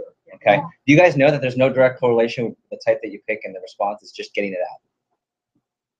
You want to know? We had one of the highest responses of lit last year in terms of which design. You know how I picked the design last year? Spun my pencil. And it was the one that no one like. Why would you pick that one? That's not going to get touches. We got the most touches, second most touches in the region. Okay, it's not the color of the lit. So I could actually take the winter break snowman and put it on Florida summer work. I bet you'll still get touches. It's when you get it out there. Okay, sorry, that's a side note. Handwritten flyers. So there's about 3 weeks worth of lit. I want you to put in your calendar by summer kickoff, by the 18th, so the Monday after kickoff. Your goal is to get all of your lit out. The goal is to get all of your lit out. Now, if you're a branch, you're not even in your territory till then. A little bit of a different strategy. Your goal is to get your lit out the first week you're there. First 2 weeks you're there. Okay, but for districts, you want to get everything up by the 15th. By the time you get on that plane on the 16th, all your lit is out, and you have round 2, which are what we call the homemade flyers, but they're not homemade, they're manufactured. They look like they're homemade. They look like they're typed up on a computer. It's a different look. Okay, any questions on that? Outstanding. Other things, summer schools. Okay, do you know, maybe this is part of your action list, do you know when you're summer A or summer B? Is there summer C? Do you know when all those are? Some of our best recruits in the pilot have come from us remembering to hit active on the summer, and you have a rep. People are still needing work during the school year, and in the summer, some people have classes. They still need work, part-time work with flexible pay and good experience. We still are in the summer, so make sure you are collecting that. Branches, we'll discuss getting tables. I would like every branch to add to their list, their Jeff list, getting tables at colleges or high schools, and we'll talk about it on your cap. Districts, we're already we've already covered whatever strategy you have.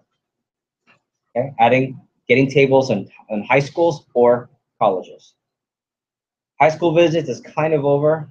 I would venture to say if you haven't visited high schools already, districts, make it a priority in the fall, which will impact not just the fall but the spring and next summer. Okay, so Gavin, you're the new guy and new kid on the block. Your tour and blasting through high schools will be primarily fall, but we still want to try and visit some of those high schools. Facebook blasting for PRs. Now, let me ask you a question. I'm just curious. How many of you have already started friending people in your area? Okay. So I'm going to get clarity on what we're going to send out in terms of messages to those friends. Okay. Because there's different variations. I think we're there. I've been going back and forth with Scott. To-do list, and you put urgent next to this one. Facebook strategy and script. Okay. Many of you have different versions. I actually know Trey Harris has actually his own, this is what Orlando does, and only Orlando does, and that's cool. I know San Juan, I think, has their own. I know the pilot we just copied James Crittenden. There's so many different versions. We're gonna find the best practices here and get the region one out to you. Okay. So you'll get that probably by Sunday. Okay. Any questions on that? And then OCPs. What are OCPs? Yeah, AKA. It's a fancy term. The yellow signs. Yeah, big yellow signs. Yeah, you know me. Okay. Oh, I should have said Q song. Okay. So all those things right there, things you can't control, right? So when the mailers have the wrong phone number, that's happened. You can control those, the business cards and posters and getting out and clipboarding, going to Starbucks and going to campuses, going to summer school. When the mailers don't go out the right date. When mailers go missing, that's happened. When mailers have the phone number of an old lady who lives in Naples, by the way, who lives in Naples, and all the mailer calls went to this lady in Naples. She's like, these people keep calling me, right? This poor old lady. But you know what we did? The company stepped up. We bought new mailers, and we sent them all that same week, and that was our number 2 branch, I believe. Biggest challenge beginning of summer, and Alex was number 1 or 2? Number 2. Yeah, Sarah Law, and then number 2. So awesome. So that next part where it says triple jump, I want you to take a quick look at that. Okay. I'm not going to go through every document in the handout. I just want you to know that you have it, and this is part of your planning for before your cap. Districts, this is part of your post-cap planning. Number 1, there's 3 parts to jumping into the summer. I'm going to miscredit this. It's either Matt King or it's Larry, one of the two, for this terminology of triple jump. I think it was Matt. And there are 3 parts to really hitting the summer strong. If you're a branch, you're a little bit delayed, but you can still hit these. Number 1 is campus. That starts on Monday. Karina has the strategy already laid out for the Miamis, which would be North Miami Beach, Miami Lakes, Metro Miami, and South Miami. Okay. Daniel and I will be putting together the campus strategy. I don't know if you've already done that. Probably not, right? Okay, we'll get that done. OCPs. Okay. We haven't decided yet, but when we decide the date, that's urgent on the questions, when the OCPs go out. When the OCPs goes out, I think, who remembers from last year, did we start, when we did D-Day, did we start OCPs too? Yes. Okay. When we started, it should be about 10 to 20 a pop. Okay, 10 to 20, and then you increase the next week 20 to 30, and you keep it up, and you increase it at the highest when? Who remembers when we increased to like the blitz? Mm-hmm. Okay, watch this. I'll put on the board. This is in your handouts for off-campus posters.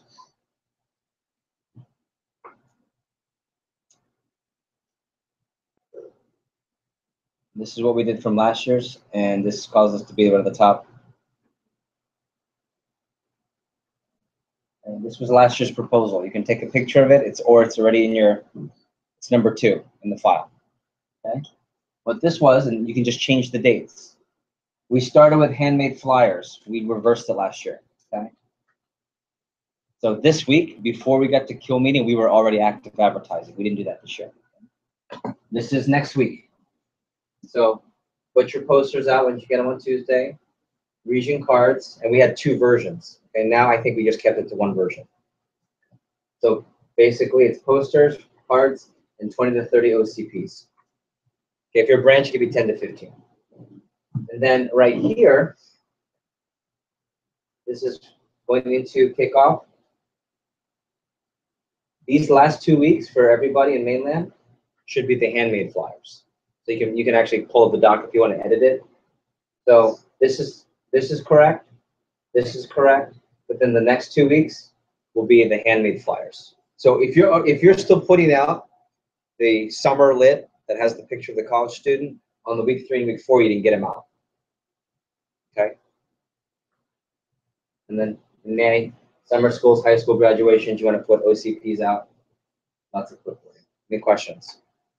Now, this is relative because on this strategy last year, we said wait and do clipboarding later. But in what situation would you have to do clipboarding here? Anybody who has to work it out. Anybody who has to Okay, if it's a sharp person or set up on the spot. What's another reason you would pull clipboarding sooner? You don't have to If you don't have the lid, what's one more reason you would pull the clipboarding sooner?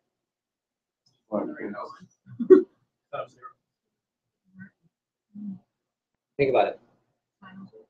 Because people are on campus. And they're not. The pilot will pull clipboards week on the 4th. Say it. You can't put out. Because we're not allowed to business card in a lot of our schools.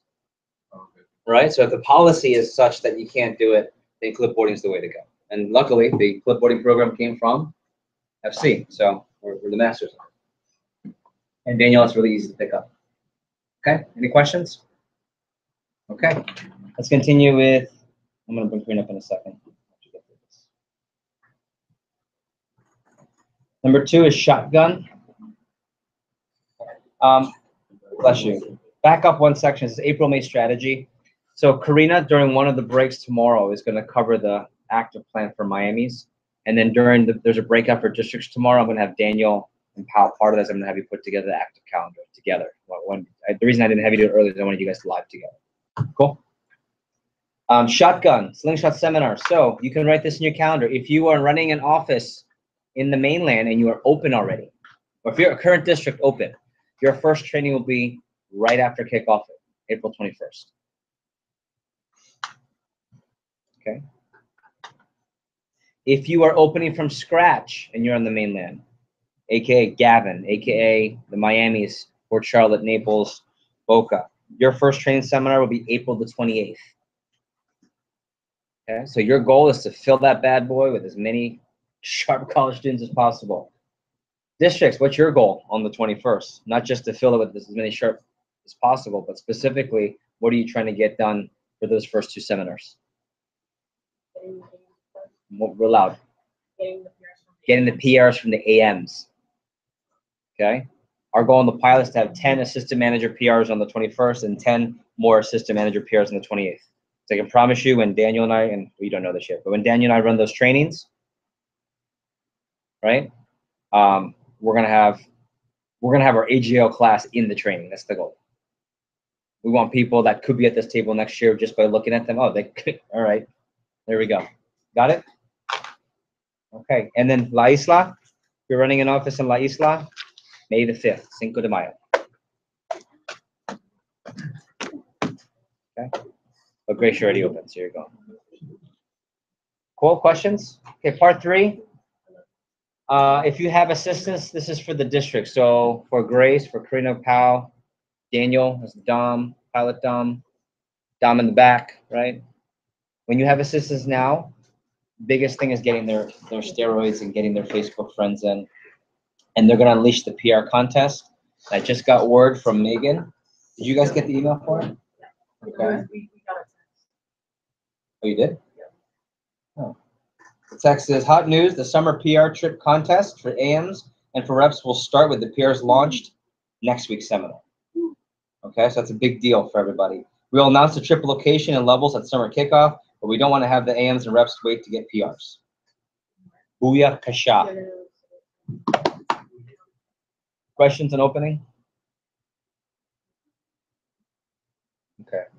I'm going to skip down to hiring, training, and receptionists. How you go to that section. Let me give you the mainland receptionist trainings that Beth is running here. That's a pretty good deadline of when you want to have your receptionist hired for anyone in Florida. April the 21st, and this will help for your CAP branches. April the 21st, Beth is planning on running a training here in the pilot. So if you have receptionists that are already good to go, that is, who can tell me how many days are involved in training for receptionists? 3. How many hours a day? About 5 hours a day. The first day, and actually you guys can write this into your notes. There's 3 days of receptionist training. Day 1 is intro and expectations. Just give me a quick version. So the 5-hour training on day 1 is intro and expectations. It's basically an opening comments. Day 2 is videos. Day 3 is observation and role play. Those are your 3 days of reception training. So when I cover your CAP, and tomorrow we'll do schedule, you'll know how the training works. It's 5 hours a day. So back to your calendar, April 21st. If you have receptionists in mainland ready to go before then, their first day of training will not be in your office. They'll be with us, and we'll train. We'll do the first day for you, with you, not for you, with you. Sorry, that'll kill me. You have to be here. You'll be here with your receptionist, and you'll participate. Sorry, but that's pretty cool exposure to get that pilot training from the get-go. She may move it to Friday if the need is such. So as of right now, it's the 21st. We may move it to the 22nd. So what does that mean? If you bring receptionists to that meeting, then that's your first day, and the other 2 days are back at your office.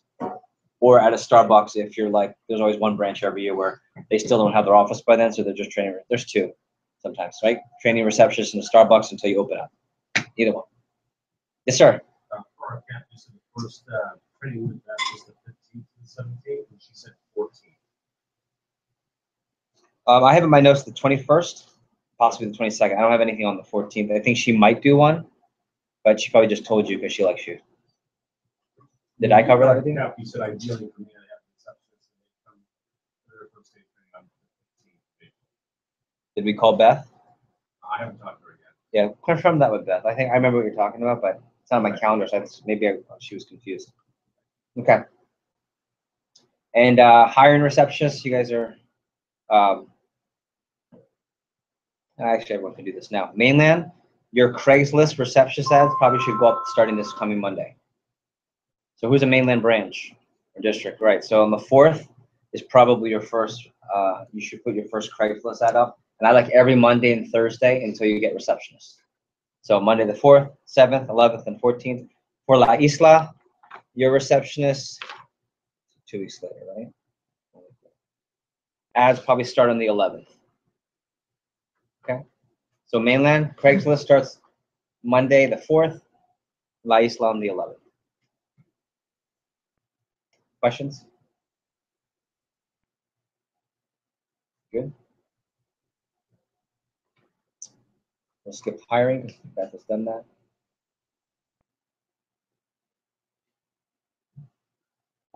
This is the topic I hate the most, but it's the easiest to set up. It's called Craigslist. If you're in the mainland, all you have to do is read the script, read the directions, and follow the directions. But there's always a knucklehead who doesn't do it. Please don't be that knucklehead. Like literally, it has this, you click on the link, it gives you copy and paste it, you push the button. It's really not hard, but there's always one branch. They're not getting Craigslist touches. It's like touches for your office. So there's a folder in there with what to do. Okay. In fact, to-do list, send Craigslist out. I'm going to resend the email so you have it fresh on your email. It was the 2016 email that we get every year at this KIL meeting, and I resend it. So just you'll get it. I'm just going to go quickly before we take a break and then Karina's up. I want to talk to the current offices right now. I think some really cool ideas that have come. Number 1, are you having summer prep PCs with your current reps? And maybe that has made your list or not. I think it's really imperative you have a good 30+ minutes with every rep on your team. No one has a huge team right now. I think every rep deserves 30 minutes on a vision for the summer, what a vector summer is like, what the summer means for them, a stump speech, a 2 to 3 year Trey Harris plan, if you will, and just get people tied in. Get people tied in for summer because they don't know. They don't know. You can't assume, you know, how many times I've been in my career and we go into the summer, we have spring reps and they just fall off. And you think to yourself, how does someone fall off in the summer? And they didn't think it was a big deal. They didn't know it was going to be a big deal. They weren't prepared for a big summer. Okay. Key staff will skip that because that's only for current offices, and we'll talk about that later. Building. And then team meetings is all about the stump speech. Okay. What I attached at the bottom for you guys is the AM prep folder. So if you're running an AM kill meeting, we're going to be running ours the day before kickoff in the pilot. I think you were going to plan on run your AM meeting next Saturday after summer kickoff.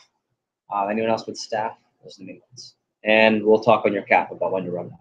Okay. I gave you all the docs that we're using. If you have any questions, we can set up a call and cover that. So stop that.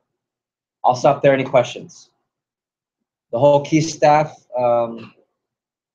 Add to list cover key staff standards. I don't want to go into key staff right now because if you have no recruits, it doesn't matter. Although very important. Yeah, just not that important right now. Cool. Okay, I'm gonna stop. Biggest takeaways. We're not gonna pair share on this one. We're gonna take a break and then get fresh for Karina's to talk because this is a lot of laundry list. That's why I put it off till later. So biggest takeaways from this message. Summer prep PCs, yeah. Actually, Daniel had a really cool idea. I'll bring it up in the later last part. Second reunion. We have a reunion in the winter break during Thanksgiving for the January program. What about a summer reunion? Yeah. So I think maybe even coupling it with, we can't, but coupling it with your AM prep meeting. So I would put it into your calendar. For the branches and new district managers, there's going to be an email going out from the region. Add to list, please, with all old reps from your territory. Last year that just got so delayed, so I made it a point to make sure. I remember Juan always asking me for it last year, and I couldn't get it. I don't know what it was. So we'll have it before the summer. There's already emails in your folders of what to send and how to recruit people back. I would just say send it and forget it because I don't know if you're gonna have time to follow up with the reps. Okay. Questions? Okay, outstanding. Biggest takeaways.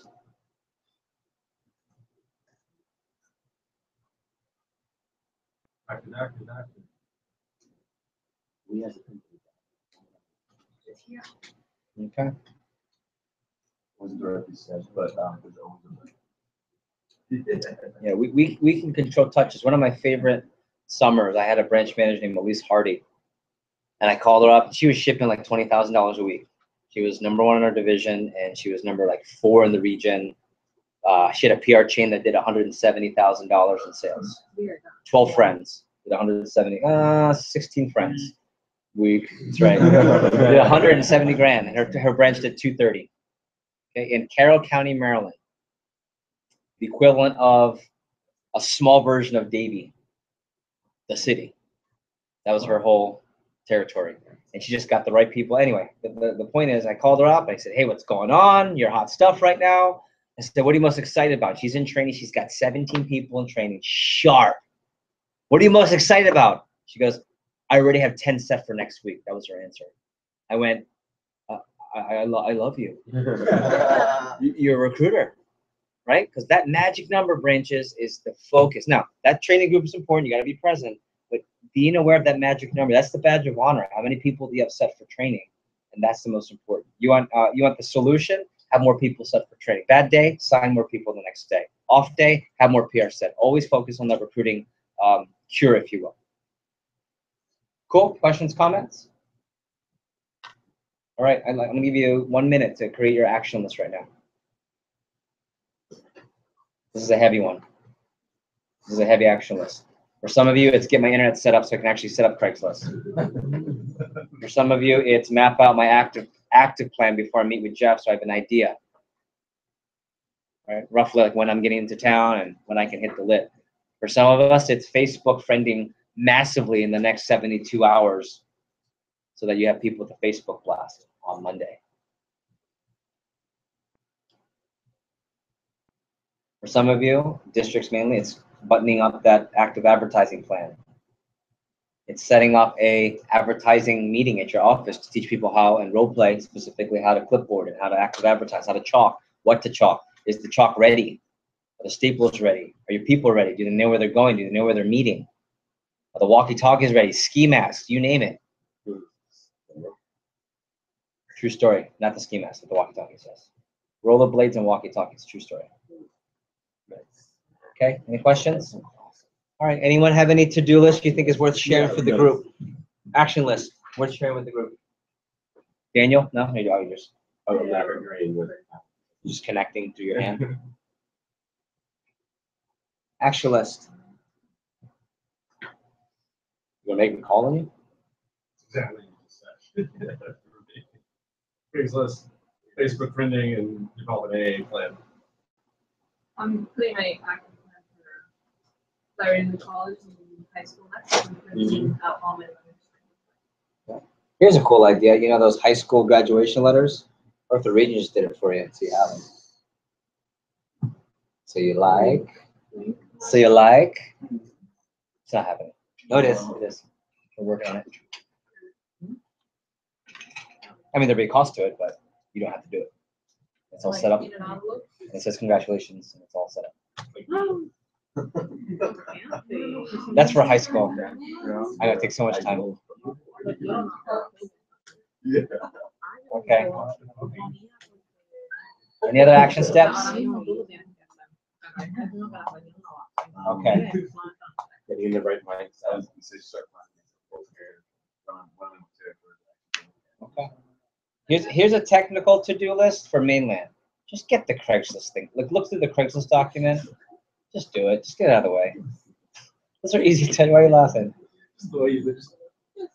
Just do it, please. Because Craig is waiting to get touches for you. Okay. Let's do this before we take a break in Karina. Let's go back up to the dinner list. We skipped it. And we're on your agenda. It's before the 6:15 mark, where it says traditional PR program Karina. At the top, it says Facebook groups. Okay. I want to get your opinion. Last year, we used Facebook for the division to promote things, and I use WhatsApp now, so we're not really using Facebook. Is that a smart strategy? Meaning, are we okay with not using Facebook as a divisional communication? We're okay with that, right? Yes. Yeah, I'm the Just old. don't load it up with emojis and stuff. Yeah, I think, that's a great point. I think WhatsApp etiquette might come into play because it's fun now and it's not summer. But if everyone's double firing and knife blades and turtles on the WhatsApp, what I mean is this: respect the fact and know that there are 17 other people on the WhatsApp. Okay. Now, if I say, "Hey, everybody, please give me a little fire if you're confirmed," I might do that. I tend to do. Give me that emoji if you're confirmed. Something fun and get interaction. But let's just be wary. But at the same time, we can give people some props. Just know what people are doing. Be aware. Be aware. Social. With the whole personal conversation. Yeah, I think that's. You guys are probably more privy to this than I am. But just know your social media etiquette. Right? Don't have a conversation on a feed. I know what that means. I know what having a conversation on a feed means now. Okay, social time. Okay, recognizing that our generation is all about social media and it's adapting with the times. We all know concept of triple threat. Who can explain to me in basketball what is triple threat? I mean, when you're no basketball players here, clearly. Triple threat, you get the basketball, you square up, and you have three options. Dribble, pass, shoot, triple threat, okay? Sing, dance, and act, okay. But for us, triple threat are Snapchat, Instagram, and Facebook, okay? So who can tell me in the FC program, where does triple threat come to play? What event? AT1. Beginning or end? Beginning. Why? Okay, so explain to Daniela, who's not from FC. You might even know. You might do it already. So I don't know. You guys know triple threat?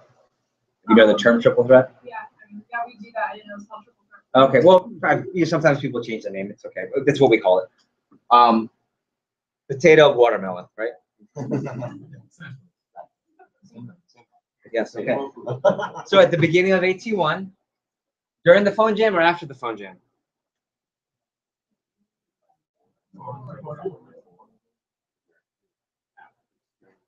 All three you've said. Okay, so this is another talk. AT1 is phone jam in the beginning. Phone jam in the beginning. Then there's 2 hours of instruction. There's rep driven at the end. You guys understand that? Yes? Please say yes. That's really important. Okay. So that phone jam, you don't want the triple threat in the middle of the phone jam because they should be making calls. At the end of phone jam, as people start to stop making calls, start to post up, and then part of the opening comments, you guys have the AT1 script. Part of opening comments is, hey everybody, make sure you triple threat before we start, and you explain what triple threat is. That way, as they sit through 2 hours of instruction, what's happening? They're getting responses, which we will call at the last hour. That's the passive part of rep-driven setup. That's not hard. Okay. There's a second passive form, not passive. We have to do something for it. There's a second form of we do something, and while they're in the instruction, we get more touches for rep-driven. What's that called? Phone switch. Not everyone does it.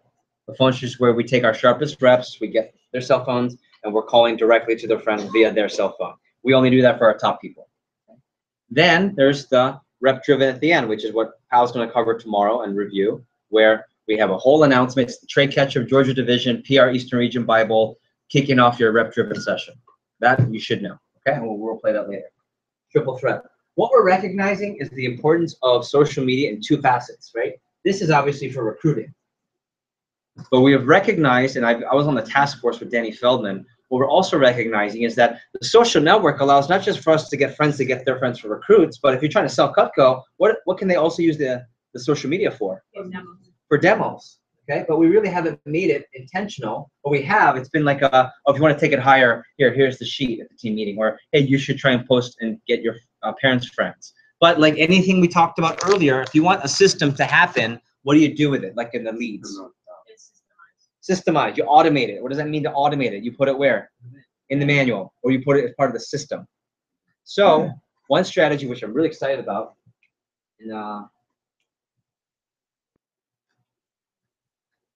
green marker.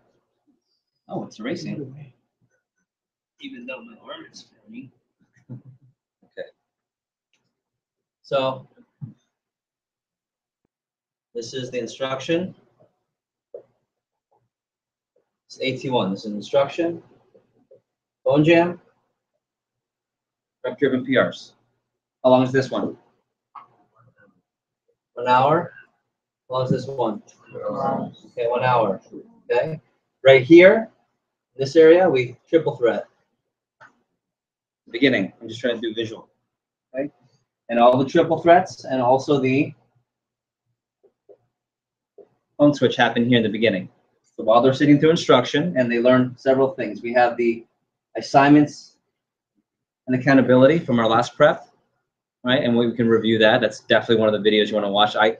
Danielle, on a side note, just to give you confidence, you don't get confused, do what you know. But there's certain things where I'll say, Daniela, you're going to want to get on our version of this because it'll help you.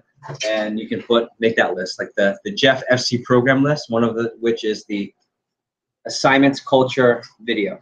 And ask me about it later. It's easy, right? It's easy, right? Assignments culture video from the front. Just assignments culture video. It's not called that on the video. I'm just, what's it called? What's the talk called? We talk about assignments and you address. First 10-day management. Yeah. I think it's within the December prep first. Okay, yeah. Parentheses December prep, Daniela. December prep. I'll get it to you.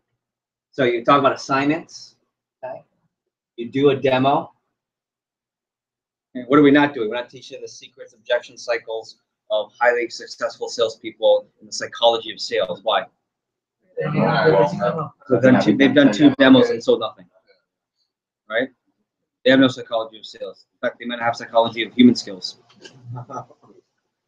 They might not, right? Then we teach them B block, secret weapon. Then we do names list expansion. Because the assignment later is going to be what? To come in Wednesday with 30 to 50 plus, right? Then we give them time to work on it. And the last thing is we give them the next set of assignments, which will counter hold them accountable to another on Wednesday. Okay? That's the instruction. Really simple, really easy. And what I love about our AT program at FC, it's really basic. Because don't fool yourself if you think you're going to teach them anything advanced training. You're just teaching them what they should be doing. Think of it that way, right? You'd be surprised when you just do a regular from the book demo here instead of whatever you've been doing. You just do a basic demo. Okay, guys, let's get some feedback. Wow, that was awesome, Gavin. It's the book. You can do that. It's the book. That's what I taught you. Because my light bulb was that when I watched the demo. Then we do rep driven. Here's where social time comes into play. And recognizing that social media plays a role in both of these. Right? So what have we been using? How have we been using social media for getting recruits? What do we call that? We started on the 4th. Yeah. You did, but how do we use social media? What do we do? Friending and we call Facebook blasting, if you will, like sending messages, right? Okay. And then how do you do that with demos? Same thing. Okay. Now we're going to automate it. So instead of 4 hours, we're making it 4.5 hours, just by a little bit. We're going to add 15 minutes here, 15 minutes here. Instead of 1 hour for phone jam, it's going to be 45 minutes for phone jam, and we're going to force 15 minutes of Facebooking their mom's Facebook. And force and automate the appointments through social media. Not save it for push weeks, although that's where it's come out. It's become a push week special. Well, I don't want to wait till the push week. I want to get it on the 4th day of the job. Or, yeah, first weekend. So the first part will no longer be an hour. It'll be an hour and 15 minutes with 45, 15-minute distribution. Questions or clarity? Questions, comments? Like, don't like? If you don't like, you can go to hell. Just joking. Questions, comments? I'm sorry. What do you mean an hour? Sorry. So social time. We call it social time. Social demo time. And then here we'll do social rep driven time. Same thing. 30, 45. So in an hour, check this out. So let's say you have 10 people. 10 people in AT1. How many demos should they be sending in an hour anyway? Roughly. How many demos should a rep set roughly in an hour? Right? Ideally. What's the range? 2 to 4, 2 to 5, right? Give or take. Okay. So you imagine your reps now have a little extended time. Imagine if every rep left with an average of 4 to 5 more appointments. You just generated 40 to 50 more appointments automated in the beginning part of your advanced training. That's $400 to $500 in sales. You just generated 4 to 5K and you forced it into your schedule. Right? Oh, I don't have any more numbers. We have social media. Yeah, there you go. And here, watch this for those, especially districts really understand the value of this. So the last 30 minutes, you have 10 people. How many people can you Facebook blast in an hour? Like if you copy and paste, who's Facebook blasted themselves? Daniela, how many can you get in an hour? Roughly. I know there's no exact number, but what do you think? Have you ever counted? Has anyone ever counted roughly? Well, depends how you do it. We just do it individually. We had to scroll the whole time in that case. 1 per minute, so 60-ish. Okay. So if it's 1 a minute, roughly, okay, you're talking 60 an hour. So we're talking 30 minutes.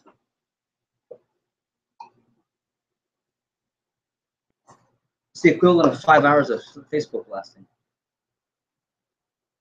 right? Because isn't this divided by 60? It's 5. You just did 5 hours of Facebook blasting. What your staff would have taken 5 hours to do. 30 minutes. Okay. So yes, there you go. That's a good light bulb, right? So and we're already forcing the social media track right now. Okay, any questions on that? Está bien? Question. They're doing the same thing, both the pre-AT1 start and the post-AT1. No, this is for demo. This is hey, Mrs. Jones. This is so and so's son. I'm messaging you through Facebook. So I have the scholarship opportunity, et cetera, et cetera.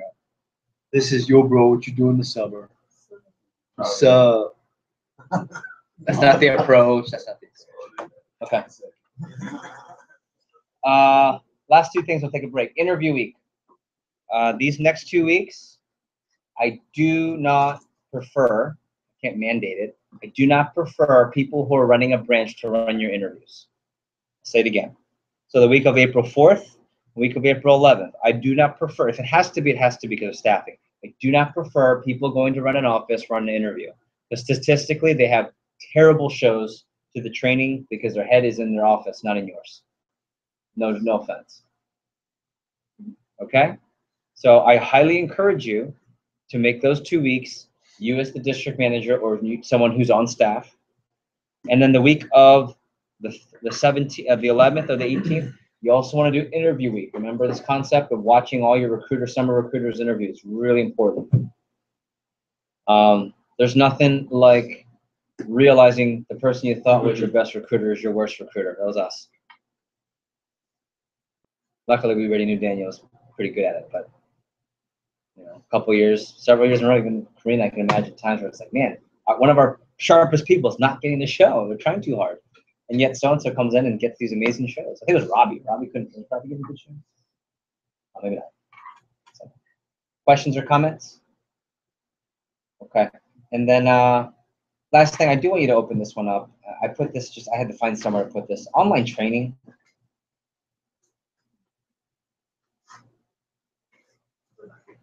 We should do it. It's the last thing on miscellaneous. I'm going to put it up. Raise your hand if you have run an interview on Thursday and have pumped people into an online training. Okay, good. So let me just be clear here.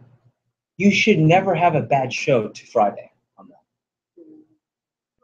Right? Like, it is like the concept of, you know, when you play T-ball, like it is all teed up for you. Why is that the analogy? Because it should be easier to hit the ball because it's not moving. It's right there. It's not like coming at you like, oh, there it is. Just, Johnny, just hit the damn ball, right? You should be getting 60, 70, 80% every Friday. Daniel does every Friday because it is the next day's show, so the efficiency is high. And this, you've seen this before if you run an office. I send it out in May every Wednesday and Thursday to remind you. Okay? And I'm not going to read through it. You can read for yourself. But just remember the order of what it takes to.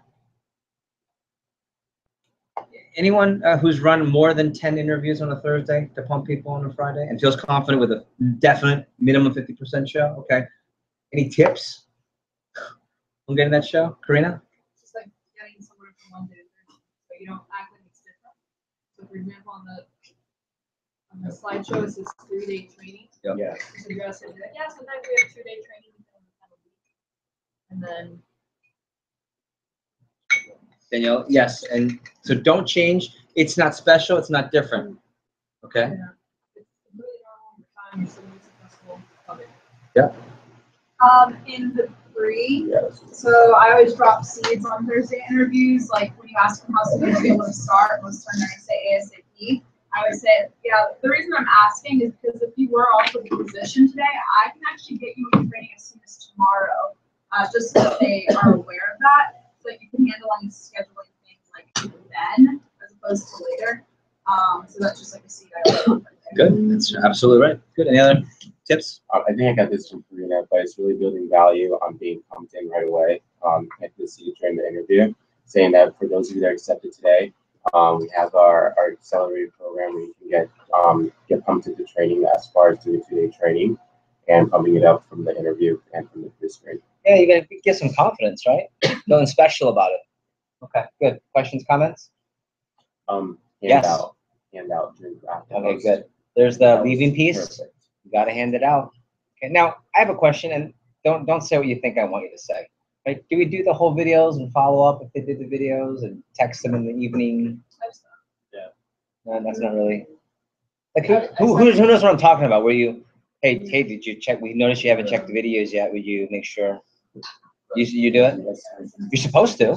You're supposed to. And I was one of the people. My district manager was the one who started it. Her name is Kate Arbuthnot. Her name is Kate Arbuthnot. She was the first one to verify the videos being done, et cetera, et cetera. But we're not doing it. I encourage you to do it, but I mean, we're statistically finding that it doesn't necessarily make a difference, but I think it can help. So do what you do on that one. Do you? I'm gonna do me, you do you. Cool. All right. Do me a favor. Let's take a quick 5. Let's get recharged. I need your energy for Karina. Thank you. That's one of those list talks where it's like just list. Cool. All right, everybody. Can we mute the broadcast so we don't get knocked off? And when you hear Shaggy Bombastic in honor of Kayla, you know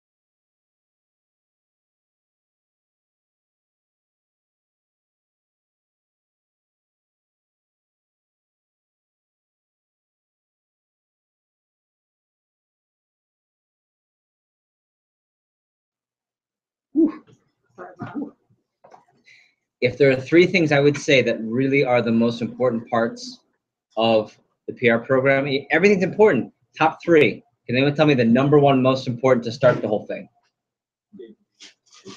Meaning what? You have to get what? You got to get 100+ names for this to work.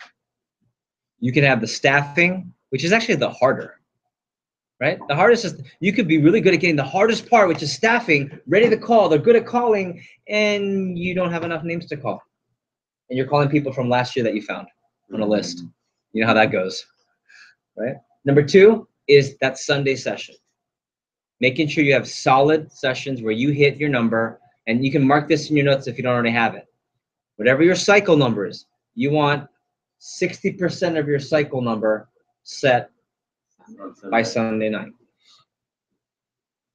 Okay, so if your cycle number is 100, you should be at 60 set by Sunday night. Is that 60% of total or PRs? 60% of your total cycle. Yep. So if your cycle number, again, is, let's call it 200 in the pilot, we should be at 120 for the whole cycle, which is Thursday, Friday, Saturday, and by the end of Sunday calling, which is where we move that number. Then the third way that we make the PR program work is staffing. You have to have enough people calling. Cool? And Karina's been just masterful at this. I appreciate her support and time and effort on this. And I think of Karina, I think of someone who's been very loyal to the organization, and she's about to bear the fruit of being so loyal because she's going to see and witness what it's like to be part of now 6 out of 6. But the greatest thing about being 6 out of 6 and you're here right now is you're here when we're not 6 out of 6. And you remember when we were 6 out of 6, and you get to move the division. You get to be part of the division. You are the Karina Marquez Sunday Kickoff Program. You become the Dorcas Castro Web PDI system. You become the John Heisman rep targeting for 10K faster. I mean, programs come from situations where you're not just a, what do you call it? You're not the tail of the lion. You're the head of the mouse, head of the rat. Yeah, I like rat. Right? Yeah, right? You guys know that analogy from Outliers? You don't want to be the tail of the lion. You want to be the head of the mouse. And we might be smaller right now, but you're a big deal here. So I appreciate Karina coming up to speak about personal recruiting. Give her a big round of applause and energy, please. Thank you.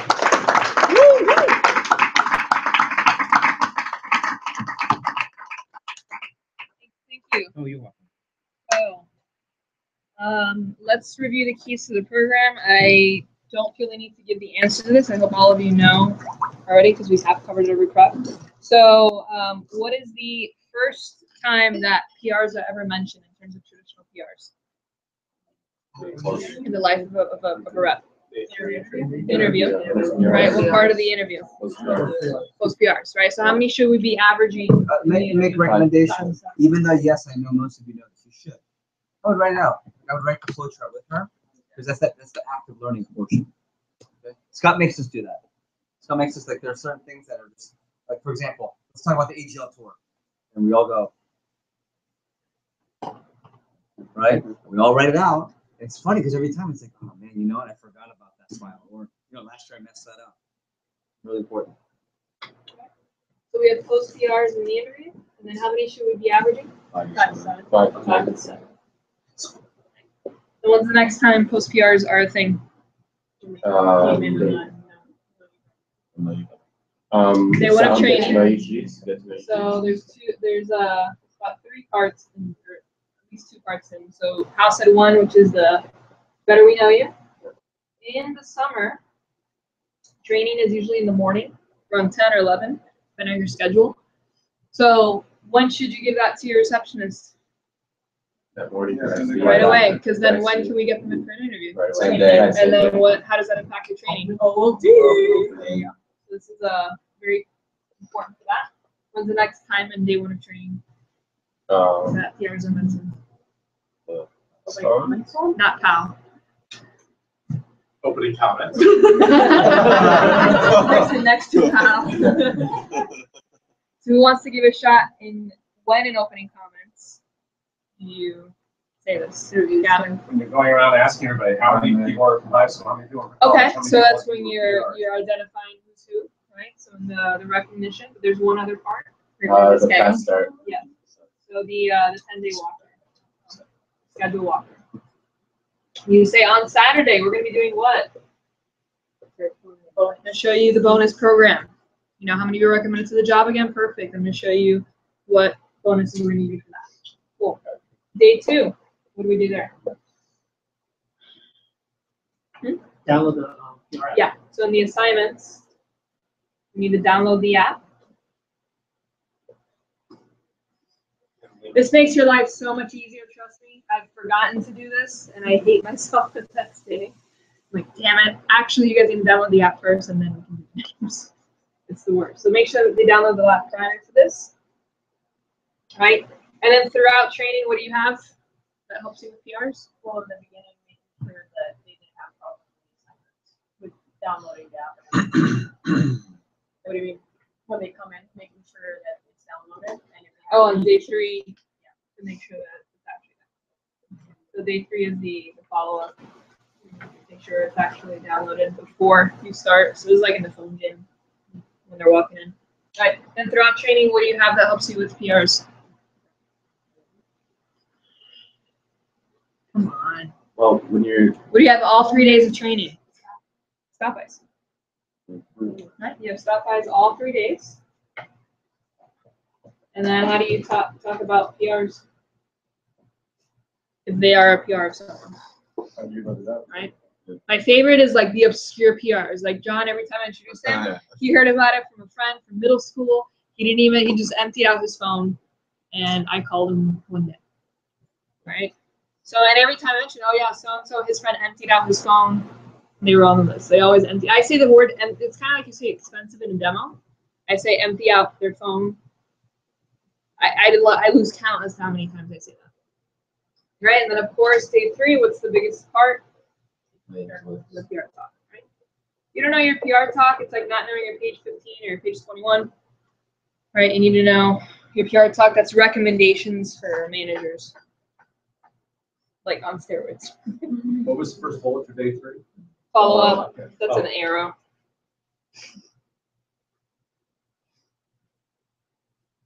All right, awesome.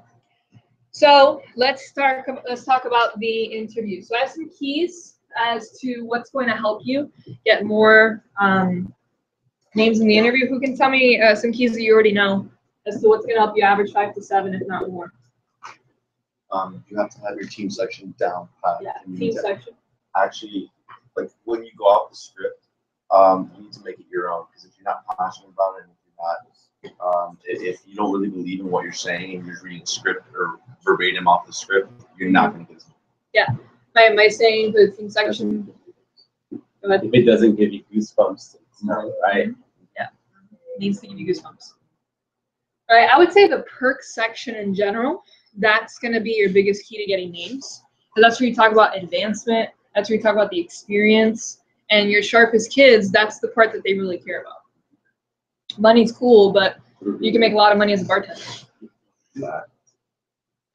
Right? You can make a lot of money as a bartender, but you're a bartender. You know? So what makes us different is the experience and the advancement, and those are the ones that they want to hook up your friends. Right, so your perk section in general, specifically your team section, because that's the last part, they need to feel great, and then because you're about to ask for names. So what else is a factor in averaging 5 to 7? Just have to take confident about it. Know your script. Yeah. What else? Name dropping during the interview. If you have any PRs there in the interview, like for instance, my cue is page section. Whenever I'm doing like an example, if I know there's a PR of a sharp rep in the interview, I say, okay, let's say this Johnny, he just started with us in his first week and he has 20 appointments. I use him as an example. And when I'm talking about how easy it is to hit the promotions, for instance, your friend Jonathan hit his first 3 promotions, first 3 days on the job. Yeah. Obviously, the same. Yeah, try to name drop PRs. It's good. Also, I put down, don't act desperate when you're asking. If you're asking kind of like needy, it's the same thing as recommendations as rep, right? You're probably not gonna get that free. Okay. So those PR names, when do you want to call them? Right away. Right away. So this is like your 6:15 or your 6:30 interview. You're probably going to be done like at 8 or 8:30. Call the top post PRs. Natalie Chai was 9:30 at night. because I didn't have what? That was a 10 o'clock. Yeah, 10 o'clock at night for him. Right, they don't care. These kids are up. They're on Facebook. They're on Netflix, and what are they doing with their life? Like they're good. If anything, that's the best time to reach college kids, I would say. Because during the day they're at the beach. Erica Timmons was watching Netflix. Yeah. Yeah, on a weekday, unless it's a Wednesday in Miami. Only in Miami though. Only Think about it. Call them on a weekday at night. They'll be available. He goes, hey, sorry for the late call. Hope I didn't catch you in the middle of anything. No, you're good. Cool. So, the meat of the message that I really want to get into is the PR talk. So I have a few thoughts, and I feel like this is really going to specifically impact those who are first-time managers, because there's only so many PR talks I know that you've run, so I'm really hoping that you're gonna get a lot from this. For those, raise your hand if you've run PR talk at least 3 times in your Vector life. Okay, so a handful of you. Let's see if you guys can chime in, and if there's anything that you're missing, for sure, this might be a good reminder. So I have a few things to share. I'm gonna sit because I twisted my ankle recently, but first and foremost, the physical setup in generating PR names. First of all, how many should you be averaging for PR names? 100. 100 plus. 100. 80 is like the cut finger number, right? 80 is like you gotta have at least 80, but ideally you're averaging 100. And if you're doing the PR app, which is where the division is moving now, doing strictly PR app, it's so easy to get 100 because it's on their phone. Right? They don't have to actually write it. So first of all, you need to know your PR script. That's the one you should be studying. Don't study training because you can read off your script in training. Plus, we have videos you can play of Jeff, running training. You can play that on your training, if anything. But your PR script, Jeff can't do that for you. So you need to know your PR script as soon as possible. A few things that need to be physically set up. Any prizes that you're going to give away, have them ready. Ideally, take a break right before the PR talk. Why do you think for the reps, why do you think we want to do that? So They're fresh, they're energized. Sometimes I'll show, have you guys seen that cool video of the K-bar when it's cutting through all the water bottles? Has anyone not seen that? It's like the coolest thing. I'll play it maybe during a break. But I usually show that right before. Because also later on, what can they potentially win with the PRs that they can win a K-bar. So it's just like a really cool video. This guy is like, I think he's from Georgia or something. He's like, look here, this K-bar, and he like rips through like all bottles. It's pretty awesome, and I don't know why everyone thinks it's like the coolest thing ever. They would never do it, but So you want to get them like really, really fresh and get them like in kind of set the tempo so that they're feeling good. Another thing you physically want to have set up is you want to have the sheets that they're going to write their top 20 butt kickers on, right? Does anybody not know what I'm talking about when I say top 20 butt kickers? It's really important, this part. Does anybody not know? Everyone's good? You don't know? Who can explain it to Oscar? Gavin. You have your sharpest reps, they put together their whole humongous list, and they give you your 10 to 20 butt kicker list, and those are the people that you're going to basically target personally with steroids. And I'm going to edit that. That was great, except I wouldn't just do sharpest kids. I would just do everybody. Everybody. Because especially your non-sharpest one, you're probably going to want to only call that list. Everybody knows a sharp kid, so you want to get that sharp kid. Yeah. Cool. So have those sheets ready. Some people are gonna do it like off their notebook. I already have like free money sheets that I give them to do that. So know your script. Make sure that you have your prizes. Make sure that they're in a good mood, and then also make sure the music is off when you're collecting names. I just like it off. I know some people do like low music. I just keep it off the whole time. I don't want anyone talking. I want to hear everything. I want them to know it's an important time. Okay. So a few things. Once you start your PR talk, I always have. Turn on the TV. I don't know how.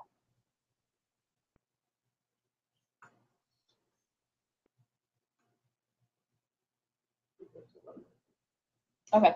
So work the fast start prizes throughout the entire training. You need to like utilize like in terms of food cutting, utilize them, or if you're not going to do food cutting, you can do the video in the virtual. They need to see the knives being used. You need to get them really, really excited about winning fast start prizes. When you do stop bys, be like, hey, how'd you feel when you got your box of Cutco? Oh my God, it was like Christmas, right? You need to work fast start prizes like it's your job, because it is your job. So, because the whole double credit, right? Does anyone know what I mean when I say double credit? Because that's what you're gonna do for the levels. Let's review the levels, by the way, to make sure the division's on the right page. So, who can tell me if you're not a district, right? What are the levels that we do for PRs? 50, 10, 40. 40. 60. 60, 80, 100. What are these?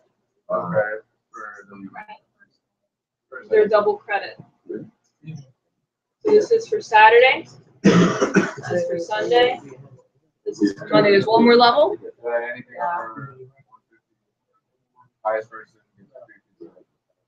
Okay. I've done the highest person. I think it's a little bit better if you do a drawing for a certain price. So whoever gets to 150 gets to a certain price. The reason why you do a drawing for everybody that gets 150, you average more as opposed to saying the highest person, because I used to do the highest person, and then I found that I always get one person. They give me like 200 or 300, but then everybody else is like, everyone knew they're like, oh, he's gonna win. I'm not even gonna try. And so they don't even try. So you actually average more collectively. I'd rather get 150 from more people than 400 from one person. Do you separate them? Yeah, totally. I'll talk about that in a second. For sure. Yeah. Okay. So the fast start prizes, you need to make sure that, did it turn off again? Or did you think I wasn't using it? That was just bipolar. Question real quick. Answer Double real credit, quick. that's for Sunday or Monday, whichever they get. No, Saturday, Sunday, Monday. Oh, double credit It's for all added. three. If they get 100, it's double credit for all 3 days. Okay. Okay. Yeah, it's cumulative. This is all cumulative. Okay. Yeah. Right. So, is it the HDMI? Here we go. I got it. Cool. So fast start prizes have been worked. They're excited, right? They're pumped. I recommend having a song at the same time. Have them live, because if you're a branch, you're gonna get all these prizes. They're gonna mail them to you, right? You say, "Can I get an ooh? Can I get an ah for the ice cream scoop?" Right? So I work it with the ice cream scoop. I make the ice cream scoop seem like it is God, and it is great. It's Cutco, right? But here's the thing: it's really cheap for us because we get it a third. So it's a great thing to give away. So you cut ice with it in training. If you don't have an ice maker in your office, just get a cup of water with ice in it. It's free. Just make sure to get it on the third day of training. Show them how it works. Right? Get them pumped about the ice cream scoop. So anyway, when you are doing the PR talk, I have that up there. And when I'm explaining this, I pick the top people in training and I use them as an example. So be like, all right, so let's say Dorcas empties out her phone and gives me at least 60 people. She has 4 demos today. Everyone feel pretty confident she's gonna sell at least $1,000 today? Heck yeah. So she'll win the ice cream scoop and the fashion sweater, no problem. But because she emptied out her phone, now she's also gonna get the chef knife and the slicer on top of that too. I'm not gonna pay her for $2,000 obviously, because she gets all the prizes. So let's say that Grace empties out her phone and gets to at least 80, and she has 6 demos between Saturday and Sunday. Let's say she sells $1,500. She's going to win her ice cream scoop, fashion sweater, and the chef knife. Because she emptied out her phone, she's also going to get the slicer, both forks, and the butcher knife too. I know you like that butcher knife, right? And so you kind of work it with what you know that they like. So if I knew that she loved chopping the apples in training, I'll pick her for the butcher knife one. Right, and then I'd be like, all right, let's say Daniel's emptied out his phone, he gets over 100. Let's say, he sells at least $3,000 this weekend. I know you have about 10 appointments, at least $3 grand. So he'll get the ice cream scoop, the spatula, the chef knife, the slicer. Notice how I say all the names.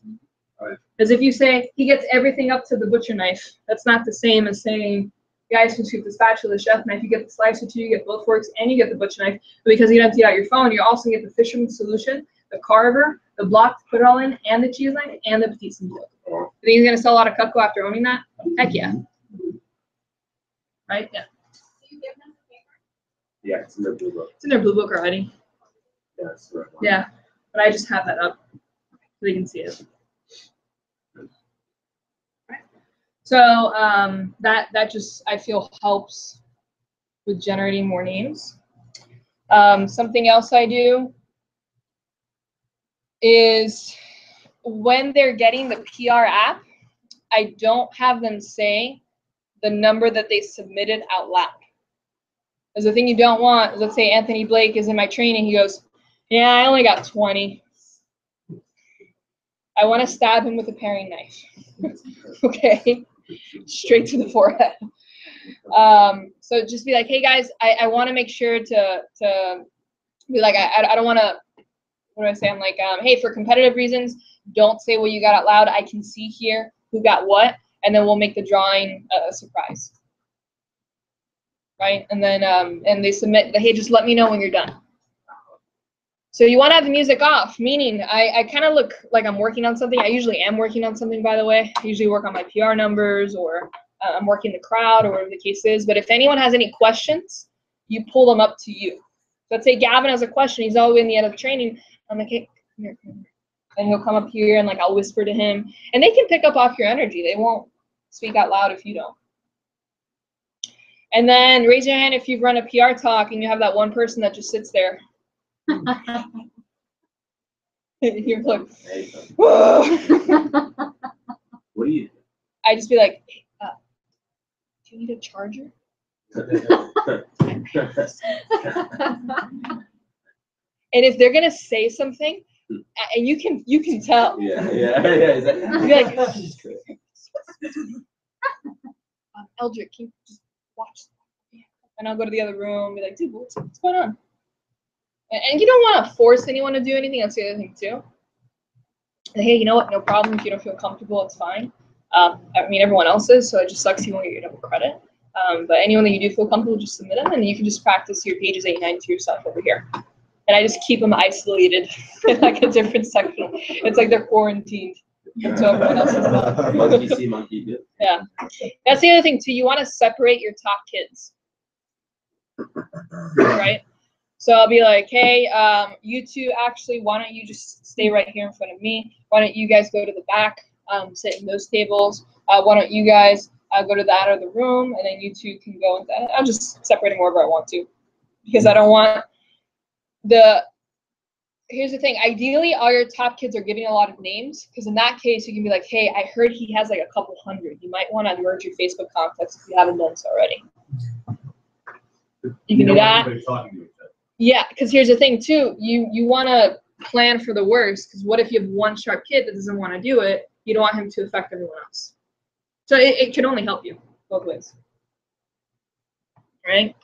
So before we move on to the kickoff meeting, any other tips from any veteran managers? Usually I make sure they go into WhatsApp. Sometimes they're in groups and they have a lot of people there that they don't have the number. So I just make sure they add all that. Because what I do is like if I have like, let's say Jonathan has 150 and then Blake has like 160 something, I usually I'll go to Jonathan. You're losing, but not that much. How about you get to WhatsApp? Or how about you do this? And I started comparing it. Wait, would you say the numbers in WhatsApp are not what? For example, in the A squad group, you can see how like there's a bunch of people. If you don't have their numbers saved, they're still there, so you can add those people to your contacts. So they're like in a WhatsApp group. I had a question though. As far as the Facebook, merging, I've had like poor success with that. I don't know if it's like not they an don't option merge it anymore. I don't know if it's not an option anymore. Like they just don't merge it. You don't know how to merge it. Well, I've looked on Google several times, and every time I've done it, it's already been synced to the rep's phone, or there's no option for me to like sync them. We can probably say that for later, because I really don't. Yeah, I didn't want to go into that. Yeah, I know how to do it on iPhones. I don't know how to do it on Androids. I've to be honest. That's fine. I apologize. So Yeah. we get to whether we're apping, writing.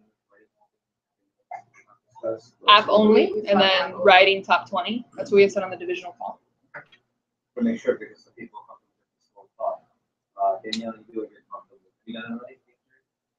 Yeah, I've done it, and then I've observed it sometimes too. This, trades where like, you can't do anything out, like, I know that. We just went straight out, but both work. You just have to go, where you're comfortable. Like, I can do write down first and get 200 per person. I can do that first. Yeah. There's no proven difference in one better than the other. It's just that wherever you get, you can go. But I'm very confident you can get 100 plus, assuming that you prep the people to bring their chargers, and part of your assignments, which we have in the training, right? We give you guys know the pilot will give you a sheet. It's the assignments from the end of each day, and you hand it out. We don't want them just to write them down. You hand it out, and part of it is make sure they bring their cell phone and they download the app that night, so that if you have any app problems, you're not dealing with it right before your name collection. You already know who's got the app problems as soon as they walk in the train. If they're on the phone, hey, does anyone have a problem with the app? You can take care of it there, not during names collection. Cool questions? Who's done it app only before? And how many did you average? Well, you were non-summer. They both give you 80. I'll take that. I feel it's also organizational wise more convenient too. That way you don't deal with any like bad handwriting. It also filters up duplicates and odds are, if someone doesn't have the phone, odds are it's probably not the person you're dying to get the phone from. I mean, odds are. I didn't have a phone for a little bit, but okay, cool. Can I get 10 more minutes by the way? You can get 15 before you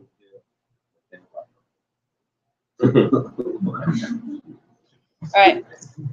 So to be clear, branches do not promote the $1,000 credit yet. That is when? AT1.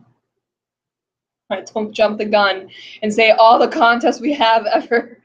Don't do that. Yeah. It's just strictly markers. So we'll end with the kickoff meeting. So you do the kickoff meeting with your receptionist, and after the call-in session, right? So during the call-in session, the way to drive it, Kyle and I were talking about this. It's really hard to manage receptionists if you're in a different room, right? Especially when you have reps coming in and you're meeting with them PSP. So what I recommend, set up the PR board in whatever room that you're in, right? Raise your hand if you don't know how to set up a PR board, so I can just do it real quick. Okay, cool. So it's a simple thing of you put their names here, right? And then you have this table. Let's say you start your PR calling at 2, you put 2 to 3, 3 to 4. Let's say you have a break at 4:30. You can do 4 to 5, right? But then you do this, signifying there's a break in that hour. So how many PR should we be setting per hour? 2. So they tally per hour how many they're setting. All right, and that way you can track the efficiency per receptionist. And then at the bottom, you have a total, and per hour, you can see total where your office is at. Does that make sense? Right?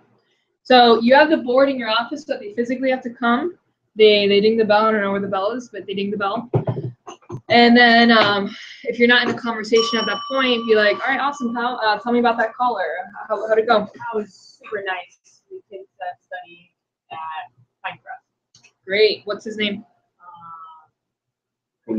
Rick. Nice. Why is he going to show? He's super nice. He connected with sports. He's really excited. He has super PR. His PR does really well. Great. Keep it up. That's an awesome question. Why is he going to show? Why is she going to show?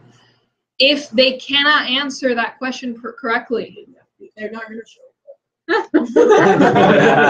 and it shows you that they're not doing a good job of connecting, right?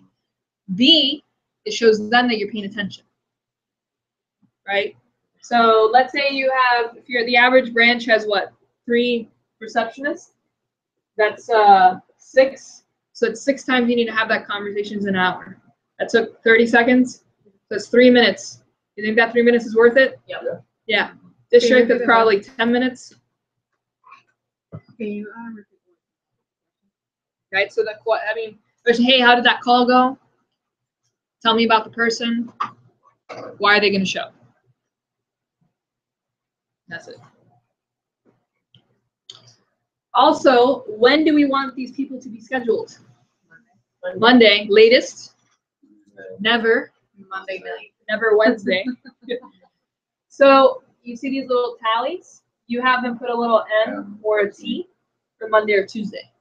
Don't give them times for Wednesday because then they'll set them for Wednesday. Right? So on the rare occasion, someone will come to you, hey, they really can't come Monday or Tuesday. What can we do? And then I'll give them a time for Wednesday. All right? So what I do in this halftime, right after their break, I have a halftime huddle. Right? About 5 on the high end, 10 minutes. What do you think you're going to cover in that huddle? Results from last time. What's been happening the first half of the result. Hey, Sonimar, you seem to be getting 3 per hour. What's your secret? What have you been doing?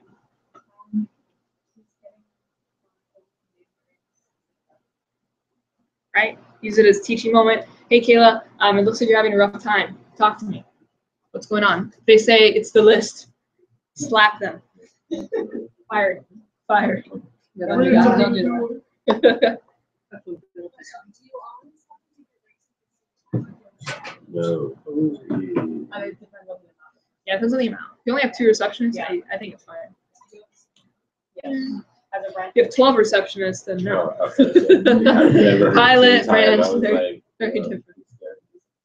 It's just easier as a branch when you only have 2 receptions to do at the same time, so you can huddle at the same time. Okay. So what I recommend, your PSP, we're gonna do in the FC. I'll talk about this more so I think tomorrow on the agenda. It's gonna be at 5 o'clock every Sunday. Right, just have it at a set time. It could technically be 5:30, but I think 5 o'clock is fine. So I would do your huddle at 4:30 right before the kickoff, because after the PSP kickoff, you think you're gonna have time to huddle with them? You're worried about your team and whatnot. Okay. So treat it like a phone jam, right? Make them your receptionists are the sharpest people on your team. Sharp people are competitive. Why are they competitive? Because they're used to winning. No matter what. If you're not competitive, it's probably because you don't win as much. It's true. Right? My receptionists are the sharpest people on my team, which means they naturally are more competitive people. So use that. Hey, nice job. This person is taking the lead by 3 people. Let's see what we can do to catch up. If you see someone's struggling, let's say they're only getting 1 per hour, just pull them aside. Hey, what's going on?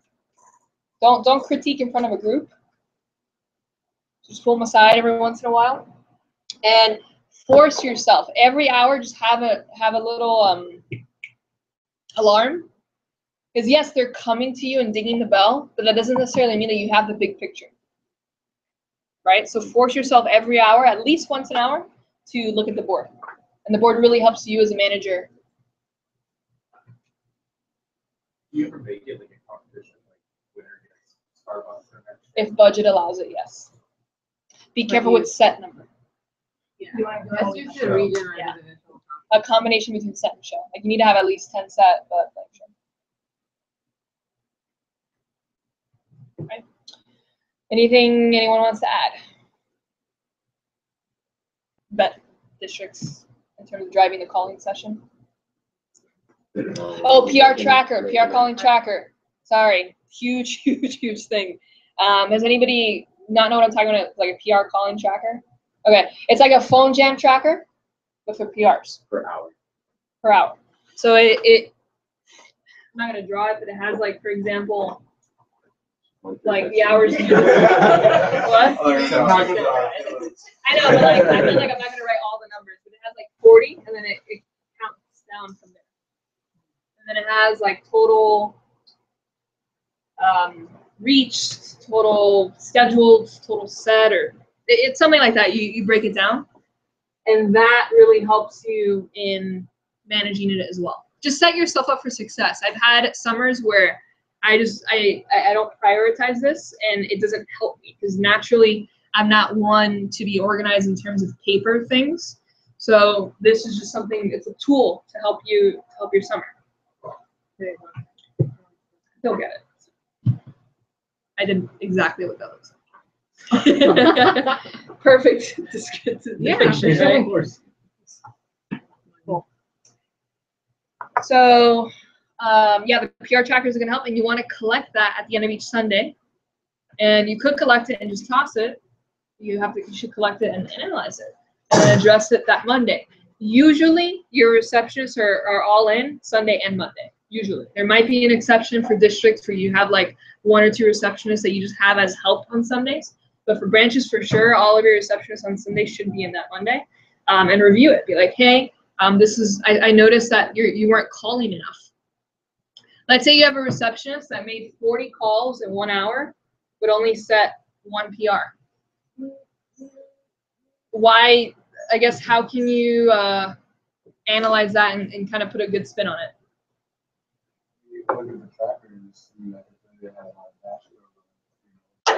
Yeah, to see how many of the 40 they actually spoke to. So let's say of the 40, only 4 answered. It's not that bad.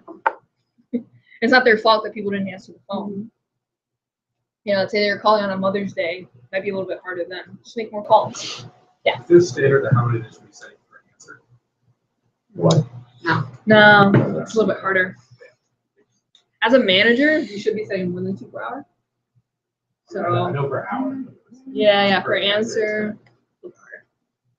Right. I'm like, oh, not that many. And now if they had like 20 answer the phone, they only scheduled 1. That's pretty bad. Right. So, in terms of throughout the week, every morning I recommend get a quick PC with the receptionist that's in. When I say quick, like 5 minutes. Hey, how's everything going? How's your boyfriend? How's life? Cool. Let's talk about yesterday. These were the results from yesterday. Why don't you tell me where do you think what do you think went well? Right. Let's say they had 60% incoming show. Hey, what'd you do? Hey, I noticed your PR show was a little bit off. It's 20%. What do you think happened? Try to have the receptionists analyze themselves. They're smart people. They can do it. In the beginning, you might need to help them a little bit because it's very new. But ideally, they know where they went off. Right? And then you always want to create action into it. Like, all right, cool. Let's talk about today. What I recommend, set daily goals. So I recommend setting up a receptionist board in their room. And let's say you have Monday, Tuesday, right? Let's say you have the 3:30 and the 6:45 interview. You put like a little dash, and let's say you want 10 set for this one, 20 set for that one. Say we have 8 and 12. It's all right, cool. Well, today we need 8 more for the 6:45. We only need 2 more for the 3:30. You feel pretty confident getting the 3:30 knocked out? Awesome. We're gonna get 2 more girls in. I'm pretty sure we can exceed the 20 mark, but 20 is the minimum. Cool? You got this? All right, cool. Here's today's urgency phrase for the day. And maybe you can make it with them.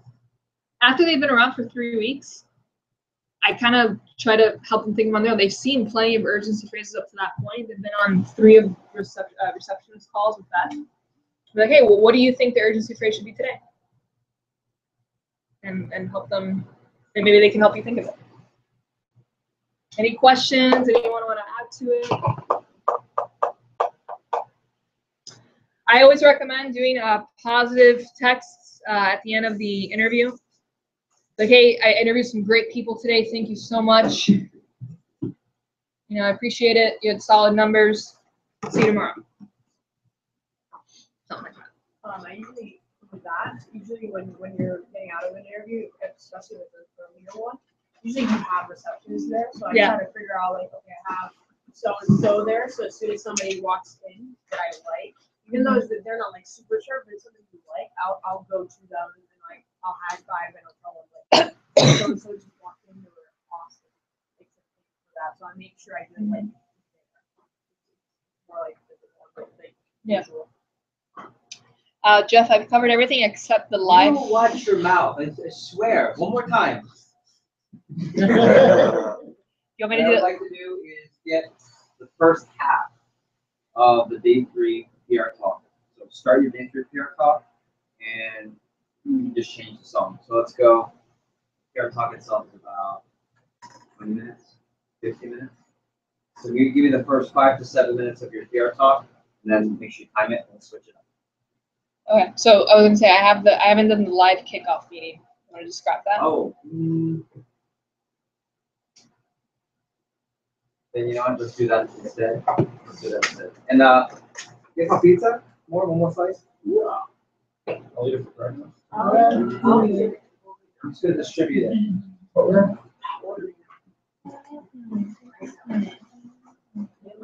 Continue. Cool. So we're gonna wrap up with the kickoff meeting. Raise your hand if you've seen one of these.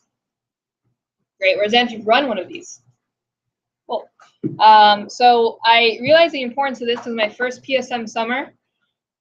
I literally just sat at the front of like the receptionist area and like, so ladies, how's your weekend? Cool. Well, these are the numbers from last week. These are the people from this week. Have a great Sunday. it was like the dumbest thing. Not dumb, but It's like coffee talk. Yeah, I really didn't know any better. It was inefficient, and you know what's funny? It lasted the same amount of time because there was no structure, you know. And if your receptionists are your priority and you put enough preparation into a team meeting, your receptionist should have the same amount, if not more so, preparation. So I really learned from that. And so the second summer as PSM, I decided to put a keynote together. And it's been the same keynote. I didn't really see a reason to change it. I do the same exact thing every time. So I know it's a little bit late. We're getting some pizza to chow down on. But if I can get your energy and attention for this, say aye. Aye. I'm going to take some notes and get some value. Say aye. Aye. I'm going to hire some kick butt receptionists. Say that's going to be me. That's gonna be me.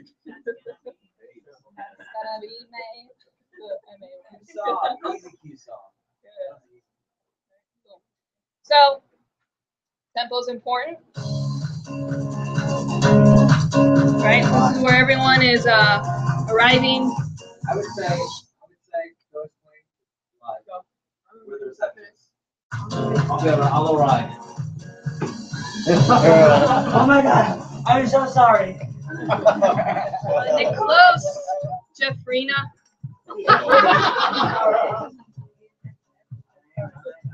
All right, for the sake of not talking to everybody, we'll have you four be my receptionist. Nice. Woo! Joanna. All right. All right. So, anyone have everyone have a good weekend? Woo! Stuff, right? Can we get a quick round of what do you appreciate? Grace, what do you appreciate? I appreciate vacation. I went to the Vacation. beach. Yeah. Awesome. Good to know. La Isla has a lot of those. Yeah. Dorcas, what about you? What do you appreciate? I appreciate my 12 cats. 12 cats. They appreciate you, I bet. I appreciate family. Appreciate family. Awesome. Yeah. Paola? I appreciate. I would say family as well. Family as well. I like food. Food is great. I appreciate, really where we are right now as an office. Literally every single office in the entire South Florida and Puerto Rico area. We had about 19 offices in one room. Mr. Gamboa, my boss, as you know, met with us, and we spent 3 whole days planning the summer. And as you know, the summer is the biggest part of our of the season, of the Vector season. And I'm just really excited to have you guys be a part of it. It's only the beginning of the summer, but it's the most important part. We spoke about slingshotting the summer. Do any four of you know what the term means to slingshot something? Forward. Propel it forward, exactly. So what's the best way to propel anything forward in our business? With recruiting. With recruiting. So you know, I'm really excited to, you know, review what happened last week, but more importantly, to focus on what's going to happen this week. So let's do a quick review of last week's numbers. So that's that. So last week, the #1 office in terms of PR show was the Fort Lauderdale pilot office at 42%. And we had the Ponce office at 39%, San Juan office at 33%. We just squeezed in there at 32% for the SOMI office. Do any of you know the standard? You remind me of the standard for the PR? 35. At least 35. So we were a little bit below standard. Not awful, but we'll talk about that in a little bit. And then the North Miami office about 30%. So as a region, this is what the region did last week. So this is everyone from Puerto Rico to Virginia did about 31% as a PR show. And as a division, we rocked it. 36%. We're the #1 division in the entire region. To no surprise, because Ms. Beth Tashish is in charge of the FC. So we should be #1. So in terms of you ladies,